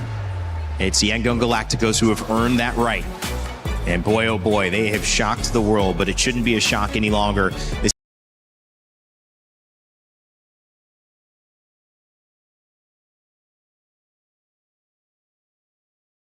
I think made a huge in the comeback on the glue. It's Ogwin who is standing by with Eterna in an exit interview. We are now with Ogwin in the backstage after that loss against Yangon Galacticos. Ogwin, tell us what's going through your head right now. I think we're really sad because we have a close fight and we didn't, close it. Yeah, so it's quite sad. Was it because of, what happened in the game, the way that they adapted so well in that final game, or what went wrong maybe on your part? We have many misplays on our part, and we got our early games quite well in Yangon, but we didn't finish it off in mid-game to late game, so we got punished really well by them. So props to them. Was this an expected fight from Yangon Galacticos? Obviously, it's not an expected result that you were hoping for, but with that fight, was it that intense? Is Yangon Galacticos just that good? We scrimmed with Yangon, and we really expect they will do well in this tournament, and we really respect them in this tournament. So they have really unorthodox way to fight their enemy. So it's really they really caught us in the first 2 games. So yeah. But you came back. Yeah, we came back, but Game 3, Game 4. but it's quite short. And we didn't finish it up. So yeah, it's really sad. Ogwin, this is going to be the first time in a very long time, and I think since M2, that there will not be a Filipino representative in the grand finals. What do you think this means for the ecosystem? Do you think that all the other regions are catching up? Yeah, especially in the early stages of MSC, we really saw what the other regions cooking up, and it's really you don't need to relax, because even though it's a NA team or Latam or Brazilian, it's really you really need to fight in your full potential. So yeah, it's really quite challenging and competitive in this MSC right now. And we see that, TLPH. And now you, Ogwin, no matter what happens, you put up a very strong fight. I hope you know that. We want to know what's next for you, Ogwin. First thing first, we will have a match in the 3rd place. So that's first. Then after that, we need to reset and plan again for the next tournament. Who do you think you're going to meet in the 3rd placer? I don't know. I think it's 50-50. Spirit is also good. Okay. Do you have any final message to your fellow Filipinos? Thank you so much sa mga sumuporta sa amin. Yun lang, di kami umabot sa finals. Kaya yun, ito lang yung kinaya namin. Kaya sa susunod namin na tournament, pas paghahandaan pa namin, tas hindi namin mamalitin yung kalaban. Yun lang. Thank you. Thank you to Falcons. Thank you to Ogwin. We love you very much. Everyone loves you very much. Keep your chin up. We're going to throw it over back to you guys. I'll leave it to my Filipinos to talk about what you felt about that one. He said he messaged to the region, and I think this is kind of history making as well since M2. Yeah, he just apologized and said, well, first he said thank you for the support. He apologized that they fell short, but yeah, he did acknowledge all throughout the interview that the world has gotten so much stronger, and that's great. I mean, Yangon Galacticos, he said this is what moments like these, wins like these are what esports are all about. Yeah, and it's a takeaway for the Philippines as well as a region. It's definitely going to fuel a lot more of the hunger to get back on an international stage win. And I think for a lot of people, rewriting history at its finest. It's such a great way to increase the competition that we currently have in the MLBB competitive landscape. I love the way that this has gone. This has been really fantastic to see as just an esport enjoyer. As you develop and you guys going into M8 this year, and you're talking about M2, you're already seeing the experience and the knowledge increase from this esport, and you're gonna go through these phases. I mean, it happens. It's happened to us. We got a Japanese winner over on the Battle Royale side of Apex. I mean, MLBB, it's a beautiful thing when you get to expand. Obviously, it may not feel that way if you're staring down the microscope of it right now, but when you pull back, you'll see great thing for the game in general. As we continue to move on, guys, I know this is the end for you two, today at least. Any final thoughts after seeing this, and anything to preview as we look at our next match coming up today? I agree with Ogwin. It's a 50-50, Let's all set our eyes on the upcoming series because this is not looking like a fast one either. Yeah, if ever Team Spirit defeat Onyx later, then for the first time we're going to get EECA in the grand finals, Myanmar in the grand finals against them, and no team from what we've seen as the big regions in MLBB are first. That will really push the story as an MSC of, I wouldn't call it upsets, but surprises. And the best surprises usually come all the way up until the end. All right, well, I already see your replacements coming up on stage, looking good in their suits. I'll just leave that as a, no, you can't come. Oh, it's on white, it's on white. The fella's trying to get in. We can't let him do it. It's on white. It's not your time. It's on white. I can't wait for that. Make sure if you guys think you know who's going to win, which how in the world could you know who's going to win at this point? There's no way you could. Get your pick'ems in, though, and maybe you will be right. But I just remember how many of us have been wrong so often at MSC. Maybe you won't be. I hope you won't be. Coming up after this, we're going to have an amazing game. It's going to be Onyx and Team Spirit, Indonesia and EECA battling for that second spot in the grand finals. Don't go anywhere. Be right back. Play is in our DNA. Whenever we let it out, it becomes our superpower. Now imagine an entire city being built to supercharge it. Kadir City, powered by play.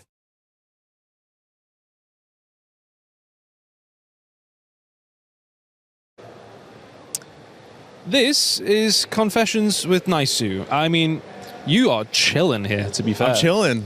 You don't seem remotely... A lot of people have been quite nervous for this. I just came from the broadcast, so You're vibing. I'm relaxing now. I'm vibing. It's probably for the best. Nice and relaxed. No tense about these questions at all. Should I be? Oh, no. Honestly, you'll be all right. Okay. What's wrong with leaving the bed messy before broadcast? Okay. I believe that you should start your day by making your bed. It's a good habit. This is it's a habit that stuck with me from my dad. My dad was a military guy, so he told me when I was a kid, you know what, you can't leave your room and start your day until you make your bed. And then I told one of my caster friends, we were rooming together, and it's the first time, because before we used to have room, we had to room with other casters for internationals. Been there. Back in the day. Back in the day. And I was like, bro, we can't go cast unless you make your bed. So you were like, I'm like my dad now. That's it. We're getting this done. And he was like, are you serious? And I was like, yeah. And I stood in front of the hall to make sure we didn't leave until he made his bed. So that's making your bed. Okay, fair. What's the deal with the M6 pass? Oh, man. Okay. I made a blunder. I think we've all had this before, man. These things do happen. Early call time. Earlier than this week? Earlier than this week. Damn. Yeah, earlier than this week. Yeah. World Championship. It was M6. This was about a couple years ago, actually. And there's always this pass. It's called the M5 pass, M6 pass, M whatever pass. And yeah, I was on live broadcast, and instead of doing the typical spiel of M6 pass, I said M6 pass. And, I had no way to cover from that. But shout out to my co-talents, man, because they covered with me. Oh, I wouldn't have covered. I'd have buried you. I'd have buried you there, and then I'd have been given the what? Straight away. The what pass? The what pass? Yeah, 100%. What is Century Tuna? Oh, yeah. That's so funny that it comes up. Century Tuna, man. So Century Tuna is literally tuna. Yeah. It's tuna. It's a can of tuna. It's a can of tuna? That's not what it's wrote down, yeah. There's nothing. I'm going to leave it at that. Hey, look. I ain't seen the pictures, but... You have seen them? Okay. I didn't Google. No. Well, yeah, don't Google it. Okay. Actually, you know what? If you want to Google it, you can Google it. But So Century Tuna...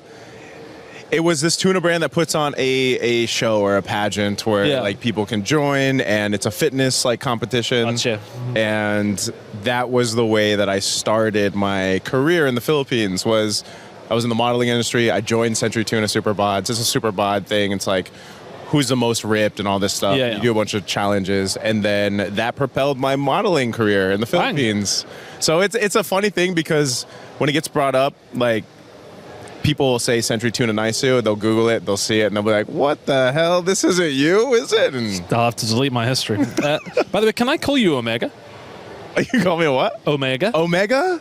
Hey, you can. That's my middle name. That is a strong middle name. That's a very strong middle name. Even when I was born, I thought that. So what's your full name? How would you say your full name then?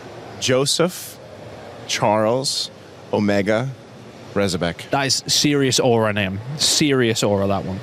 Mine is okay. How about yours? Chris? Chris Tun. It's a U-double-N. Think Tunway, heavy. Wait, what's your middle name? James. Oh, okay. That's British. Cool. Yeah. Why'd you pop out the balloon, man? Why did I pop the balloon? Yeah. I popped the balloon because I had a preference. I'll leave it at that. We all do. I'll leave it at that. We all do. Thank you very much, Omega or Naisu, or whatever the hell your name is. Yeah, thank you very much. That was Confessions with Naisu. A lot of people are haunted by their past. I'm inspired by it. They're not just playing for themselves, they're really playing for their entire family. They have defeated their demons. They have crushed the curse.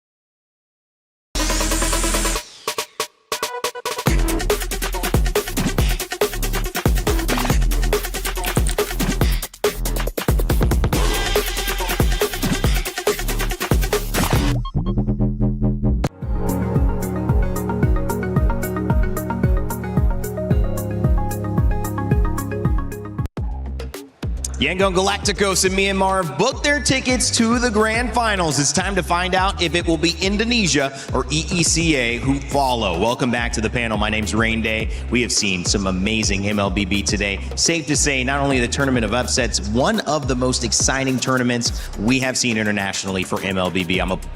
It's a pleasure and a privilege to be involved in. I've got two guys who you know well, finger guns and all, Naisu and LaFell. Bang, bang, ready for some spot-on analysis, boys. We got Omega over here, which I like. I like that middle name. Yeah. That's some good confessions, I guess. Yeah, that was pretty good.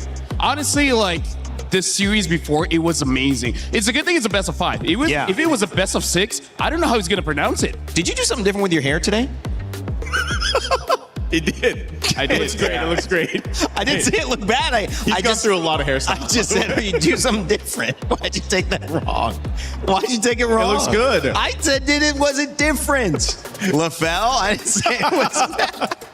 Hey, it looks great. It looks great. It looks great. It was bad. Sure, I appreciate it. You know what I will say, though? That's giving me Beetlejuice, like the guys in Beetlejuice with the small head. And that was giving me a little bit more like Einstein. Like, you got some ideas of what's going to happen today. I agree. What's the ideas? I don't know what you're going to say. The note card he threw yesterday is still over there, by the way. So I don't know who writes a note card, brings it up to desk, throws it away, and then never looks at it again. But that's you. That's not mine. Okay. All right. I have no idea who that is. I just find it disrespectful. It's on my chair. Actually, I'm a chair now, by the way. You were watching. History was being made. Myanmar, man. What was the reaction in the green room? It was loud. It was loud. It was loud. You know, I'm going to be real. It was tough to see the last Filipino representation be knocked out of the tournament. And as we heard too on stage, you know, this is the first time in a long time since the Philippines has not been in the grand final. But I think story-wise, it's pretty good, man, because, again, Myanmar has been a team that has been dominating through their own regions. I mean, Yangon Galacticos, their own region, but then they finally get this chance to get to a grand final and bring back this style of gameplay that they've showcased even before, years ago. Yeah, and we were questioning what had happened, but they bounced back in that Game 5. It was awesome, but now we may have something even better, and that's why we have our Crunchyroll Story of the Day set up for this one. It's going to be Onyx and EECA. Will it be a dynasty? Will it be destiny? Can the TS Wonder Kids make history as the first non-SEA finalist? Well, we already have, history being made on the other side of the bracket. Why not, Naisu? I would love to see it, man. But I think a lot of people are going to go ahead and say they want to get Onyx to that grand final. And I was casting their series yesterday. It was a hell of a series, another 5-game series. Hopefully today, this one between Team Spirit and Onyx can also be 5 games because, this is where all that time going through the ropes to the group stages, then the knockouts come to fruition for a lot of the teams here. And I feel like even Onyx, they really had to adjust. But what made it work so well for both of them, Team Spirit and Onyx, is throughout the games we've got to see them, they've really showcased just how strong they are at coming together as a team, the synergy that they have, because we've had such an interesting draft throughout this MSC and the meta that's formed, but really it's the execution from the team as a whole for both of them. Team Spirit has been phenomenal, LaFell. And we've seen the emotion with them too. What are they playing with? A little bit of house money because no one expected them to be here? Or at this point, do you say these guys are coming in as a potential 50-50, maybe even a favorite over Onyx? I wouldn't say favorite, but they're definitely the team to watch because almost, I would say for 2 years now, they're always so close to making it to the grand finals. And we're always thinking if they do actually make it there, they can definitely make a difference because one of the strengths of Team Spirit is their side lanes, right? Both Hiko as well as Kid Bomba is like the guys that really made Team Spirit really, really special. Now Zara Egoist is playing pretty good. I don't know. After yesterday, what Aurora has shown, I'm just worried about even if Team Spirit has the right strategy to go up against Onyx, Onyx is just gonna outplay them with pure bronze. Well, Team Spirit have a chance to do something special here. The first non-SEA grand finalist could happen here today. And of course, that would be Kid Bumba, Zara Egoist, the youngest player in this tournament in the jungle and in overall. Sunset Lover, Sawo, and Hiko. Special on the side lane, special in the jungle, special all around. We caught up with Kid Bumba, who's had his family in the stands being an emotional support for him before the match. It's Eterna here, and now we are with Kid Bomba from Team Spirit. Kid Bomba, first and foremost, we saw, I think, your family come all the way here to watch you. Was that the first time that they came? Yeah. My mom was gonna watch as well, I think, today. And I think my sister already left because she has work. And yeah. How did you feel? Like, were you aware that they were going to come for you? Yeah, I was, obviously. I mean, it's nice for them to finally come and watch a tournament live. For me, it doesn't make that much of a difference because I'm concentrated on the game. But obviously, being supported is nice, so yeah. You locked in. Kid Bomba's locked in. But did your mom say anything to you after the match? I don't think so. I mean, even if she said something when she came up on stage, I don't remember already. Was it the adrenaline rush? I mean, I didn't really care about it. You know, we just won. I know that there's still a lot of matches to go. So yeah. Absolutely, because your next match up ahead is going to be a very interesting one. I think it's a little bit of a rematch. But before I ask you about that, were you surprised that Onyx beat Aurora? I'd say 50-50. Their matchup. They gave Fighter Goat Lane twice, lost against it. I mean, if they do that mistake against us, they're going to lose as well, you know? But I think they're going to lose either way, so. Okay, so is that the takeaway that you saw from yesterday's match that you're going to bring to this match? I mean, I just don't know how you can give Freya, Paquito, and Barretts in the same draft. Okay. I think a lot of people are talking about that as well, the drafting. But so you're confident up against Onyx today? Oh, we're 100% confident. 100% confident. We're the underdogs coming into this match, it's obvious. Even if I speak big, even if I talk big, everybody knows we are the underdogs. We're facing the biggest team in Indonesia. And everybody want to see us lose. There's just some people that want to see us win. We love it. And we're going to try our best. How does that make you feel? Makes you feel amazing. Oh, okay. It makes you feel amazing. I mean, of so course, I guess why you're should it used make to me feel that. bad? For me, it's just, I came to play a scrim at 2 p.m. against Onyx. For me, it's really nothing different. And you're here to create surprises, I think, here at MSC as well. But going back to your past, right? You were able to beat Onyx at M7. Best of 1, though. Do you think it's going to be different now? It's a best of 5. Obviously, it's going to be different. I mean, now they have Kelra as well. And for me, it's fate, you know? Ooh. That I get to meet him again. That we get to meet him again after the last match.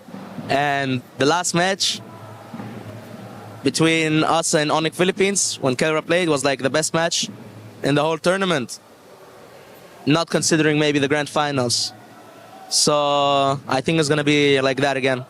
A fated match. I like how you put it. But I'm going to let you go after this. I think you want to prepare for this upcoming battle. Is there anything else you want to add before your match? Not really. Not really. Okay, we're just going straight into the land of Dawn here. Thank you so much, Kid Bomba, for this interview. And of course, good luck for your next match. One step away from the grand finals. We're going to throw it over back to you guys. Straight like an arrow there. Kid Bumba just shooting from the hip, knows exactly what he wants to do and that they are the underdogs. And yeah, that's true. They're going up against the best team in Indonesia. You have to say that because SRG are out. We've seen 5 times Indonesia winners, but now it is up to Onyx to represent the region. And when you look at Lupi, Kyrie, Sans, Kiboy, and of course, the gold standard Kelra himself, it is a tall task. Eterna caught up with Kelra as well before the match. The golden standard here is back to Kelra before your best of 5 match. Kelra, you were so expressive yesterday up against Aurora. I think after game 1, game 3, we saw you very full of emotion on the stage and even backstage. What was going through your head at the time? My mindset yesterday, just I want to win and I don't want to gumagawa po lang tanpa piyala. He doesn't want to go home without the trophy. Yeah. Why was it so expressive in that match? Like, was Aurora really good? Were you scared that they might be able to beat you yesterday? Not scared, but Aurora playstyle is very different in other teams. They very aggressive and I think their chemistry is very good and yeah. So their chemistry was really good, their playstyle was aggressive, and you expected that though, right? Coming into that match? Expecting what? Expecting that playstyle from Aurora? Yeah. Okay. But finally there, you get the emotions, adrenaline is running high. Thank you for that insight, Kelra. And community, after that match against Aurora, are saying that when you're on a marksman, it seems like you have better impact in the game. You're smiling right now. What do you feel about that? I don't know, but when I'm using fighter, it's always like that. Like it's a disaster, or I don't know why. Why are you more comfortable on the marksman? Or? Yeah, of course. You're more comfortable on the marksman, but you think that you can make outplays on the fighter too, right? Yes, because I'm an explainer before. Okay. Before I play gold lane. So you have had experience in the EXP lane, so you're supposed to be comfortable on the fighters, but you're just more comfortable on the marksman. Yes. We saw how comfortable you are yesterday in that last game with Brody, the flicker outs of the taunt, the winter crowns as well. Even Mirko was swearing. Kelra, is that just your reaction speed, or were you able to read Pagu? Because I think I have a drill every scrim that I want to dodge all the skills of my enemy. That's why I can dodge Beleric. So it was specific to Beleric? Yeah. Were you expecting Pagu to play that way as well, or was it just Beleric? Was it just Beleric? Okay. So specific to the heroes, that's really amazing stuff as well. I think everyone was quite surprised with that. And of course, coming into this next matchup, in the past, M7, Swiss Stages Best of 1, Team Spirit was able to beat Onyx ID. Now that you're in the roster, Kelra, are you going to be the difference maker? Yes! That's it? Yes, that's it. That's it. Yes, that's it. Yes. We're feeling the energy from Kelra. We're feeling the confidence as well from Kelra. And with that, thank you so much. Good luck for your next match, because we're going to throw it over back to you guys. Yes! Yes! I like From Kelra. Man, what a fun interview. Both sides, both a lot of energy guys. I'll let you react to either one you pick. I like Team Spirit. You know, to hear Kid Bomba just kind of put it plainly, they're ready for this matchup. He wants this revenge and this fated matchup against, you know, Kelra specifically on this lineup for Onyx now. And I think that is going to lead to an electrifying match for us. Yeah, honestly, like every time Kid Bomba speaks, like you just have to listen. But we also heard from Kelra about how he's been having these drills during scrims about how he wants to dodge all of the abilities, and I feel like that's going to be very important, because especially if Hiko somehow gets a fighter in a gold lane, something like a Freya, that's definitely going to be tested, because Kelra, when he's using the marksman, he can carry the team, and that's what they desperately need. So we'll see how Team Spirit really fights against that. Well, this is going to be an interesting one, guys. There's a lot on the line again. But as we set the stage for it, maybe the narrative has to be that it's unwritten. Yet again, so many of these grand finals have included someone from the SEA region. And while it will still continue to see Myanmar represent on the other side, this could be EECA's chance to push through and kick out Indonesia. The giants have fallen. Will the Onyx fall as well? Or will Kiboy have something to say about it? Will Kelra show us exactly what that gold standard is and overcome the deficits? After a brutal Game 5, making it out alive, anything is possible. And for the hope inside the Lenovo Legion Gauntlet, the family of Kid Bomba still here, still rooting, still dreaming that this could be the day EECA makes it to the top. And you want to talk about breaking the mold? This is MSC. It has never happened this way, that it's ever been so international. And that's what we love about MSC at EWC 26. This time around, everybody has got a shot. My God, the Yangon Galacticos story, now that is one to warm your hearts too. That was definitely heartwarming. But as we move on to the second match, this match will practically rewrite the history of Mobile Legends Bang Bang as we know it. Because no matter what happens in the semifinals matchup, history will be made. Will EECA finally send their first ever representative to the grand finals, or will Onyx get a chance at getting their third trophy? Let me tell you, Rose, it's an honor to be part of MLBB history, and we get to do it all over again. So please join me in welcoming our first semifinalist in this matchup. Please say hi to Team Spirit! The last non-SEA team left standing at MSC 26. The flag bearers of EECA have left jaws floored at their 6th consecutive international showing. But are they ready for a regional juggernaut? Sis Bomba, Mom Bomba, and the entire MLBB world is eagerly watching and awaiting their rise to the throne. The Dragons are ready, but so are the Sky Kings. Ladies and gentlemen, make some noise for Onyx!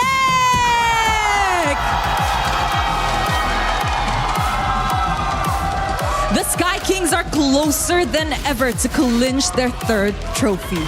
The heat has intensified. The pressure is higher. Can they beat the odds as the former champion standing? Can they etch their legacy as the best organization in Mobile Legends Bang Bang history? Only time will tell. It's a game for the ages. I have a feeling, I have it in my heart, in my mind, and I cannot wait to get this one on. So of course, boys, you may place your keys and take your seats. And of course, captains, don't forget to meet in the middle for a little bit of a handshake. Are we gonna get it? Yes. Yes, we will. Respect. We get it at the end of the day. This is a match to watch. And I suggest you guys better hold on tight because I am sure this is about to be a roller coaster. And of course, to kickstart our match, let's head on over to the Land of Dawn. Gotta clear the way, but they can't. Team Spirit, lock on the base. Revenge is served. Team Spirit will go on to the semifinals. Everybody underestimated us, not only Vamos. Despite the grueling climb through groups. The score that we're gonna have, 3-0. 1,000,000% sure that we can beat them. Onyx will move on forward with the hope of Indonesia as they douse out the lights of Aurora Gaming. Mungkin ya, first team yang dapat 3 MC. Our aim from the start to beat all teams without mercy. Coming to the studio today, the match against Vamos, being sure that we are gonna win.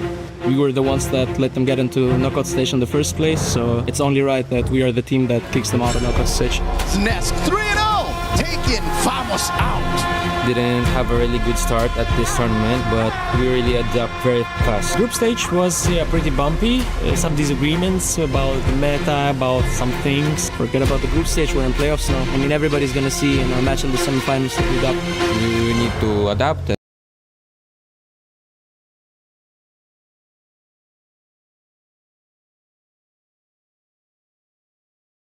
Obvious that we are better than them and we just have to play our game. They're really a struggling team right now. They really don't have the good idea of the meta. It's good to hear that they're confident because we're confident as well. I'd really like to face Sonic ID. We already beat them in M7. We know their strength, their weaknesses. You should see every team as equal. The past matches, especially the most surprising one was E7 and E7 versus Liquid. Anything can happen in this tournament. Gue senang kita bertemu lagi dan gue bakalan revenge kalian, gue bakalan balas dendam. Kalau buat Team Spirit, yang pasti kita bakalan press early lah mungkin. We're not the same Team Spirit anymore that lost the last time in the first knockout stage. This time we're more disciplined, we're more a team. Terus tim-tim di Europe mungkin ya, Europe mereka udah mulai kacap lah, kayak udah mulai ngejar banget. Onyx ID is the team that prefers a lot of good team fighting. I think Onyx strength is obviously Kelro. They just got him into the roster. I think that kid is a very mechanical player with hero mastery, especially with assassins. Jadi kasih game terbaik, kasih semua yang kalian punya, terus buat pick bomba, ya, just be ready.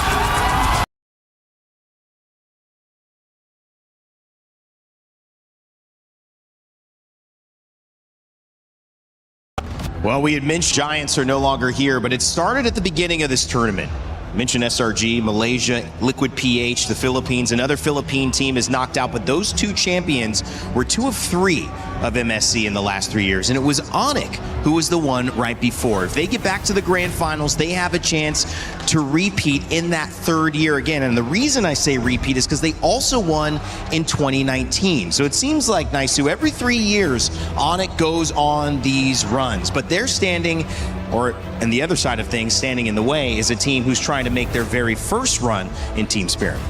They've got a big dragon in front of them and a team that really does dig into the spirit, right? Team Spirit, they have not only shown their confidence, but just on how quick they can adjust. And they've already shared their sentiments about how, they felt like Onyx was one of the weaker teams coming into this, especially group stage. I think this MSC in general threw everyone's predictions out of the window pretty much on how things have played out. But one thing's for sure, yesterday, I think, again, when you look at what Kyrie did on the Fanny, what Kelro was able to do on the Marksman, hell, what Sans, Alupi, and even Keyboy did to set them up for that success in winning that series against Aurora Gaming, you have to take that in consideration now if you're Team Spirit, because everyone has adapted up to this point and everyone is just catching up to all these powerhouse teams.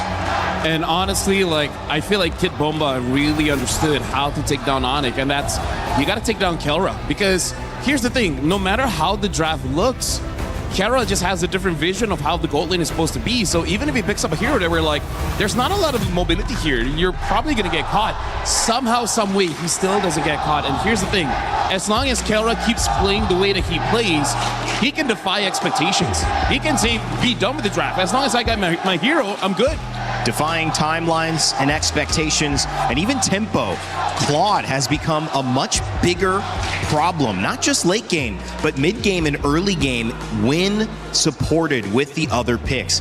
And you have to say, you have to keep your eye out on a Paquito and what that role will be. It was flexed into a double fighter. It was flexed EXP. It was even flexed jungle, but that game actually lost. And once it started to get out of that gold lane, Kelra found an opening. So the key is, does Team Spirit try to attack Kelra immediately to put him on the back foot, or do they build just around their game plan? Honestly, when it comes to Kelra, playing against him and it's almost like you don't want to expend too much worrying about Kelra, because Kelra is just going to be, he does what Kelra does. He's a god in the gold lane for a reason. I think yesterday was proof of that. His godlike reflexes, and now we know why he has those reflexes, are something that you just have to match. So that is going to be on the hands and shoulders of Hiko to be able to go ahead and match what Kelra's doing, in that lane. But then again, as a team, there's so many other avenues that you can focus on depending on what's drafted. We've seen a lot of variations, a lot of experimentation, but even in the last series, we saw some teams just choose to default on their strengths, default on a standard lineup, and just try to execute better. And either way, again, you got hopefully five games to go ahead and prove that here. And honestly, I wonder how that conversation that Kelra against their scrim opponents is. It's like, I'm going to use a Layla. Could all 5 of you try to catch me? Yeah. Right?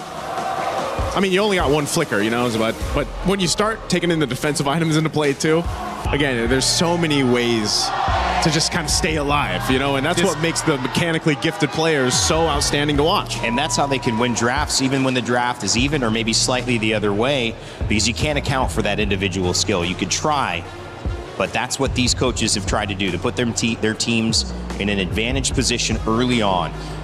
The Fanny, the Freya, and the Uranus taking out the Barats, the Marcel, and the Selena, the 6 bands to kick us off as Phase 1 begins with the picks, and Onyx pick up Carrara to start. And we can see the idea behind the bans coming in from Onyx as well as Spirit. For Onyx, they want to take out tempo heroes. Both the Marcel as well as the Selena can really speed up the game. And then for Spirit, they just don't want Kyrie on that Fanny, which understandable. The Freya can disrupt their backlines a little bit too much. And then the similarity, banning out the Barats as well as the Uranus, they just want to make sure that whatever the matchup is going to be in the EXP, it's not an auto win for either side. Yeah, the XP again, going to be big in what they decide to do. Again, the Paquito has been rather flexible on where you can put him, and that's kind of the upper hands that you have when you do draft in this Paquito. You don't necessarily know where he's going just yet. Obviously, the Atlas going to be an answer a lot of times, and then the trade is Belric.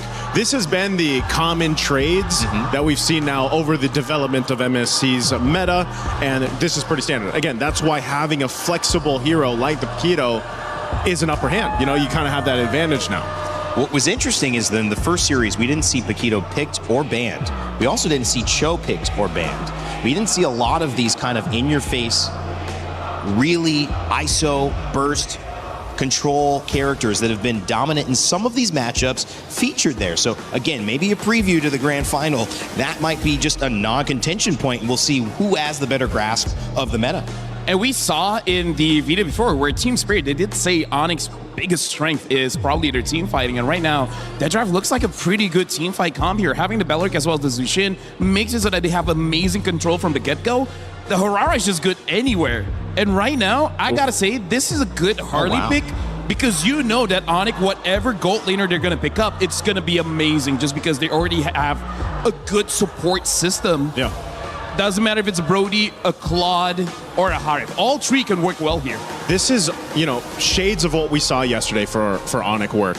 That Jushin helped so much, and if I recall correctly, it was a Granger in the hands of Kelra that he got to use because, again, when he locked in the Sky Piercer, you not only had to worry about the movements from Kairi on the Hirara, but then eventually when the stacks start building up for Kelra on the Granger, lining it up with the Lantern that Jushin provides, it helps so much. You just land your Rhapsody shots, and then you get more stacks, and that was kind of what the result of that game that they had against Aurora Gaming. So this is what LaFell's saying. You're already really supported and supplemented really well for your gold lane for Kelra.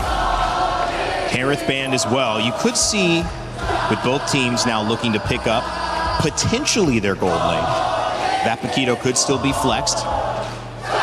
It is definitely going to be EXP and gold that they're looking for the ban. So Esmeralda goes down as a ban, so does Harith. I just feel like for Team Spirit, as long as they have one more hero that can potentially deal with a backline, is going to be good. So I'm looking to see if Spirit is going to be loco enough just to have a big burst in mid, something like a Farsa, because that can deal with quite a lot unless you're going up against a Claude, which Team Spirit could pick up the Claude later on and then make it so that Ane doesn't have a dive type of goal laner other than a Moskov. If you're local enough, basically. If you're loco enough. If you're loco enough. You know what? In game one, I think you can be. You can be a little loco. You can be a little loco. What do you like mid here for Spirit? Ooh, for Spirit against Jushin. Man, I don't know. Aurora Gaming was heavy on Eudora. I mean, is it kind of travel Europe, kind of feeling a little bit more comfortable with her? It's interesting because a lot of times we see the Eudora even paired up with the Belric, right? But in this case, if they decide to go ahead and grab it, they can. I think it is one of the better heroes, too, for Sunset Lover, at least from what we've seen him over the past few days. It can also help, I guess, combo with the Harley in a way. I mean, the Harleys work so well just because you don't only have to rely on that deadly magics, but then depending on the builds that they go, whoever is able to get that Genius Wand, it does help kind of get that burst a little bit faster once you shred down some of the magic resistance here of the opposing team. So there is a room, I would say there is room for the Eudora to come through, especially since now we've seen so much of the Selena, the Valentina, obviously, but they're banned out. So yeah, there's the Eudora. Good call, Rain Day. Thanks, buddy. Valentina banned out, Clint as well. We're going deeper into the gold lane, but the bans are done for all of these squads. So, how does Kelra respond? What do they like? I mean, here's the thing. Because of that Paquito, it does make it a little bit awkward, I would say, for Onyx to draft their side leaders here, because I think for sure they just want a gold lane. I feel like Claude is going to be pretty solid, but if they want to be safe, I can see a Moskov work pretty well here. You just got to be careful of the Eudora. You have to hope that Lupe is able to absorb the Thunderstrap first, and then Kelra can go in. Speaking of, what other tanky heroes do we have left? They pick up the Cho. Is this Cho Roam or EXP? Wow. Yeah, that's a good question. Just because, again, Belric can be flexed too, so... Because I feel like if you're going up against Paquito, Paquito is going to be pretty fast. I think it's better to match speed for speed with the Cho, but we haven't seen Cho XP in years now. It's been a while, yeah. It's been a minute. Bit different here. Again, Hiko could go crazy and play Paquito there, and we could see a marksman, but... Sorry, excuse me. EXP picked up. Yeah, this would tell us too... Because they wanted to wait and hold on to see where they plant this Paquito, if he's actually going to go in the gold lane for Hiko, or if they're going to go ahead and pick up their XP now. Because that question is still there. Okay, they'll go Sora, so now we know. Sora's going to go XP, and then, of course... Go Paquito. And then we have gold lane Paquito. Wow. I feel like this is a good idea coming in from Spirit, but we've seen teams try and fail, which is try to end the game pretty fast. And they do have the Harley, so in case, they need to push... You can still use the Harley there. I'm liking both drafts, but I really feel like Onyx, they got everything they wanted. Well, these are two dangerous drafts. A fighter in the gold lane for Hiko going up against the gold standard in Kelra. Eudora picked up as well, and the Belric. How important will that be to set up these fights? It's going to be a battle, baby, and I know two guys ready to cast. One's already been streaming and casting earlier. It's Mirko and Gideon. Thanks so much, Rain Day. Welcome, everybody, to the most anticipated match of the day. It's going to be Onyx facing up against Team Spirit. And once again, these teams, they know so much about each other. I mean, seeing the Paquito show up once again, but Hirara being given over, the trades have been great. They've got that experience, man. They've played so many games already. Again, both teams having to deal with some rough patches in the group stages to make it this far as well. Some crazy games from Onyx just yesterday. And especially after a ridiculous result just earlier, Yangon Galacticos with an upset win. Could be another.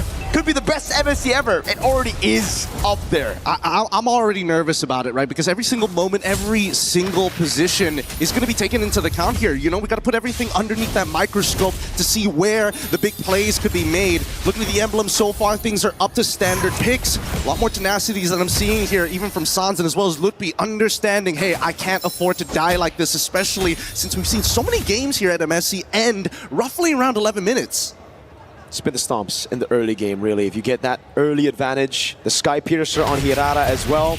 It was a pattern that we saw in the last few matches, even yesterday for Aurora Onyx, that whoever gets the Hirara seems to have an advantage unless there's a Fanny on the other side. Yeah, and that's the scary part, right? This early phase, so far, we're already seeing immediately attack on Sanz. And this setup here, at level 2, at level 4 for Kyrie, they don't find the kill angle, unfortunately. For the upcoming Turtle, though, it's going to be a little late for Sanz as well as Keyboy. We'll see whether or not they give it up. They're most likely going to give it up considering that Team Spirit already running double fighters and Hiko already making his way to proxy the wave. He's got to be careful, though. Needs to really be very careful. Onyx probably know they can't contest with a neutral objective. They might be able to go for the trade, especially if Hiko tries to cut very early. But thankfully, for Spirit, Hiko sees him, spots him out. Sour Ego is on this neutral objective. Now the Harley should be free. Just the retry. Keyboy making sure he pops that retry. Nothing is going to be given for free. And they're making sure that they're not, at least not wasting time, right? Really good defensive rotation from the side of Onyx, making sure that they're sending Kyrie and Keyboy to the top side of the map, denying the proxy and making sure that things are relatively standard for Kelra in his gold lane experience. We know it's just a matter of time until Kelra might make a super play of his own. The real question is, where is First Blood going to happen? We've seen Kimbaba rotate from the bot side. Unfortunately, haven't seen too big of a commitment yet. Oh, wow. Cloud shift here as well. Yep. Bomba's going to put some pressure down on Lutpi. Wanted to get a flicker at least, but Lutpi knows better than to actually use those resources early. He's going to stay patient with it. Kelra up top, though. It's so well played by Spirit in the draft, though. They ban out the Harriet, the Clint as well. Those are the two heroes that can really deal with the Paquito in lane. And because Team Spirit has red side, oh god, deadly matching. Some more with Sunset Lover as well. But back to the point, because they were red side, Onyx couldn't risk picking up the Moskov just because there could be that Hanabi threat. That's the thing, that's the thing. Every single time you come into these drafts, there's always that sneak peek on that red side. And so far, I like the way that, you know, Team Spirit have handled themselves, right? A slight evolution, not trying to go beyond what they need to do. They're still checking the boxes, and you can tell that Hiko, this side of the map is his, right? Even Keyboy has to be very respectful of him. Lutpi didn't use any of the resources earlier. Rapid Giant to be used up now. Shifting skies. Oh, it's a flicker. Kid Bomba with First Blood. Now he's getting the fatal links and a flicker combo, locking him down as Bomba can't go for the chain. Lantern Flare right there as he goes to the skies. Sunset Lover puts the thunder right down on Keyboy. Oh man, once again, Kid Bomba catching Onyx off guard.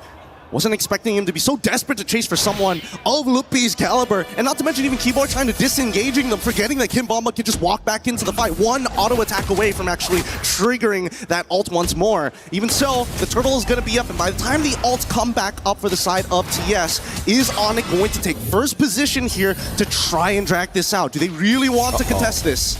Perfect match, already baited out by Keyboy, just with the G Kundo. Now Onyx holding control despite Team Spirit's early win. Stun coming down now. Shifty skies from Bomba goes in. Look, P doesn't get caught by it. Sour back again. Retreat battle. Rapid Giant. Good zoning there, and it's going to be the retreat from Kai instantly. They will disengage. Sawo trying to look for a trade, but it will not happen. Tactical defensive plays. And while this is all happening, Kelren just knows, hey, I get a free push here. Hiko, you can do whatever you want. You have the item power spike with a Hunter Strike. Sure, whatever. I will donate this to you, but just give me 5 more minutes. For the rest of the team, at the very least, we see that from Team Spirit's side, being able to kind of contest these neutral objectives is kind of the point. But at the same time, Lutpi is quite the problem with the Wrath of the Dryad. So taking first position may not necessarily be ideal for TS, especially if the flickers are available. Radiant Armor purchase coming in from Kid Bomba. Not to mention penetration boots from Sunset Lover. He's already putting a lot of damage onto Sans. And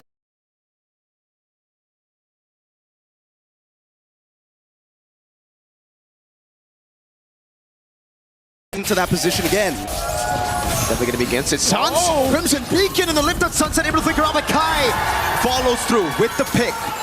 Did he get Sky Piercer before or after the kill, though? Is the question. As now Kai walks up again. Keyboy goes in with the way to Dragon. It's going to be cancelled out by the Fatal Lace and the flicker out, but a blazing duet from Kelra isn't enough to take him down. Kai right there. Kelra gets the last hit. Hiko now with the rotation. After the Dryad already there is Bomba and Zaur. Go for the trade out to Kai.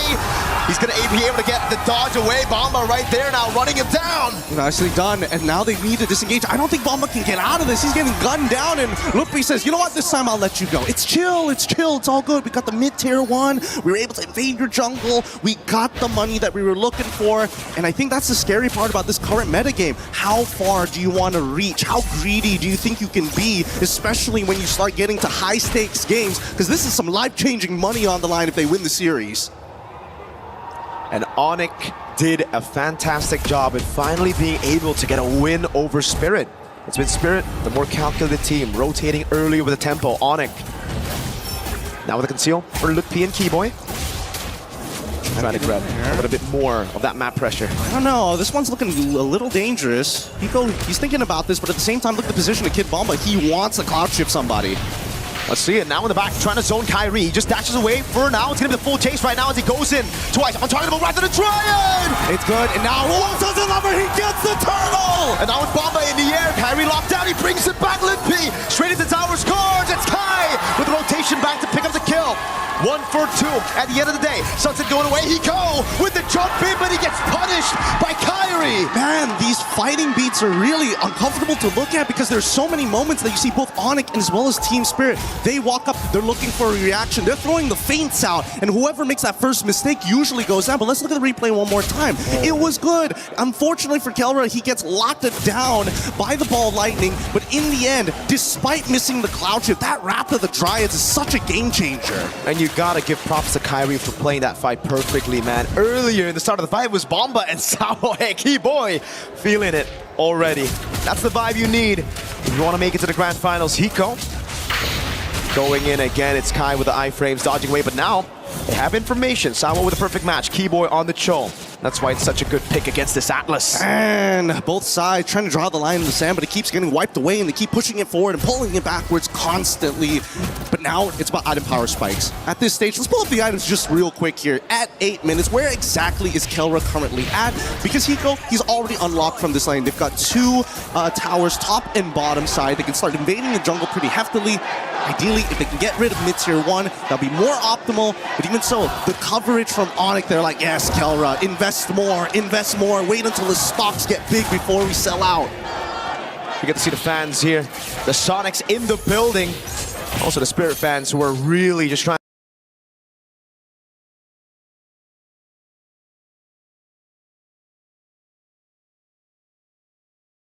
It's just a component for Corrosion side, so he wants to be active early. He does. But on the opposite end, at least we know, with at least 200 gold difference between the gold laners at the very least, just the cost efficiency of the fighters. Already 2 items down in the bank.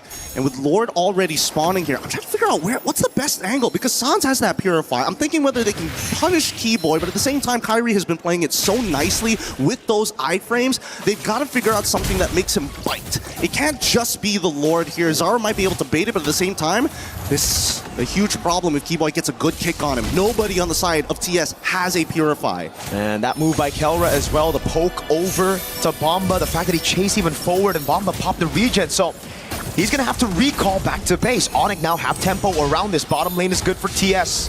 The ball lightning comes around for Keyboy. Hiko deals with the wave in the top lane, but the mid wave has been pushed in by Onyx, so it's just a battle of prio around these lanes. This is tactical. This is really, really tactical, and TS, they don't mind dragging this out. No one saw that ball lightning. It's all good, but I don't think it's over just yet. It's almost trying to force it. Now with the shifting skies as well. Sans popping up Crimson Beacon early. It's going to be him. Over the skies away. The dragon from Keyboy. Ball lightning stops it down. Sawo with the fatal links on tilt. Now it's him backing away. Zara Ego is down with the point with the deadly magic over on Sans as Kyrie waits for a position. Keyboy. Very risky game that he's playing. And Bomba walks back up. I think they've been chunked out too hard here, but Kelra, he might make the difference. Ball lightning connects. Are they going to full combo him? No. Doesn't have the ult.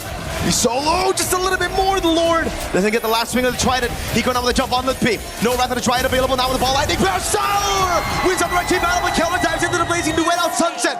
Has the BMI. Team Spirit want to chase. They want to go for further. Keyboy trying his best. Immediately into Thunderform, kicks him away, and Hiko catches one. Can they get a second one though? Nah, it looks like it's just going to be purple here. That's it. What a crazy fight. A crazy sequence of events. Man, this is really an RTS. it turned away from a moment to an RTS so quickly in these couple of moments. Lucky for Sawo that the Lord decided to go into his animation to knock people up, because if not, he would have been blasted there. Kilra had the right idea. You know, Sunset Lover already used the ball lightning. They were trying to punish him real hard. He still has that flicker, and that's the beauty of it. If he had Purify, okay, sure, I guess he's dead there, but so far, things have been pretty hot for Team Spirit. This is going exactly how we were expecting it, right? Double fighter comps generally take the advantage first. Later down the line, you're expecting that the marksmen are going to be able to not only outplay, but have enough damage to output. The scary thing is, with the gold standard, he's really good at chunking out your frontliners and still having that fancy footwork to get out. He's been doing that all game now, every single time, even before the golden staff, but even more so after it, right? The chunk on Bomba forcing him back. He's literally just been winning them these small wins before the neutral objective even starts. But it comes down to, again, the lane management in the side, and that's why right now Kelra's kind of chained, locked in from going into the side lane because of the Paquito, and Hiko plays such a good game here where he's never really in vision. Yes, and the best part is that he likes to stick his foot out in random spots just to make people feel like, oh, we got to be worried about the potential flank here. What about the tri-brush? What about... And then they won't, they just slow down. And I think that's the important thing here. Both teams need to really take into account every little detail that's happening across the map. And I think there are moments that I feel that Team Spirit are willing to 50-50 for, especially when they've got priority and pushing waves on their side. Back to Hiko and the Paquito, though, the choice of emblems as well. We've been seeing a lot of lethal ignitions, obviously. In the XP lane, it was mainly quick quantum charge. And that's what Hiko has taken. That inspiration from the XP lane Paquito into the gold lane. Now he's not, hey, yeah, calm down, man. Looking from the top-down view.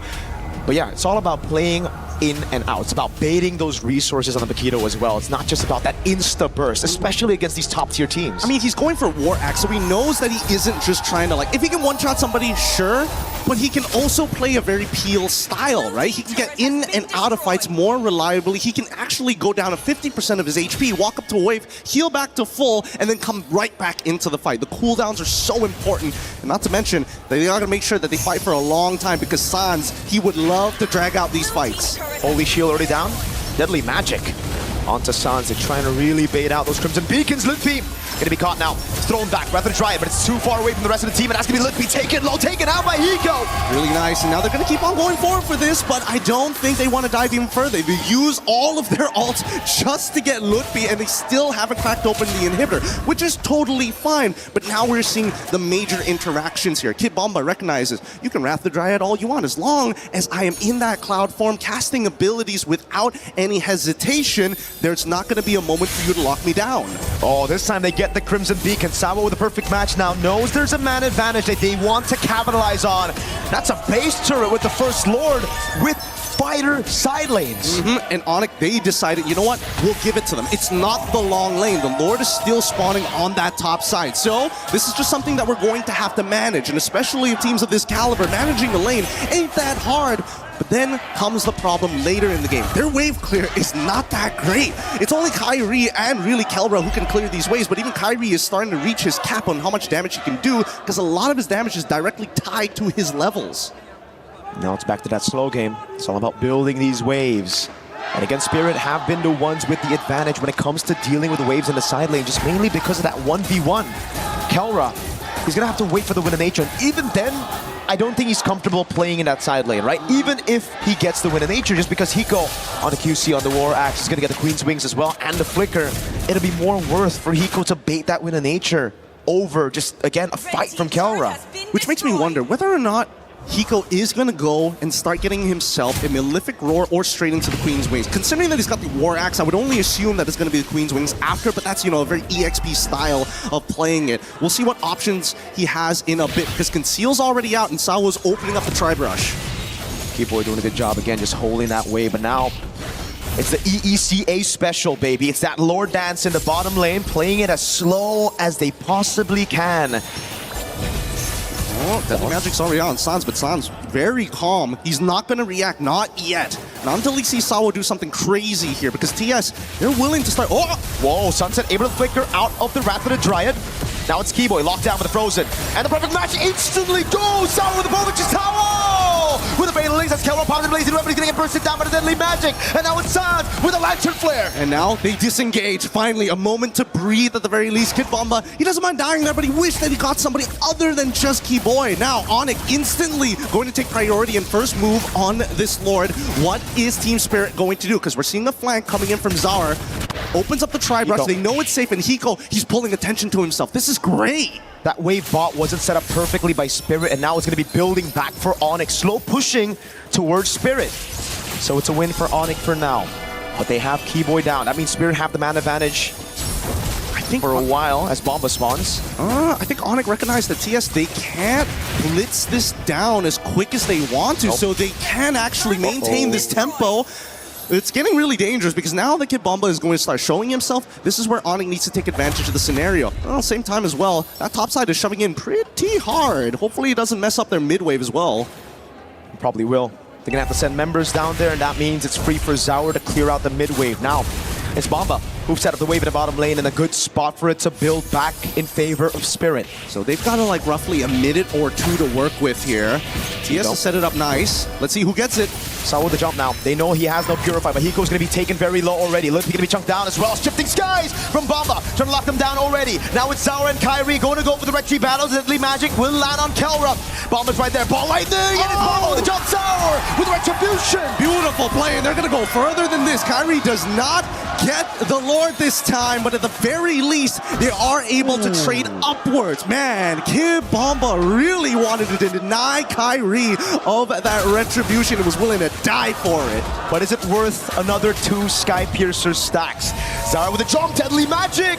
Kyrie needs to time this, but I think he's good anyways, right? Just gotta be careful of that Lightning Truncheon proc. Yeah, no, it's so safe. I really love the fact that, you know, once you get to a certain point with Hirara, you're like 3 seconds, okay, perfectly fine. Double iframes if necessary. I can wait for my combo points to actually come back up. As long as nobody threatens me in the meantime to force him out, generally will survive. Now let's look at the items one more time because we're seeing max build already from Hiko. And yes, he did opt to go for his third item to be the Queen's Wings on top of getting the Malefic Roar at the end, so he has that real 1-2 punch for Kelra if he doesn't build that Winds of Nature soon. Doesn't seem like he is gonna build the Wind of Nature.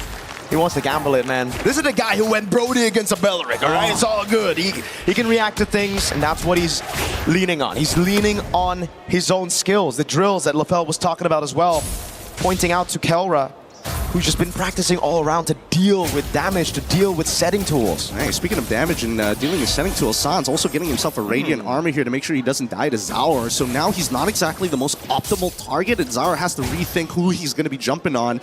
I would like to say Keyboy, but like half the time, those kicks really is more for disruption than it is for a big set, considering that both sides have some big haymakers ready to unleash. And I think Zaur's been playing like a really good game with the way that he's going in and out and trading the aggro. Very similar to an MMORPG raid. You have your tanks, they gotta cycle the damage between each other to make sure that everybody stays healthy. Uh-oh. Keyboy has a Shunpu. The Deadly Magic will actually bait it out now as Keyboy gets the Jikudo. Not a Shunpu again. Sawa with the Fatal Links, able to catch 2, but Keyboy will get the way of the Dragon to disengage for now. Hiko staying busy while that happened.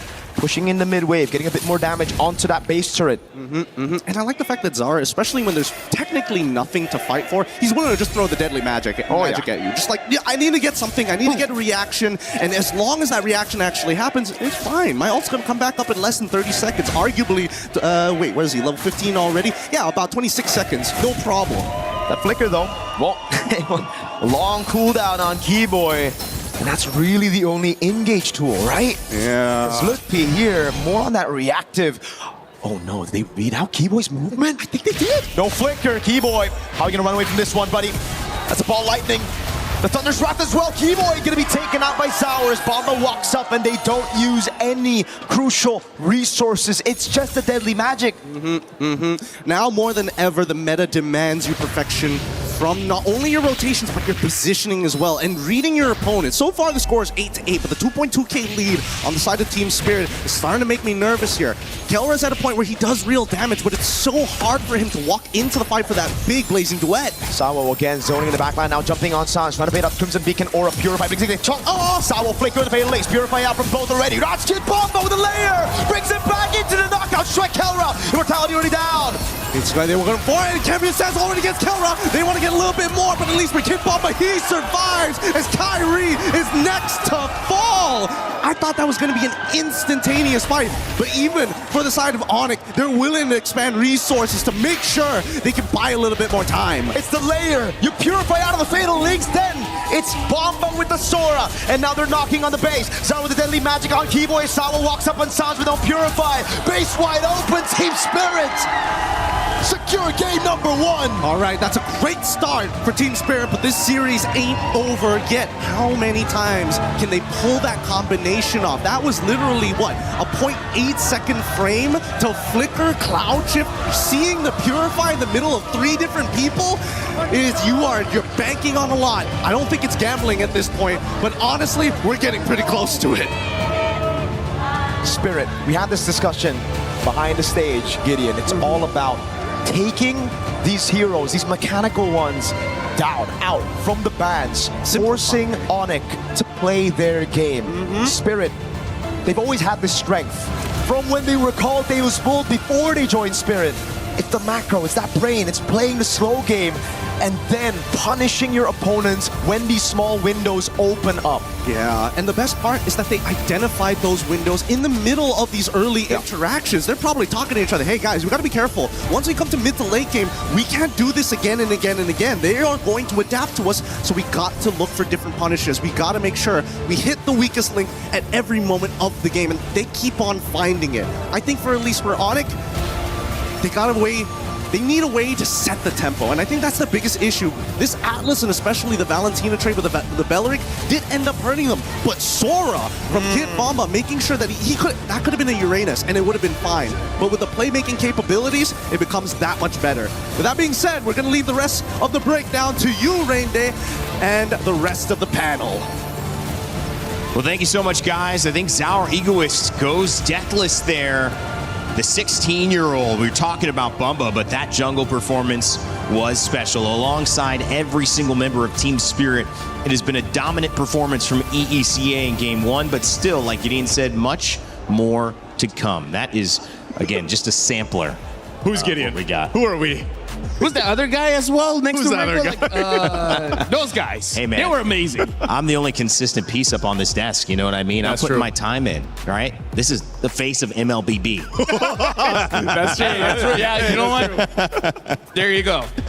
I will not add to that no matter what. Yep. We're going to leave it as that. All right, yeah, we're let's happy with move it. on. All right, going back to Game 2. No, guys, talk to me. Game 1, I mean, obviously, man, that was a great draft, but what did you like about it on Spirit side, or what didn't you like about it on Onyx side? Honestly, when you look at both sides, the drafts, I feel like, are great. Obviously, Keyboy had a really hard time at trying to utilize the Way of the Dragon, the kick, that ultimate from the Cho, to set things up. But also, there was just really good timings from Team Spirit to kind of layer the ultimates like they were talking about. If it's okay, we're going to stick on this graph here for a while because the big thing that I want to show you guys is Keyboy, damage dealt only 9,000. He's a roamer. He's not supposed to deal a lot of damage, but that also just shows he does not have a lot of forward momentum, right? Every single time he tries to go forward, he can't catch anyone. He's going to take way too much damage. So that's the first thing you guys got to look at. 111,000 damage taken, but only 9,000 damage dealt shows that Keyboy could not have much impact in this game, even compared to Sao. Sao did 15,000. That shows that he has a bigger impact compared to the rest. And look at Onyx as well. When you're looking at the jungle control, only 1 turtle and 0 lords. And we will be showing this in the telestrator later of how Team Spirit, they lost the first one, but then one quick adjustment, and then after that, it's all Team Spirit. Yeah. Also, you got to commend Hiko here on the Paquito because his patience, his timing, his window of opportunity that he waited for was a big part. Even in that last exchange, that last team fight that we saw, they expended some of the battle spells out, utilizing Sawo on that Atlas, but then Kid Bomba comes through, like the shifting skies, and then Hiko comes through after that to go ahead and capitalize the kills. So, you know, it's all about the layering. It's almost like a, you know, it's a really nice cake, basically, is what Team Spirit brought to Game 1.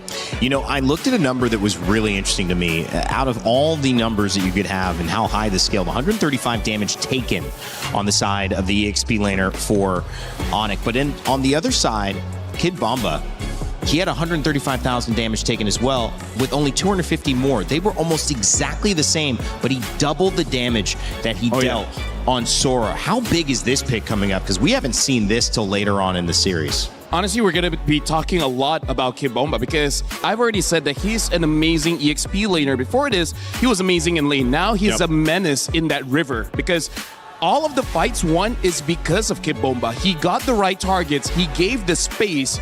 Honestly, he made it easy for Zara Egoist to do his job. And that's what you're hoping for, especially in a meta that helps the jungle when that EXP laner is jumping off to a start like that. Lethal, I know you had some stuff to break down here with the Telestrator. I want to see what you thought about Game 1. Let's get to it.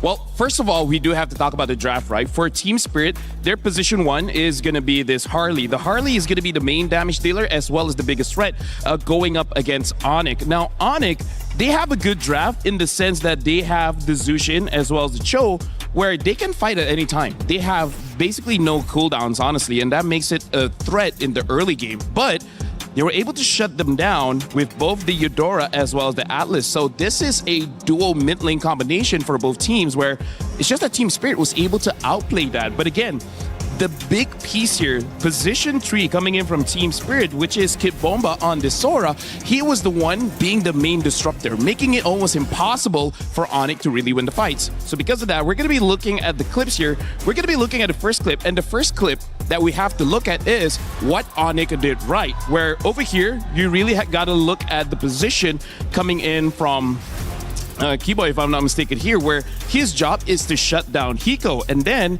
for Onyx, as long as Sans is free, he should be able to do a very good job. As we're going to be looking at the clip here, what I wanted to see, first of all, is look at this. Hiko had no stacks, had no champion stacks, by the way, so that he's not safe. He doesn't have the skills ready. But more importantly is the fact that Keyboy was able to kick him into the pit, making it so that he is a non-factor. But all the while, Sans, he's untouched. Look at this entire clip here, how Sans gets inside of the turtle pit, and then he's not receiving any damage. He is making it so that no one can really fight comfortably. And because of that, Onyx won because of their mid duo.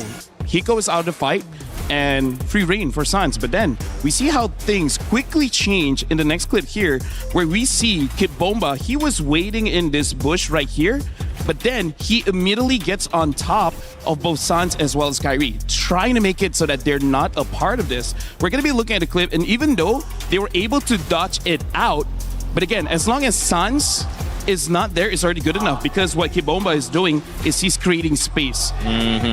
But the back, this is the last zoom in that I'm gonna do, because this is actually very important, and this is why Keyboy could not play the game. Okay, we're gonna be looking at here, and then we're gonna play the kick. You see how Keyboy, he did get the kick onto Hiko, but immediately you see that the stun got onto Keyboy, making it so that even when he connects the kick, he is a sitting duck. And then after that, all the damage in the world went over to Keyboy, making it so that he's just out of the fight. And then after that, it becomes so much easier for Spirit. As long as both Keyboy and Sans does not affect it, they're good. We're going to be looking at the other clip here. Again, you just got to look at Kid Bomba. He is charging in. I would say one of the best things about Sora in this situation is he can engage, and he has a lot of dashes going in. That makes it so that even though Onyx has incredible reaction speed, it's going to be difficult for them to really connect to that. Look at Kid Bomba, able to get Sans and Kyrie again. And then after that, even though he was stopped for a bit, we're going to look at, this is the important part. Boom. Wow. Goes in, finds Kyrie, making it so that he could not retry this Lord. And then Zara Egoist just basically gets it for free. we heard Miracle even asking, is it really worth it to give over that, Sky Piercer stacks? It honestly is, because even in this fight, you can see Kid Bomba once again disrupting the fight, making it super easy for the rest of Team Spirit. And this is why I say Zara Egoist had an amazing time, because he was never threatened. It's weird. It's like a more flexible Atlas, because the Fatal Links is like so telegraphed that you're trying to set it up, and Kid Bomba just had their number, man. Part of it is you want to just, if they had Purifies or if they have Flickers, you want to get those battle spells out. Yep. And either or can do that. That's why you can't really predict it, because they can just change it out. Either it's Kid Bomba that goes in, initiates, and then Sawa follows up, or vice versa, and then that allows our Egoist or Hiko to have that room to move around and capitalize on it. So it was just really good kind of mixing things up throughout the entirety of that game, where then Team Spirit continued to hone in on it. And yes, I think, as LaFell mentioned, Keyboy really couldn't play. Like, this was a really difficult Cho game to play. Tough. As a Tro roam myself, most played roam that I have, this is so difficult to actually go in for a setup. Well, this is now like kind of your turn, right, to respond. And we've seen this again, and many of the teams that we've been up to have responded, whether it's game 1 and game 2, or whether they wait a couple of games. What's the lesson that if you take away now, you think, LaFell, they can respond in game 2? The lesson that Onyx has to take is that they need a bit more layers in how they approach the fight, because the big reason of the first half of the Telestrator is the fact that Onyx had a good idea, kick Hiko, and then win the fight. But then after that, they just countered by the Eudora protecting Hiko on this Paquito. Even though Paquito is a fighter, doesn't mean that he doesn't need protection. He still got protection coming in from his team, and that was the response of Team Spirit. But we didn't see Onyx changing it up. The change that they could have made was wait for Kid Bomba to go in and then kick him out, right? Either kick him out or to burst him down very, very fast. So I feel like going into game number 2, they got to be a little bit more flexible. See who is the real threat. If Hiko's the threat, sure, fine, take him out. But if Bomba's the threat, even though he is an EXP laner, even though he's position 3, you got to give him that respect. Well, I want to ask a question about Burst, because Paquitos excels at Burst. But there's characters like Clint that also excel at Burst, and they're in the marksman side. Is it really the fact that it's Paquito, or is it the fact that they're playing off trying to stun Burst, set this up, win a fight quick, get a pick, and that's how their team is working? Could you swap that Paquito out for something just as effective, or do you think it's that important that now Team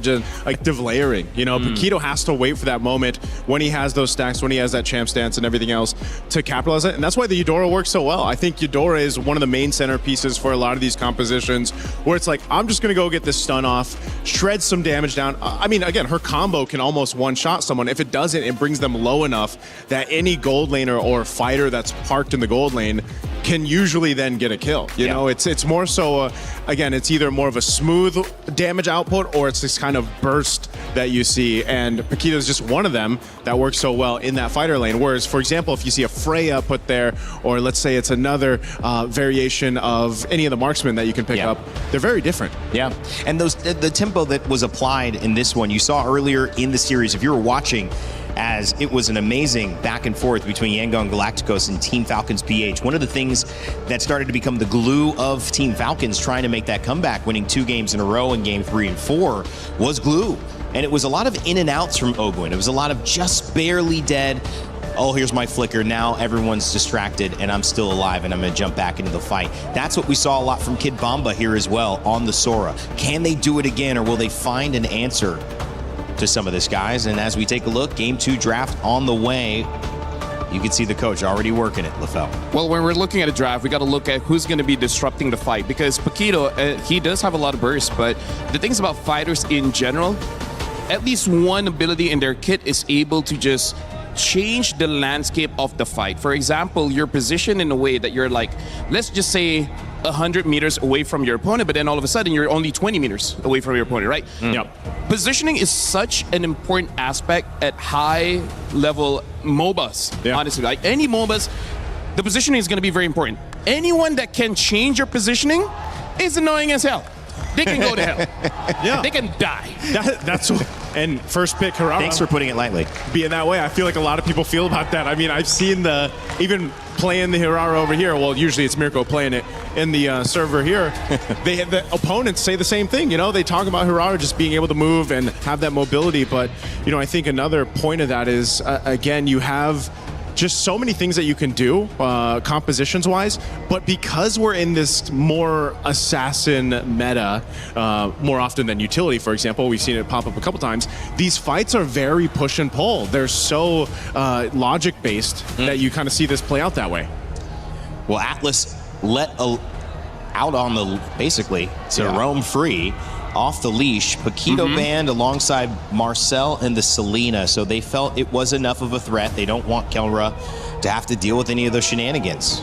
I like that even during the draft, Kid Bomba finds a time just to say I love you to Onyx, and I feel like because he knew he was gonna get the barrage, he's just like,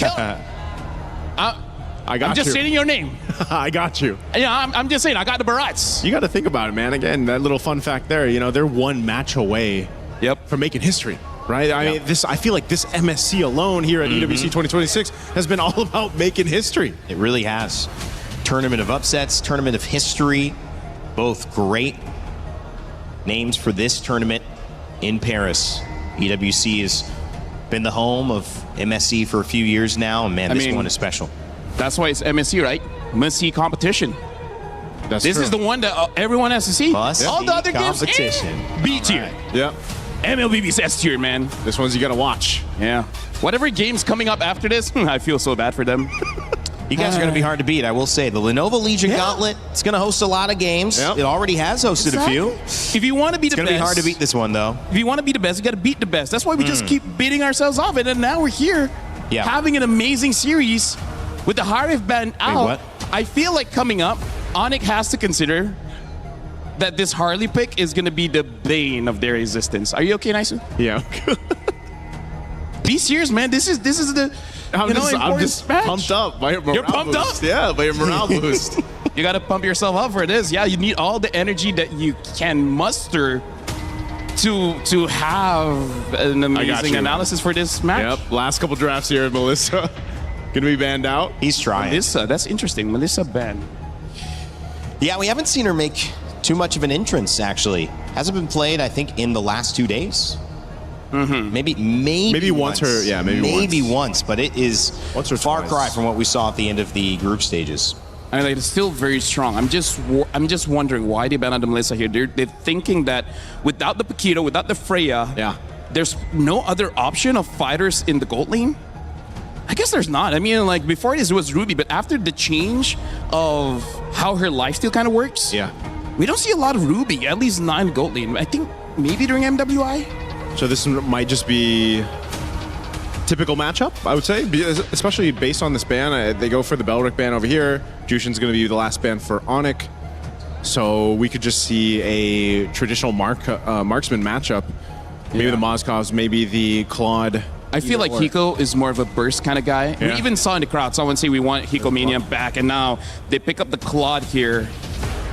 Gonna be interesting to see what Onyx picks up. I feel like the Moskov should still be pretty solid here, but maybe Kera wants to use a Brody instead. Yeah. That's what I was thinking too. Just for the sake of having that extra distance to work from. I mean, obviously Moskov can essentially do that too, but let's see what happens here. These last 2 picks for Onyx will round this out. I mean, this is pretty standard for the first 3 that they have. But now how do you complement that too? Because your Valentina, you're going to have the Fatal Links pretty much that you can capitalize on and play into. Barats for Kid Bumba, he said, thank you. I love you, some version of that. Happy to have the bite.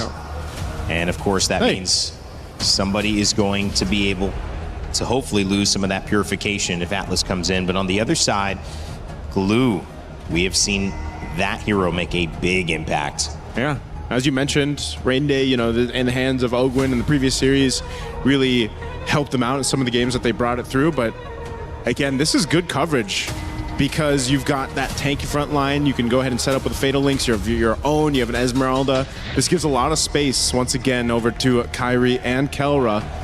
And again, I don't know how many. I don't know if Sunset Lover's just.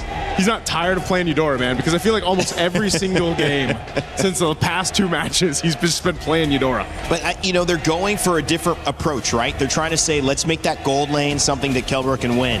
Is that the win condition here? Banning out the Paquito. We'll see if the Claude and Hikomania can occur. Guys leaning one way or the other? Quick. Oh, man, I'm going to have to go 4. I think I'm going to lean towards Team Spirit. I'm going to go to the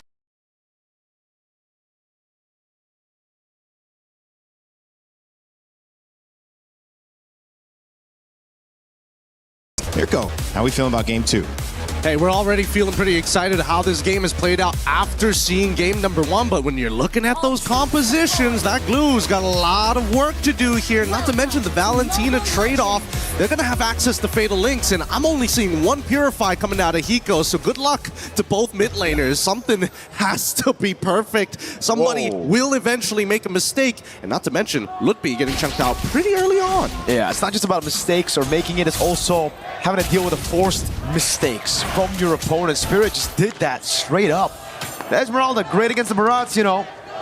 But if it's a 2v1, it's always going to be rough. And Bomba's really just capitalizing off of this. Trying to, I thought freeze, but no, he just goes for the contest anyways. Yeah, I think it's going to be a little bit tough here. But he needs the stacks, right? At the end of the day, once he gets into that max stack, it becomes a lot hard. I think Bomba got it. That's why he's recalling. Yeah, now he's happy. Now he has full control over this lane, right? The prolonged trades won't be as easy as it was before now that he has the stacks. Not to mention he's got way better wave clear as well. First invade here is looking dangerous. Uh-oh, it might be a kill. Straight up Keyboy. Slam, not going to give it to the pass straight up to a flicker on Sunset Lover. And that's the scary part, right? Urara's so good with the iframes. Oh, wait a second. This is dangerous. Now with the flicker around, now Zaur egoist. So Samo will sacrifice his flicker to give Zaur, or to ensure he gets his farm. Yeah, and he has to take it. If not, he's not going to have the deadly magic in time to start pressuring these lanes, and I think it's the influence of the lanes that really matter more here. Kelra, he's already in a pretty good position against Hiko. But for the time being, it's all about control. How long can they maintain this? The next 10 seconds is when that turtle is going to spawn, and Sans very close to level 4 here. They will have access to Fatal Links if necessary, but let's see what Sans does here. Samo's going to wait. Perfect match. Oh, that was a gamble that didn't pay off. Now Sans just steals away the Fatal Links for free, and remember, Sunset's not 4. He died earlier, missed a whole wave. Yeah, they got to give this up. I don't think this is going to be a contest, or technically it shouldn't be. They also still don't have an answer to Keyboard, who's able to just kind of walk up and does whatever he wants. Oh! Gets on the glue now. Oh my god, the stun on 3! Combo! Deadly magic coming out of Fatal Links. Sunset reacts to it, blazing new web. Keyboard going to be taken down. That's the SOD landing, but look, he's going to get taken out by Hiko. Oh, brother mans, Kid Bomba. I can't believe that they got not only a beautiful Detona's welcome, but made it collide into 2 people in the very first interaction of the game. That could not have gone better for TS in a position which technically wasn't even supposed to be theirs. And the reaction time of Sunset Lover reacting to the Fatal Links flicker combo from Suns as well. Turns out it's not just Kelra doing drills. Sunset's been doing it all the time as well. Bomba though, hey, buddy, you got the first play. Now it's going to be revenge. Yeah, I mean, Bomba accepts his fate. There's no way he's going to burn his flicker anyways there. It's like 4 guys? Really? 4 of them? Boys! Nice. Let's give Hiko a lead, and now immediately going straight for the plating. And I mean, that's the natural trade-off here, and understandably so, but definitely is more important for Kyrie at this stage of the game. He needs to get those kills early on. I don't know whether Keyboy can keep this up, but he needs to continuously harass and start opening up this map here. Not only are we seeing the man-to-man defense, but we're also seeing decisive action from both TS and as well as Onyx. Hey, if you're going to gank 4 people down here, we got to make something happen on that top side. And not to mention that Keyboy, even when he is playing defensive like he is right now, he is looking for Sawo. He's thinking, all right, if Sawo shows up, we can do something about this. If we notice that, hey, Zara actually is on the bottom side of the map, does he need to reposition? Because you can see both sides are leaning into that insurance policy at the end of the day. Ooh. It's not just the retry. Yes, Zara actually took that away. It's such a small win because it's the small little beetle, but hey, a win is a win. If you take away Hirara's main power, you know, being able to farm. Well, hold on. I thought Onyx were going to rotate up top. Instead, they're going to wait. I thought so too. Ambush. Keyboard slaps on the pass. Wow, Sawo gets a perfect match in time. Okay. Are they gonna punish this? Oh, that's already worth it. They bait out the Fatal Links. Interesting interaction with Cyclone Eye. Now they want more. Oh my God, Keyboy spat into Hiko's guns. Bullets, bang. That was the that was the most interesting fate of all time. Both sides were and finally it surmounts to just a single kill onto Keyboy's side, which is great at the end of the day for Team Spirit. They're going to be able to get this hurdle, and I want to see how they want to actually convert this into something real. They're playing such a beautiful game of MLBB right now, and it's such a... I love the dynamic of, you know, Yangon Falcons going, team fights, and then Spirit and Onyx being a lot more slow. Sawo knows there's no Fatal Links. That means he can open. That means he can try to actually feint out some of these, you know, engages. Hold on. Even to conceal to get more prio. Hold on. Valentina's waiting in the bush. No. All right. They're not going to dive this, are they? I mean, it's a little dangerous to do this at this stage of the game. And not to mention, there's kind of nothing to fight for on the map, right? The buff's already been taken on that top side. If they wanted to make something happen, maybe on that bottom side. But even so, they still are able to get the turret, which is great. And you get to really see the growth of Hiko as a player, Gideon. Just last year, against Onyx Philippines, Spirit were the ones to choose Onyx PH, right? Winning their groups, doing really well. And in the lanes, it was Hiko who got overzealous, wanting to solo kill Kelra, really wanting to put it out there that he could be better than the god of the gold lane. This time, he trusts in the team. He plays for the team. He doesn't try to get those 1v1s anymore. Actually, it's a little bit more than that, because Hiko decided to start... Oh, hold on. Wow, Sunset Lover! What a reaction again. Hiko stays patient on the Purify. Now Lutpi taking a brunt of that damage. Kid Bomba's trying to get the angle to pull Lutpi back. Sunset, what is he on? Yeah, I don't know. I was surprised that Kid Bomba actually didn't want to try for Detna's welcome to get the Purify out of Lutpi earlier. There's still like 35 more seconds until the next turtle actually spawns here, but this is working out perfectly. Come back to the point here. The fact is, he gets this turret for free. This fight, the reaction time here. Bang! I think he was reacting to Lutpi and it was hell no! It was reacting to Lutpi. Oh, what a chunk! Big Bonk now throwing him into the ball lightning, and it's going to be him taken out by the Thunder's Wrath straight up. Keyboy now 1-3-1. All it takes, a 2K lead for composition like this. Let's pull up the item list. What's Bomba currently on right now? Like, he seems a little thicker than usual, and that's why. He's got plenty of magic resist with that Radiant Armor. He's already building up to the Antique. With that gold gap. Oi, what? Sour picks up a kill in the mid lane. I think with the help of the ball lightning, that magic defense reduction. It's a natural combo here, and now they're going to get mids here. This is going to snowball out of control. This is going to turn into maybe even like a 6K lead. And Gideon, we were talking about that matchup. Hiko and Kelra, the gold gap, the difference is massive. Hiko got the golden staff at 6 minutes. He's on track to get it. 3-item power spike at 8. I'm really hoping LaFell can break down that moment when Hiko takes that top tier turn, because that was a team effort here. Everybody decides, you know what? We go invisible, we make the play. Oh, does he get caught at the... Oh no, he couldn't run away. Sawo made it difficult as well. Man, I really thought he had enough base defense to actually survive the whole thing, but man, with the shred and everything else.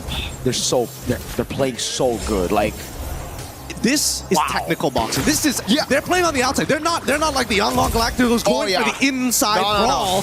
They're dancing on the out. Literally. This is great. Bomba, bro. Oh, moments like this where people who don't know high level are like, why is he wasting his ultimate? Cut to Zara. It's like, oh my god, another buff. I'm having the time of my life. And I gotta give it to Sunset Lover, man. So many of these plays have been set just by him wasting the resources, because by all means, Onyx should be able to capitalize on some of these moments. Sunset is a Eudora. This is a guy who's supposed to be vulnerable against a Fatal Links, against a Falling Star Moon, but he's just so clean, he's so good with it. He's playing hot. I think he still remembers the last MSC, right? The last time at an international, actually. When he was playing Farsa, he ended up getting hit by too many abilities, and I think he doesn't want to make that same mistake, especially with the qualification to the grand final slot for not only himself, but for the region. Zara, he's doing some real damage. Even Lutfi, that shield is not doing much for him. He's getting chucked out a lot of the time, and at least for now, let's see how TS wants to do this, right? 25 more seconds. Swift Trinity for Hiko. Ooh. And that's the damage! Oh my goodness! Lutfi's health bar! Blown out straight up! It's this moment here. They're not going to siege. They're not going to siege. He's not going to do it. It's not going to do it. But he's conditioning them, and that's the important part at high level. At the end of the day, Kid Bomba has shown so many Detona's welcomes that have so much value. The fact that he's charging it up, Onyx have decided behaviorally, I must respect it, and they start moving away.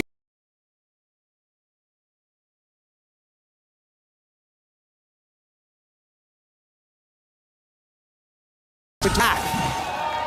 When can they attack though is the question now. I mean, it couldn't have been like this perfect, honestly. Like, he gets the Swift Trinity and they go and see Lutpi instantly bursting him down.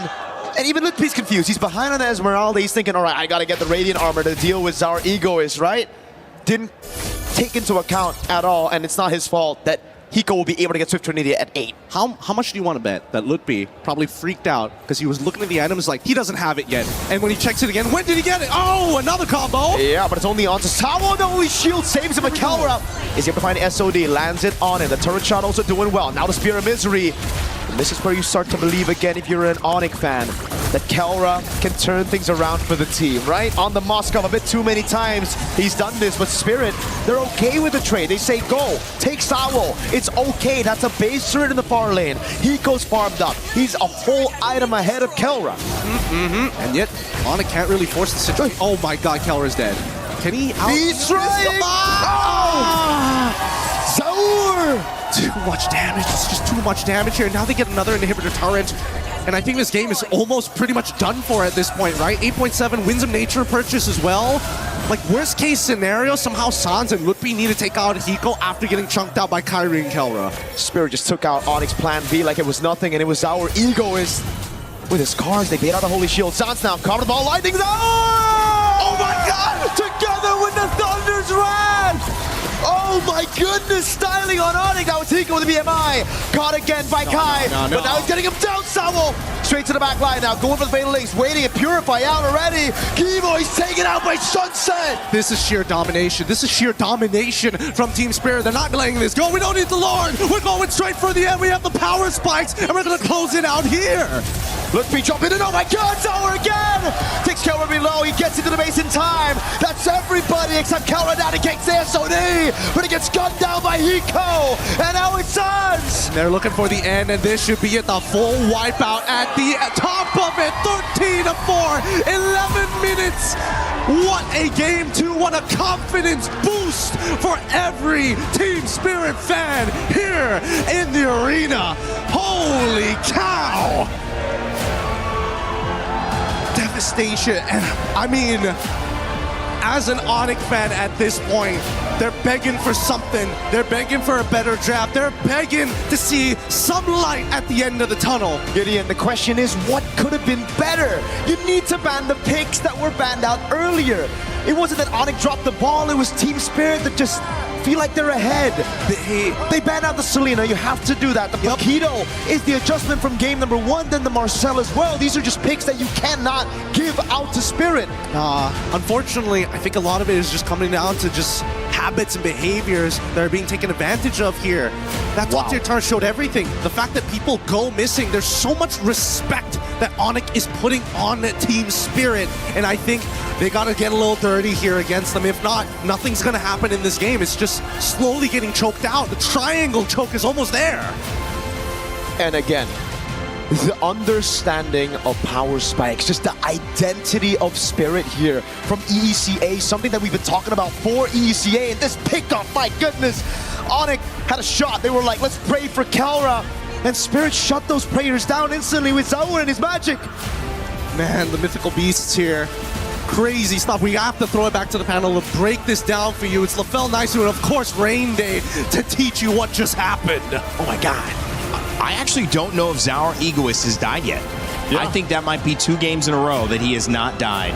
And this time on the Harley, putting on a clinic into the dismay of the Indonesian fans of Onyx, not only here in the building, but to the elation of that woman right there, Kid Bomba's mom, front and center, excited to see her son one step away from a guaranteed $500,000. Welcome back to the studio. Rain Day, Naisu, LaFell. Gentlemen, What do we got to say? EECA on the verge of history, but we saw that in our first series, and it wasn't over after 2. Hey, it's great for Team Spirit. I'm hoping it's not a sweep here but something's got to change. And I don't know if it's the family buff out there for Team Spirit, but they just gave it to Onyx, and it was across the board. And yes, Zarigos was amazing here. The burst damage, I think even Lutby again is still wondering just how fast that happened. But Kid Bomba is just making so much impact from now game to game. We talked about his Sora in the game 1, and now look at this, the Barretts that he was able to do. He himself zoned out most of Onyx. I mean, like, here's the thing. Team Spirit didn't change, right? The heroes changed, sure, but in terms of how they approach the fights, it's all the same. Like, during the draft, I feel like we're going to be seeing it a little bit later on, but Onyx, they ban out the Paquito, but now they're like, wait, hold on. The Paquito was a problem, but Bomba, man. Because the thing about the Barats, he basically has a winning matchup against everything in the current meta. Well, at least, meta picks. I mentioned, and I don't know, I mean, listen, the Atlas has worked and not worked. It's obviously high prio, but paired with the Barats, it just feels like too much. Too much you have to avoid. Not just that. And the Eudora. I was going to say, again, Sunset Lover. I don't know what it is about this pick, this Eudora, but he doesn't have to change it unless Onyx forces the change. Look at the damage dealt by Keyboy and Kyrie. That, again, shows how much that they are not involved in this game. So, Team Spirit, keep Bomba kind of like 1v4 and then let Sunset Lover, Sao, and maybe Rizal or Igor is just to be like, make sure Keyboy is not here. Let's make sure that Loopy is also a non-factor, because I feel like that's going to be the main part of his analysis, which is there's no front line for Onyx. That's the hard part about it, because now back-to-back games, we've seen Keyboy really struggle, right? He is known as being a roamer to set things up for the team. He's had so many amazing plays in his career, but we're seeing the struggle now, back-to-back games. And so usually when that's happening, when the roamer is struggling and having a really difficult time at trying to set things up, you really have to count on your XP laner, right? We're seeing the exact opposite, the contrast to that between Sawo and Kid Bomba. So it's like, what are you going to do for Onyx to allow that to actually happen? It's got to be Lutby and Keyboy to kind of figure that out, and the rest of Onyx to make this happen, not just in the draft, but obviously the execution. I know you're going to look at the draft. You're probably going to look at the game, LaFell. I can't even remember who was first picked or what the changes were. Was it Selena that was taken out earlier? Are they looking at mid? So I think that's an interesting thing, too. Where did they start to shift their attention? Break down what you were looking at and how you analyze game 2. So, first... Oh, thank you. So, I got you. So first of all, we're going to be looking at the draft here, and we're going to talk about how, honestly, things didn't change that much, because you guys are my fellow Americans. I'll explain the language that you guys understand. Right? Okay. Thank you, sir. Imagine this is July 4th. Imagine this is American football, right? Yeah. Yep. Over here, field goal. Over here, we got the quarterback, and over here, we got the running back. Okay. Now, here's the problem, like, when we're looking at Team Spirit, Kid Bomba, doesn't matter what hero he's using, he's the middle linebacker. He's always disrupting the play, always going for a blitz, either honestly, mostly for the running back, because he knows. You watch a lot of football. I'm so surprised you know the positions. What's going on here? I always have a lot of useless information. I just have to figure out how to use it, right? So either ways, back to the point here. Again, as the linebacker, he knows the read that it's always going to be a running play. It's never going to be a pass. So it makes it easy for Team Spirit here, where these two deal with the glue. And then that's it. That's your job. That's it. Kid Bomba, everyone else. But it's going to be easy because he just has this single target, because in lane, he's already dealt with this Esmeralda. And honestly, the clips aren't much. The clips is just how it's just Team Spirit basically outplaying Onyx multiple times. And it looks like Onyx, they're stuck in a rut where they're like, we're not used to the opponents responding faster than us, because there's two bad things happening here. First of all, Kid Bomba got a catch here, but then just a bit unlucky where Sawa was able to stun two members of Onyx. We're gonna see here. Okay, I think it was already passed, but also in behind, we can see that Sunset Lover was almost caught by Sans, and then incredible reaction speed, able to get out of it. And same as the second clip, it's just that Sunset Lover had amazing reaction time. So it really is just a situation where Onyx roughly understands what to do, but the opponents already see it coming, so they're able to respond appropriately. This is kind of like Onyx against Aurora yesterday, where they know that Kelra is the target. Kelra just survives, and then it's all good. Same here. You try to get Sunset Lover never gets caught. Maybe he has his But you guys understand the whole American football. Yeah. Of course. It's just that Kibomba disrupts everything. Yeah. I hope everybody watching has that understanding. There you go. That was good. That was good. I mean, football analysts as well. Maybe EWC next year as Madden or something. I mean, like you guys are Americans. I thought it would be appropriate if I be. This is a cheer for America right here. No, just kidding. That's a cheer because we see Onyx coming back out on stage alongside Team Spirit. Naisu, the question now is, how do you adapt? Because you do have to deal with what I think was quite eloquently put from Yangon Galacticos coaches. Just wisdom, just like what is showing up, what can I lean into? I don't have all the answers, but what am I feeling? What's going on in this game? And it's certainly that Kelra hasn't gotten off to a good start. Keyboy is struggling. Kid Bomba's too dominant. Zour Egoist hasn't died. Those are the things you're just trying to figure out. What's the holy plan that can come down to solve all these problems at once? You have to basically just kind of reset. I mean, every time we've seen a team in this, position, backs against the wall, you're literally facing elimination up to this point. The best teams out there reset quickly, and I know the coaching staff behind Onyx is able to go ahead and help them accomplish that. Again, these players have so much experience in this position in the past, but you have to focus on where you can. And like I said, XP and Rome between Lutby and Keyboy are big cornerstones to that, because every single time that we've seen Onyx make a big comeback or a possible reverse sweep, it's usually starting there and then allowing the rest of the team to kind of shine from there. I mean, their drafts haven't been bad or anything like that. No. They haven't been terrible. It's just more so they're getting, honestly, outplayed by Team Spirit. And maybe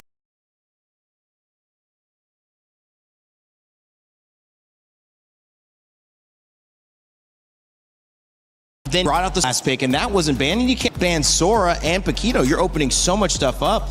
This is going to be tough. What do you guys think in chat as well? I know we have some online coaches. I won't say backseat coaches because this is no seat. But let me just say, if there is an idea, what do you think they should do? I know the conversation will continue along Reddit and all the comment sections. However, we want to let you know that there are other games going on, although maybe not as hype as this. This has been the place to be for sure. Must-see competition is what MSC now stands for, thanks to LaFell. Let's check over to Stage 4's Alliance Vault and have Milos give us an update on what's going on with Street Fighter, who is in France this week.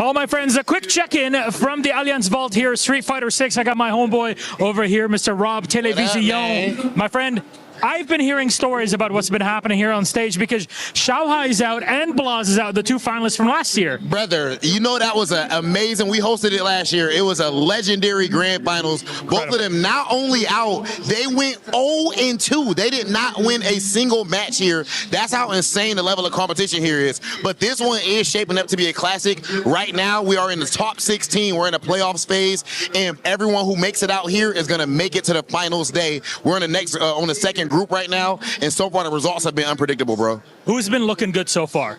Is Punk still goodness. in? Okay. Did he sit down? Punk. Oh, did he sit down this time and make sure he was locked in? Well, he did make sure he sat down, but unfortunately, he had to sit down for good as far as this tournament because even the Alpha himself went 0-2 in this event. But as far as somebody that's looking good, a player to look out for, Cryme from Chile, only 15 years old, and he is representing Team Falcons here. From Chile, that young, and he has already made his way all the way to the top 8, taking out Titans. It's one of the beautiful things about Street Fighter, bro, the generations. You have a 15-year-old playing against a 40-year-old. That are literally decades in between players in here. It's an OG game, if anything, in terms of competition. Thank you very much, my good friend Rob. Appreciate you. Oh, man, it's good to see what's been going on all over EWC. I'll send it back.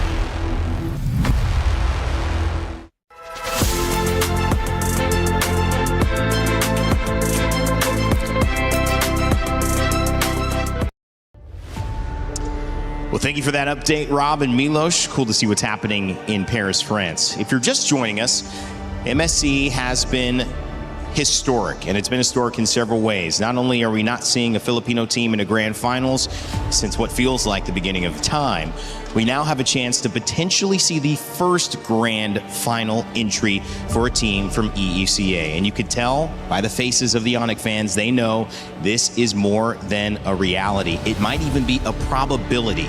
But that's why we have Lafell and Naisu with me here on the desk, because they're so smart. They can help us figure out how there might be a chance to claw this one back from Indonesia and Onyx side. And if they can, well, what does it look like?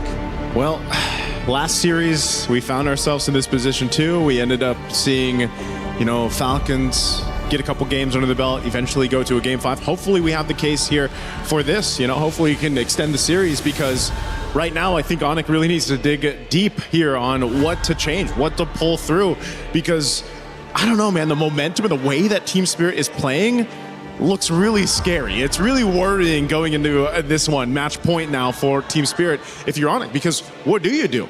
Lafell, it's like an oxygen tank, and you see it start blinking red, and you know you're too far away from home to refill. How do you handle a moment like this where survival's the only thing on your mind? Yeah, either under the ocean or high up in space. Yeah. Having that little oxygen makes it difficult for you to think, because that's how your brain functions. It needs oxygen for you to really process things. This is a very interesting way, though, to start off. They're batting out the Harley here, where Zara Egoist, just like you said, has not died so far. So they're trying to take that out. And I feel like the big problem here is that, do they go for the first pick Barats? Are they going to go Harara themselves again? They've been on blues. Okay, they do. They're not going to change it up. I'm just worried Team Spirit picks up the Barats, which instant pick, by the way. Instantly picked. And the Atlas again, which works so well. And the problem is, you pick up the Barats, he's going to stomp all over you. Does Onyx take the Eudora here? Because if Sunset Lover gets this Eudora, man, I don't know. Okay, good and bad. It's good to deny, but also it doesn't do much against the Barats as well as the Atlas. I mean, they can stun. Yeah. Actually, you know what? Take it. At least that gives space for Keyboy. That's kind of all you really need. Let Keyboy play the game. Do you not like your homeboy? Well, I hope so, man. I hope Keyboy can play the game, because right now they're going to go ahead and take this Harith. And I'd love to see if they do take the Eudora right now, because I just expect that to be the answer. They'll lock in the Belric. Okay, so now the Barats can stomp on them. I hope this Belric can stomp them. But is this going... I hope it's going to go XP, or is it going to go Rome? I think it's got to go Rome. It's got to go Rome. Oh, Isun Shin. Okay, YSS. We're starting to see this develop a little bit more, where we're seeing some of the flex happen later on in the gold lanes. Yeah. And in the Rome. And that's kind of, but this time, you have the Atlas exposed already, so it's the mid that they're kind of flexing, which, I mean, having played Eudora, is it really a flex? And she's still open? Team Spirit, they're just playing position 1 for Zao. He's going to be kind of the only one with good range to end the game. Yeah. Everyone else, just keep on fighting. Is this like one of those things where it's just like, you know what, funnel the YSS if you can? And maybe also Sunset Lovers like, guys, I want to play something else, right? I'm getting bored, man. Let me take a risk. I don't mind a Valentina game. Either Valentina or maybe Jushin's still open. Like, he could still, I don't know if he's going to want to pick that or not. Again, there's so many choices that Sunset Lover can actually go with. And, the mere fact that you've basically seen him on one hero for the most part, it's like, what does he have? Maybe there's a pocket pick even that Sunset Lover has here, but just they're already really covering the grounds well. They'll take out the XP options right now just to cover the bases. Like I said, we have seen the Belric go in the XP lane, but let's just say this is Keyboy's Belric. Now, what do you go from here? They are honing in on those choices for gold lane even, but we could potentially, I don't know, maybe we see Hiko pick up a fighter himself, because, I mean, they bailed out the Freya. The Paquito's gone. Mm-hmm. What's left in fighter territory for gold lane? That is a good point. Selena also available after being banned every game, and that could be something that Sunset Lover's okay swapping up to Lafell. That's a good Alice ban, because I was thinking of something like an Alice or Yuzong, because at this point, you got to win the lane against Kit Bomba, or at least make it so that he doesn't secure the first EXP crap. That's how you win the lane against Kit Bomba, and then after that, you got to start chasing either Zao Egoist or Sunset Lover. At that point, I feel like Lupi has to do what Kid Bomba has been doing. Yeah. And 1v3 or 1v4. If he cannot do that, that's GG. Spirit's going to end the game. They have to. I was wondering if it'd be a gold lane ban, at least to maybe take out the Klon or something, but they do take out Sunset Lover's Eudora. He just gets the Valentina anyway. I almost expected Valentina to be picked up for Onyx because you're playing against the Atlas here, but this is going to be a little bit different. Now these last 2 picks will sort of paint the destiny of Onyx throughout MSC right now. This is so crucial for them because these first 3 picks, not much difference, right, than what we've seen so far. But how do you supplement that main problem we're talking about? Lutpi especially needs to help Keyboy in this game 3 to set things up for the rest. Again, he just needs to win the lane. This Valentina pick, well, they pick up a Gord here, so I think that's how they're going to deal with Kid Bomba, have a Shred. But then for the EXP, they're going to pick up the Hylos. Interesting. Either Hylos or Urbeller can go to the EXP. It's not that bad because Barats is slow, but still. Onyx is taking a risk here with their draft. But, hey, c'est la vie. You know, it's a bit of a risk when you guys aren't even sure about how it's going to work. And the Burst and Clint come in. Spirit is also taking a chance here because they have 2 scalers in Clint as well as the Yeast and Shin. So the moment Onyx is able to win the first 2 turtles, they start controlling the jungle. That's going to be it. Onyx is going to win the game. Yeah. If Team Spirit wants to win this with this lineup, they have to essentially do what they did the previous 2 games, really set things up by layering it. But they have some vision to play around with. Again, a Valentina 2 to help things set up even more, depending on if you take the Glorious Pathway or the Wrath of the Dryad. So, I don't know, a lot of ways that Team Spirit can utilize this lineup. But could it be enough for Onyx? This could be their last chance, their last game at MSC. It could send them home from Paris, but a chance of the grand finals remains as long as they keep winning. It's up to Team Spirit to book their ticket and do it for EECA. It's time for Mirko and Gideon to get us to what could be our final game of the semifinals. One chance, one opportunity, a way to make history, another disappointment, or a chance at redemption, as Onyx might be able to take this game. But these drafts, man, I don't know about you, Mirko, but this has been a brutal matchup for Onyx, especially in the mid lane. It just looks so good for Spirit. Even a Clint pick here just to try to bully Kelra in lane. I think it's really good. Great movement here as well by Hiko to dodge the Synchrofish. And as we take a look at the emblems for this game number 3. We're making sure that everything's up to date here. It's making sure that they also have, right? Early flicker on, but Sunset Lover's in trouble. He's got no dash. Instantly mobilization, Kai with first blood. This time in game number 3. Priority makes all the difference here. They're going to get one more into Sawo, and Kyrie is already extremely happy with the scenario. 2-0, one of the better starts we've seen here for the side of Onyx. This is the best start we've seen from Onyx already. So we'll see if they can actually capitalize on this. Kyrie this time 2-0. So again, this could be it as well. Hiko with the flicker already. Great read by Kai to read that flicker. 3-0 for Kyrie in game number 3.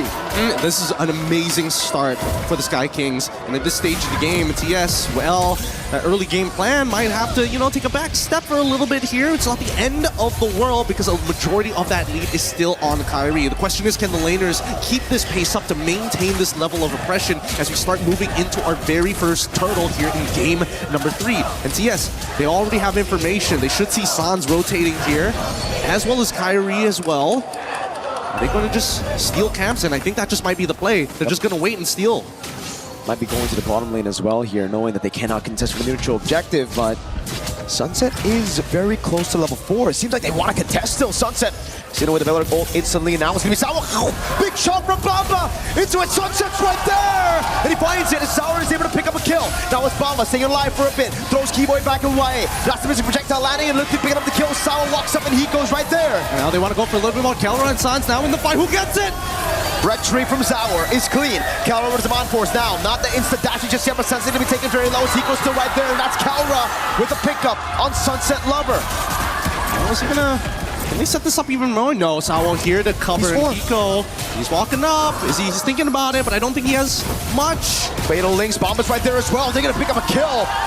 So it's TS leveling the odds back again. That shutdown on Kai put Team Spirit back on track. Yep, all right. Things back on track. Now we can go back to the game plan here. Level 4 has already been achieved, but let's look at that replay one more time here. Because again, Kid Bomba able to tank a good chunk of that damage, especially from that gush. Unlucky for Sans that he wasn't able to get a little bit more off of this, but once everybody got into the middle of this fight, even Kelra deciding, you know what, it's time to Zaman Force and start triggering the fight super early on. They were able to get something back here, and I think, wait, whoa! Fight. Keyboard just got taken out. Now the Mystic Gush comes around, but Sao's able to flicker around. Kelra jumps in with the Chrono Dash and is able to find one, but now look at the burst! Hiko has the flicker. Will he go for that last shot? Thinking about it. He's thinking about it. No. Kai's already on top of it. Gets the flicker as well. Nice. Oh, I really thought just a little bit more. Lutfi catches him at the edge with the glorious pathway, but unable to really capitalize on it. Darn you, mid-walls. But for now, I mean, we're back to a neutral state. Look at Bomba though, utilizing that chaos to get all of the turret shield. Still a bit of a win at the very least. I just love the fact that Onyx are now saying, you know what? We're on our comforts. We shouldn't be that scared. We can outplay this, right? They're getting a little disrespectful, and I think they've learned from the previous game, hey, if things are going bad, we got to instigate some kind of war. We don't have to fully commit, but once we get the green light, we have to initiate. Bomba with the cut under tier 2. Deep one as well. That is super deep, and Lutfi can't do anything about it. Great info from the rest of Spirit saying that Onyx responded in the bottom side of the map, and now Bomba, I think his job right now is to keep Kyrie here. He's going to reset that bump. Is it going to Detona's welcome him while he's at it as well? Doesn't see how many combo points. Ooh. Sounds able to flick around. Now the Mystic Projectile and the Mystic Gush as Kyrie walks over the immobilization, but now it's going to be the chop. Bomba doesn't land it. He has the flicker. He flickers out of safety. Keyboy's going to be stunned up by the Terrify of Sunset Lovers. Now they go for the taunt, and it's Bomba who gets caught. Still alive. Rather than Dryad, chaining him down. Bomba finally taken out as Kai gets his first stack of the Sky Piercer. Oh, but they don't get anything else on the map, unfortunately. They managed to clear the waves just in time, so no big convergence and no bigger trades for the side of TS. Onyx win it out. They're sending 3 members down as Kyrie's on top. Let's see the dispersion, because unfortunately for Hiko, he's got to recall at some point. He's got no mana. Yep. I think now was the right time to recall. Sunset Lovers looking for the angle. Now on Kai. He goes for the dash. He's waiting for it. Oh my god. He timed it perfectly down the route to try it. Sunset Lover. 3 games in a row having one of the best series performances. Man, Sunset Lover, the prodigal child, is back. They don't want to go. At least Kid Bomba didn't have his flicker there. That'll. Oh! Sao fatally straight into Hiko! Keyboy with the rattle to the Dryad, but now it's going to be the chase as the conceal gets used up by both. One into the bottom lane. It's Bomba. He's going to look to try to bait out the Purify from Kelra. Zaman Force coming out. Sao with a perfect match. He's going to try to go for the dive right now as Kelra is able to go for it. A few more hits. Big chunk. Purify out from Kelra. Don't punish just yet.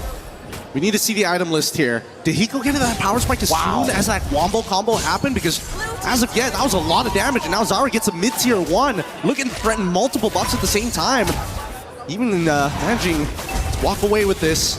Bit early on the retribution. Let's look at this one more time, because again, a huge catch here, especially onto Zans, who's very susceptible to this Atlas at the stage of the game. He doesn't have that Purify. He's got to make sure that when he positions himself, it's very much when he has that info, but at the same time, nobody can really stop Sao from getting in on the fight.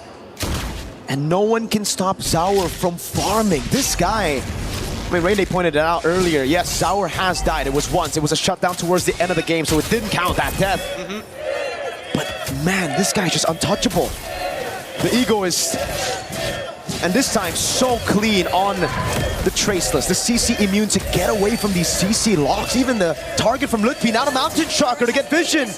Yep, we've moved from technical boxing. There's still aspects of being on the outside, but you can see that Team Spirit, they want to get on the inside. They want to make this as messy as possible, because when it is messy, you are blinded by what is happening around you. And so far, Kid Bomba and Zara Egoist are the biggest winners in those cases. This is a huge lead, 3.2k, 7 minutes in, and Hiko is still gunning down these turrets. This is why you got to watch these games. This is why you can't just look at the stats after the game.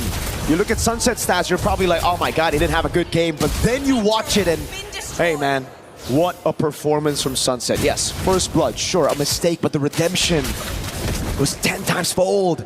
That mistake. And now Sao zoning Kai away from the jungle. Plenty of damage dealt all across the board. Sans actually getting some pretty decent damage. However, The way that their leads are working. Oh, it catches! Max range, now it's the rest of the team. Look, P's right there. Oh! Baits the flicker out from Sans, and now it's free for Salo if he wants to get Sans. No way! He didn't see the Jets right underneath them, pushing him right into it. Holy! TS are not missing a beat as of right now, and their mechanics are so sharp, it hurts. It hurts to be an Onyx fan. They're hoping that at least an outplay would come through, but with a 4.6k lead, unless that shutdown is on Zara or maybe even Hiko, I don't see it happening for now. They already lose their shielding down by the mid lane. That's fine. They still have their side lanes to work for, but they still have 33 seconds. And it's all about just waiting right now. Spirit have everything they need to close it out. Oh my god, Zara already Malefic. Holy Pull up the items. I want to see that right now. What is Zaur on? He's level 14 at 8 minutes. This could be the fastest level 15 in the tournament. Hyper efficient as well. Doesn't go for the BOD. Goes for the hyper efficient items to make sure that his power spikes are alongside with how strong Hiko is with the Berserker Spirit and Endless Battle. Once he gets that Malefic gun, the sieging will begin. If he gets a Screen Crab and the Orange, that'll be the fastest level 15, I think. But he doesn't care. He wants to stay objective. TS on the Lord, about a shocker for vision. They want to dance around this for just a little bit. Look, B.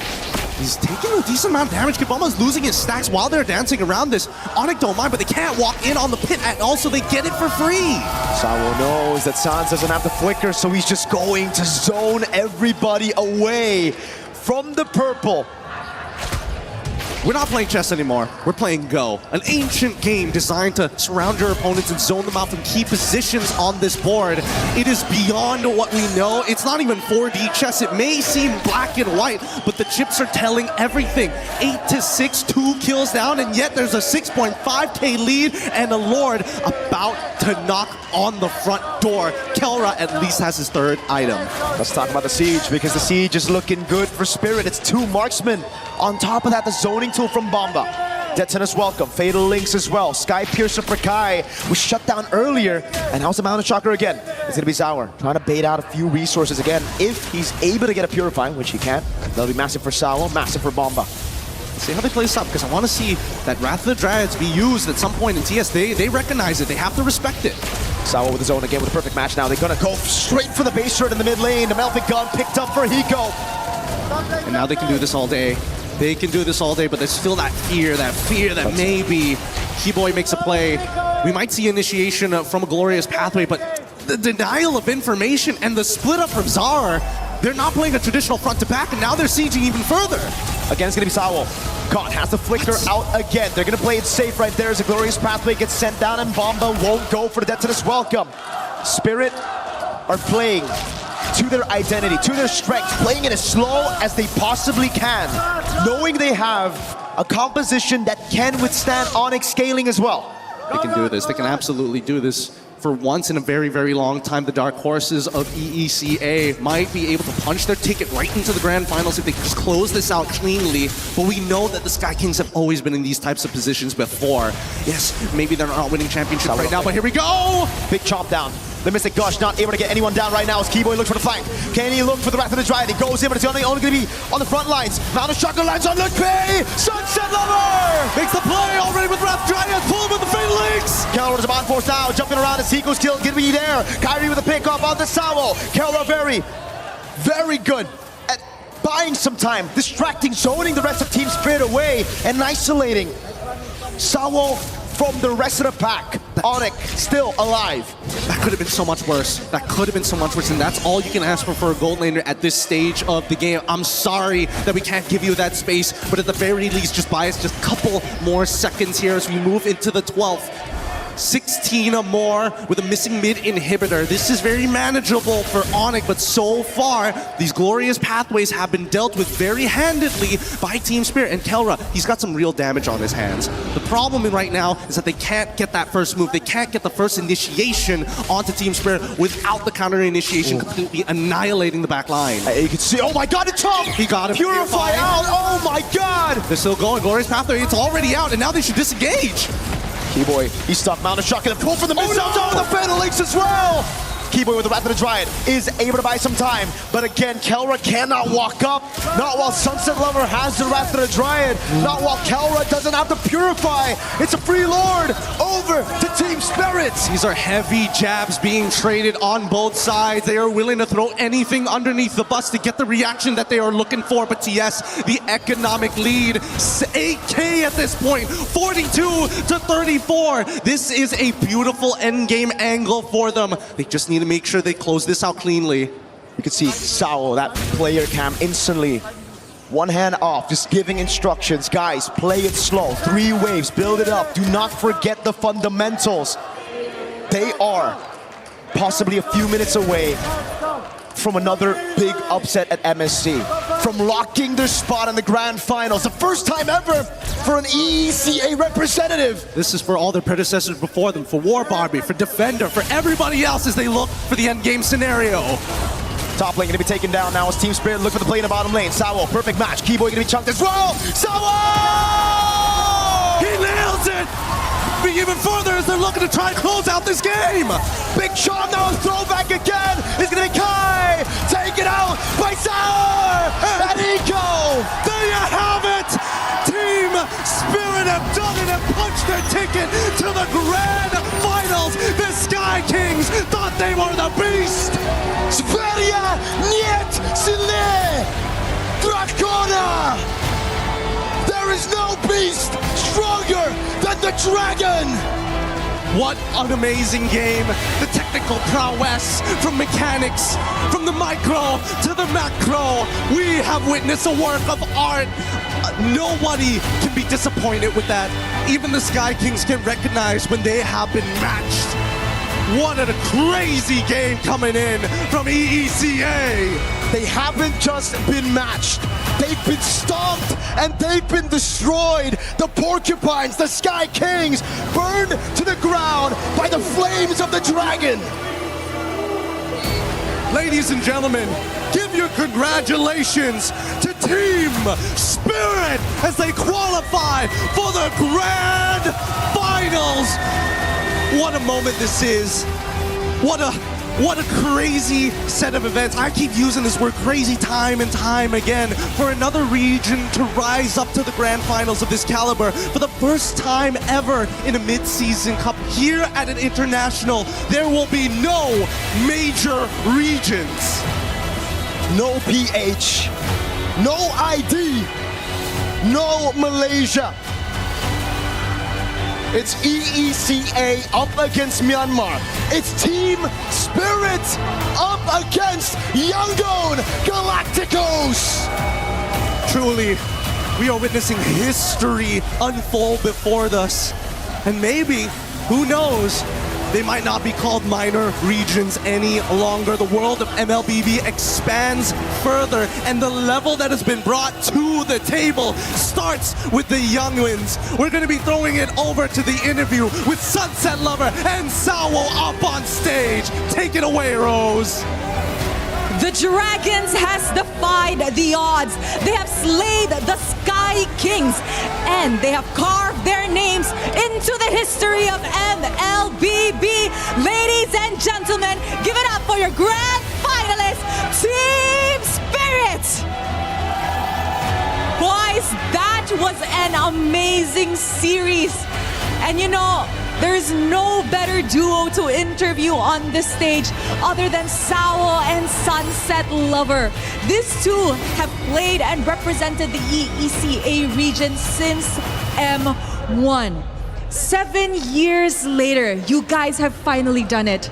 You guys are bringing EECA to the grand finals. How are you feeling about it, Sao? I'm so happy, but we still not did it, so everything tomorrow will be. The job is not done. What about you, Sunset Lover? How are you feeling about heading into the grand finals tomorrow, a first in your region, history being rewritten? Of course I'm happy because we're doing a lot of work and finally we show that we worked a lot. And tomorrow we still have a big job, you know, and we need to win. Yes, there's definitely a big job tomorrow, but like what Sunset has mentioned, they've been through a lot. Roller coasters, up and downs in a span of 7 years. I want to ask you guys, what kept you guys going? What was the main motivation to keep on pushing? Of course, being the champion on some world tournament and on world championship or on EWC, we don't care, we just want to be champions. The passion is what kept them going. And boys, I am super duper happy for you guys. Now, of course, we know that you guys entering the grand finals tomorrow is history being rewritten. But not just for you guys, but for the whole ecosystem of the MLBB, where tomorrow you guys will be going up against Yangon Galacticos. Sunset Lover, what does this tell us about the ecosystem of MLBB? Does it mean we're actually finally starting to see new faces, new regions come out? Are you guys starting to become stronger?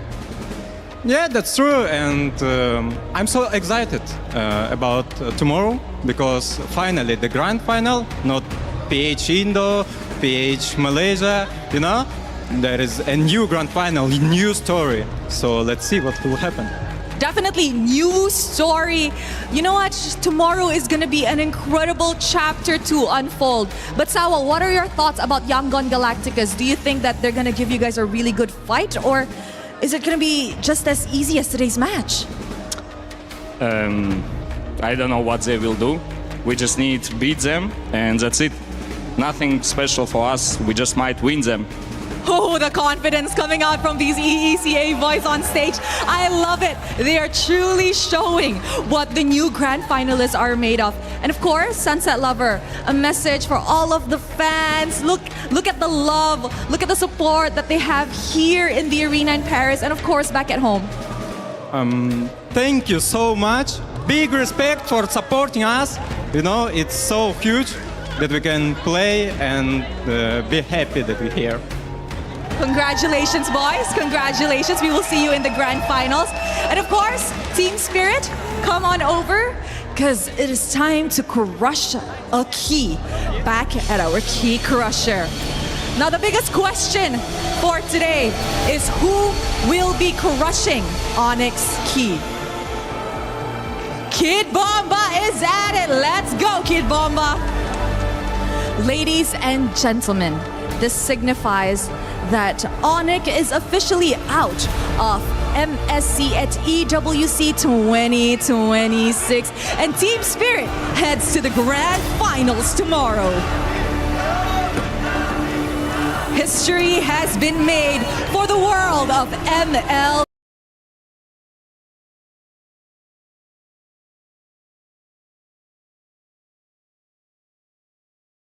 It was clear with Myanmar going to the grand. And now it is made again with EECA and Team Spirit claiming a spot next to them. History will be rewritten. But what does the future hold for MLBB? Something new, that's for sure. And as destiny collapses and dynasty falls apart, you see that the unknown is where MLBB is headed. And maybe that just means space. Maybe it means right down here on Earth. Maybe centered around Europe or something like that. We'll have to wait and see as these two teams now get a chance to battle it out, guys. Oh, man. What a day of games. What a day of games. History made. I like the smile there, the satisfying smile of Kid Bomba there as they crush the key of Onyx, because again, he heard it in his interview leading into the matchup.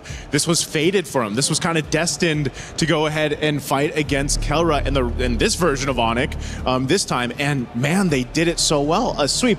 I honestly didn't expect it to be a 3-0 here, because who would have thought? Who did? I don't think anyone expected a 3-0, LaFell. In your wildest, promising, most ambitious and positive looks at what Team Spirit did, you still felt after Onyx's performance yesterday, taking down Aurora, that they would have a chance here. Yeah, here's the thing. This is why it's really hard to call anything here in MSC. Ever since day one, we think it's going to be a full series. It's a quick 3-0. We think like, this is going to be a stomp, and it becomes a full series. We anticipate this kind of draft, and then something else just develops. Something about MSC here. Something about Paris. Let me just say, quite a few organizations, I really feel like they should start lobbying just to have all of these major tournaments in Europe, because we got to talk about the support as well. Usually Team Spirit, whenever they're playing outside of Europe, They have some support, yes, but nothing like this. No. And we can definitely see that it's helping them quite a lot. And he said it doesn't matter. He said, oh, there's no buff from having my mom and my sister here. I don't believe it for a second. I don't believe also... The way that he plays, bro. And I feel like they're winning over the fans. They're not just winning over, and this is for Myanmar's case as well. These people are now becoming different. They're becoming idols. They're becoming people who fan support of the teams that have lost, which are many of the favorites, many of the regions that are normally here going, you know what? These guys are doing something. I actually support them. They're the new chapter. Yeah. And this is the new era. I think a lot of people, they've been discussing that, you know, and some people are really holding on to, oh, maybe we still have one more Philippine to make it to the grand final. Maybe it's going to be Indonesia. But just as we heard there from Sunset Lever, this is going to be the first time and an entirely different story now that there's not going to be Philippines, Indonesia, Malaysia included in that grand final. So now, if you're just a fan of MLBB, you got to choose a side. Who are you going to be rooting for? Honestly, I feel like for most MLBB fans, it's one of the rare times they can be happy with whoever wins that one. Otherwise, they would just be like, nah, your team sucks. Nah, this guy sucks. And it's like, hey, you know what? Congrats. I love it, man, because, you know, you get to see the clash of the fans, the clash of the trash talk, which is different. And it just is so great to see after, you know, you look at the story of Zaur Egoist as well, 16 years old. And if you talk about it's been since M2, what is that, 6 years? So the guy was 10? 10? So since he's been 10, this moment's been coming for him to get on stage and say, hold on, let's do something different here. Perfect timing to see the reactions here, too, because just as Zaur Egoist, you know, having him come into this lineup of Team Spirit, again, last time we saw him in the international, he couldn't play, right? He was too young. So then he comes through, and you have these new generations of junglers and just players in general, but especially junglers, because that's what we've been highlighting here for MSC. And he has been putting on a clinic alongside the rest of the team. And I feel like just the way that Zaur Egoist plays allows Kid Bomba, allows Sao and Sunset Lover and Hiko to do everything they need to do across the map, you know? And that's, I feel like, one of the biggest difference factors for a lot of the teams that have been playing in this MSC. I gotta say as well, Kid Bomba is probably gonna be one of the scariest guys in MLBB for now, because in game, that guy is destroying absolutely everyone. Like, imagine being an EXP laner and then just causing this much destruction. Before this, it was Hanford. But now it's the era of Kid Bomba. Like, this guy is a bit much. On the Barat, sure, meta pick, but then he uses Sora. And some would argue that might even be more scarier. That's Sora. That was the problem, because I think they thought, well, we took the Barats away, we banned it out, but he still got the upper hand. That's just Kid Bomba doing Kid Bomba things. We've seen his family, we've seen the emotion from Team Spirit, but there's an emotion on the other side of this, and that is, of course, of Onyx, who have to go home. We talked with Kid Boy in an exit interview with the Eterna to hear how he's feeling. We are now backstage with Keyboy after that loss against Team Spirit. Keyboy, may we ask what's going through your head right now? Indo aja. Boleh. Ya emang Team Spirit lagi kuat aja. He thinks that Team Spirit are very strong today. Apakah ini just eksklusif di MSC atau sebenarnya dari awal-awal, dari sebelum-sebelumnya pernah ketemu Team Spirit, mereka udah kuat? Memang kuat. So even from before, he said that Team Spirit has been a very strong team. How is everyone handling the loss, Keyboy? How is everyone handling the loss? Teman-teman Keyboy gimana tadi pas kalah reaksinya? Ya pasti sedih lah pasti. They didn't take it as well, even for everyone. Keyboy, what were you expecting here at MSC? Kamu expect-nya gimana MSC kali ini? Ya yang penting kasih yang terbaik sih, kalau yang kalah belum rezeki aja. They just wanted to give the best, and if they lost, then maybe it just wasn't their luck. Keyboy, what was different about MSC this year? It looked like Onyx struggled in a few of the matches. Could you tell us more about what happened in this particular MSC? Was it the meta that was difficult? Was the other regions just a lot stronger this year? Is there something that you could tell us about that? Kalau meta sebenarnya aman-aman aja, cuma emang region lain lagi lebih kuat-kuat aja sekarang. For the meta, it was okay. They adapted to it okay, but it seems like all the other regions from the rest of the world just really got stronger. Were you also surprised that Yangon moved on to the grand finals? Enggak. Oh, so you expected it? Gua nggak expect maksudnya. Oh, so he also did not expect. So it's boiling down to a very different MSC this year. But Keyboy, thank you so much for everything that you've done with Onyx as well. Do you have maybe a message to everyone who flew all the way from Indonesia to come here to support you and your team? Ya buat semua yang udah support. Ya sorry juga lah karena mengecewakan lagi dan lagi. Cuman ya emang begitulah jalannya. Kita bakalan usahain buat kedepannya lagi. For those of you guys who supported us, thank you so much for the support, and we're really sorry that it's another disappointing loss, and we will try our best to do better in the next coming future. Keyboy, other than your bronze match, what's next for you? Keyboy, abis match ini mau ngapain lagi selain bronze match yang akan terjadi besok? Nggak tahu sih. Keyboy doesn't know yet. Okay, I think he's taking a little bit hard. It's okay, Keyboy. Thank you so much once again. Thank you. We're gonna throw it over back to you guys. Well, Yangon Galacticos Team Spirit are the ones that move on. Keyboy sharing his thoughts. Not too much to dive into there. Obviously, a bit close to the chest how they're feeling. Still not a lot of time to process it either.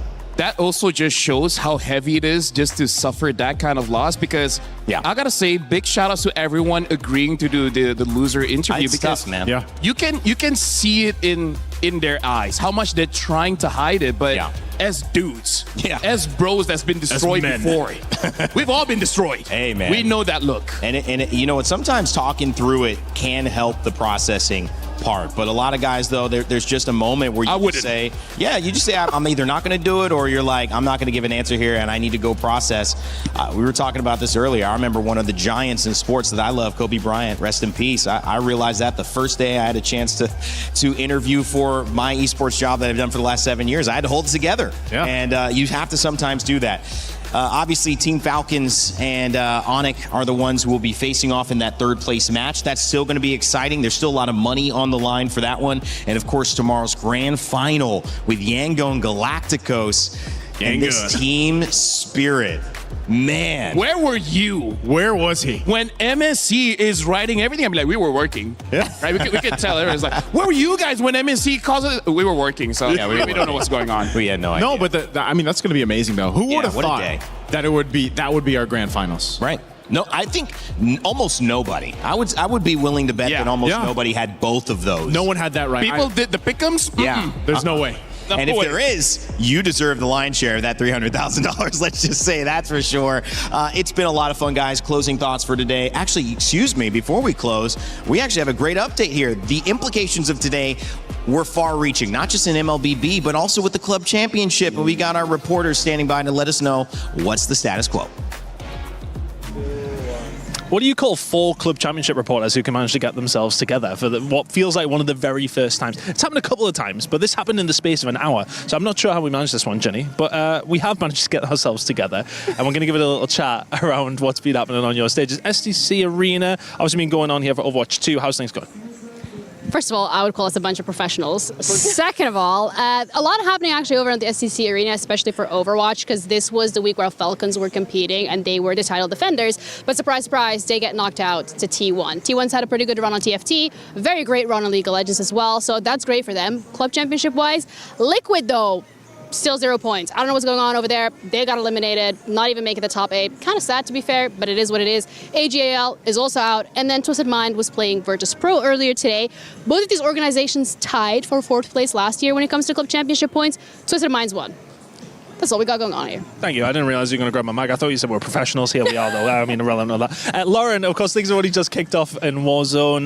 Not necessarily too much to report, but I mean, it's always an interesting one when it does come down to the club championship because Falcons are always so favoured. They are, and they were definitely one of the top teams coming into this entire week. However, after yesterday's performance, they ended up in 7th out of their group, which is not where they were hoping to be. So they don't play until the second half of today, but they'll definitely be looking to pick it up so that they don't get eliminated, because we are sending 6 teams home, 3 from each group at the end of the day. On the positive side of things, though, and you're talking about Twisted Minds, Ginny.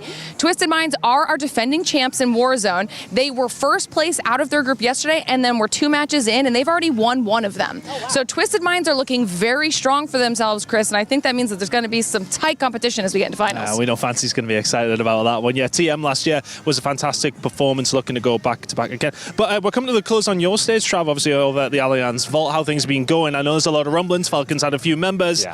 Not so much anymore.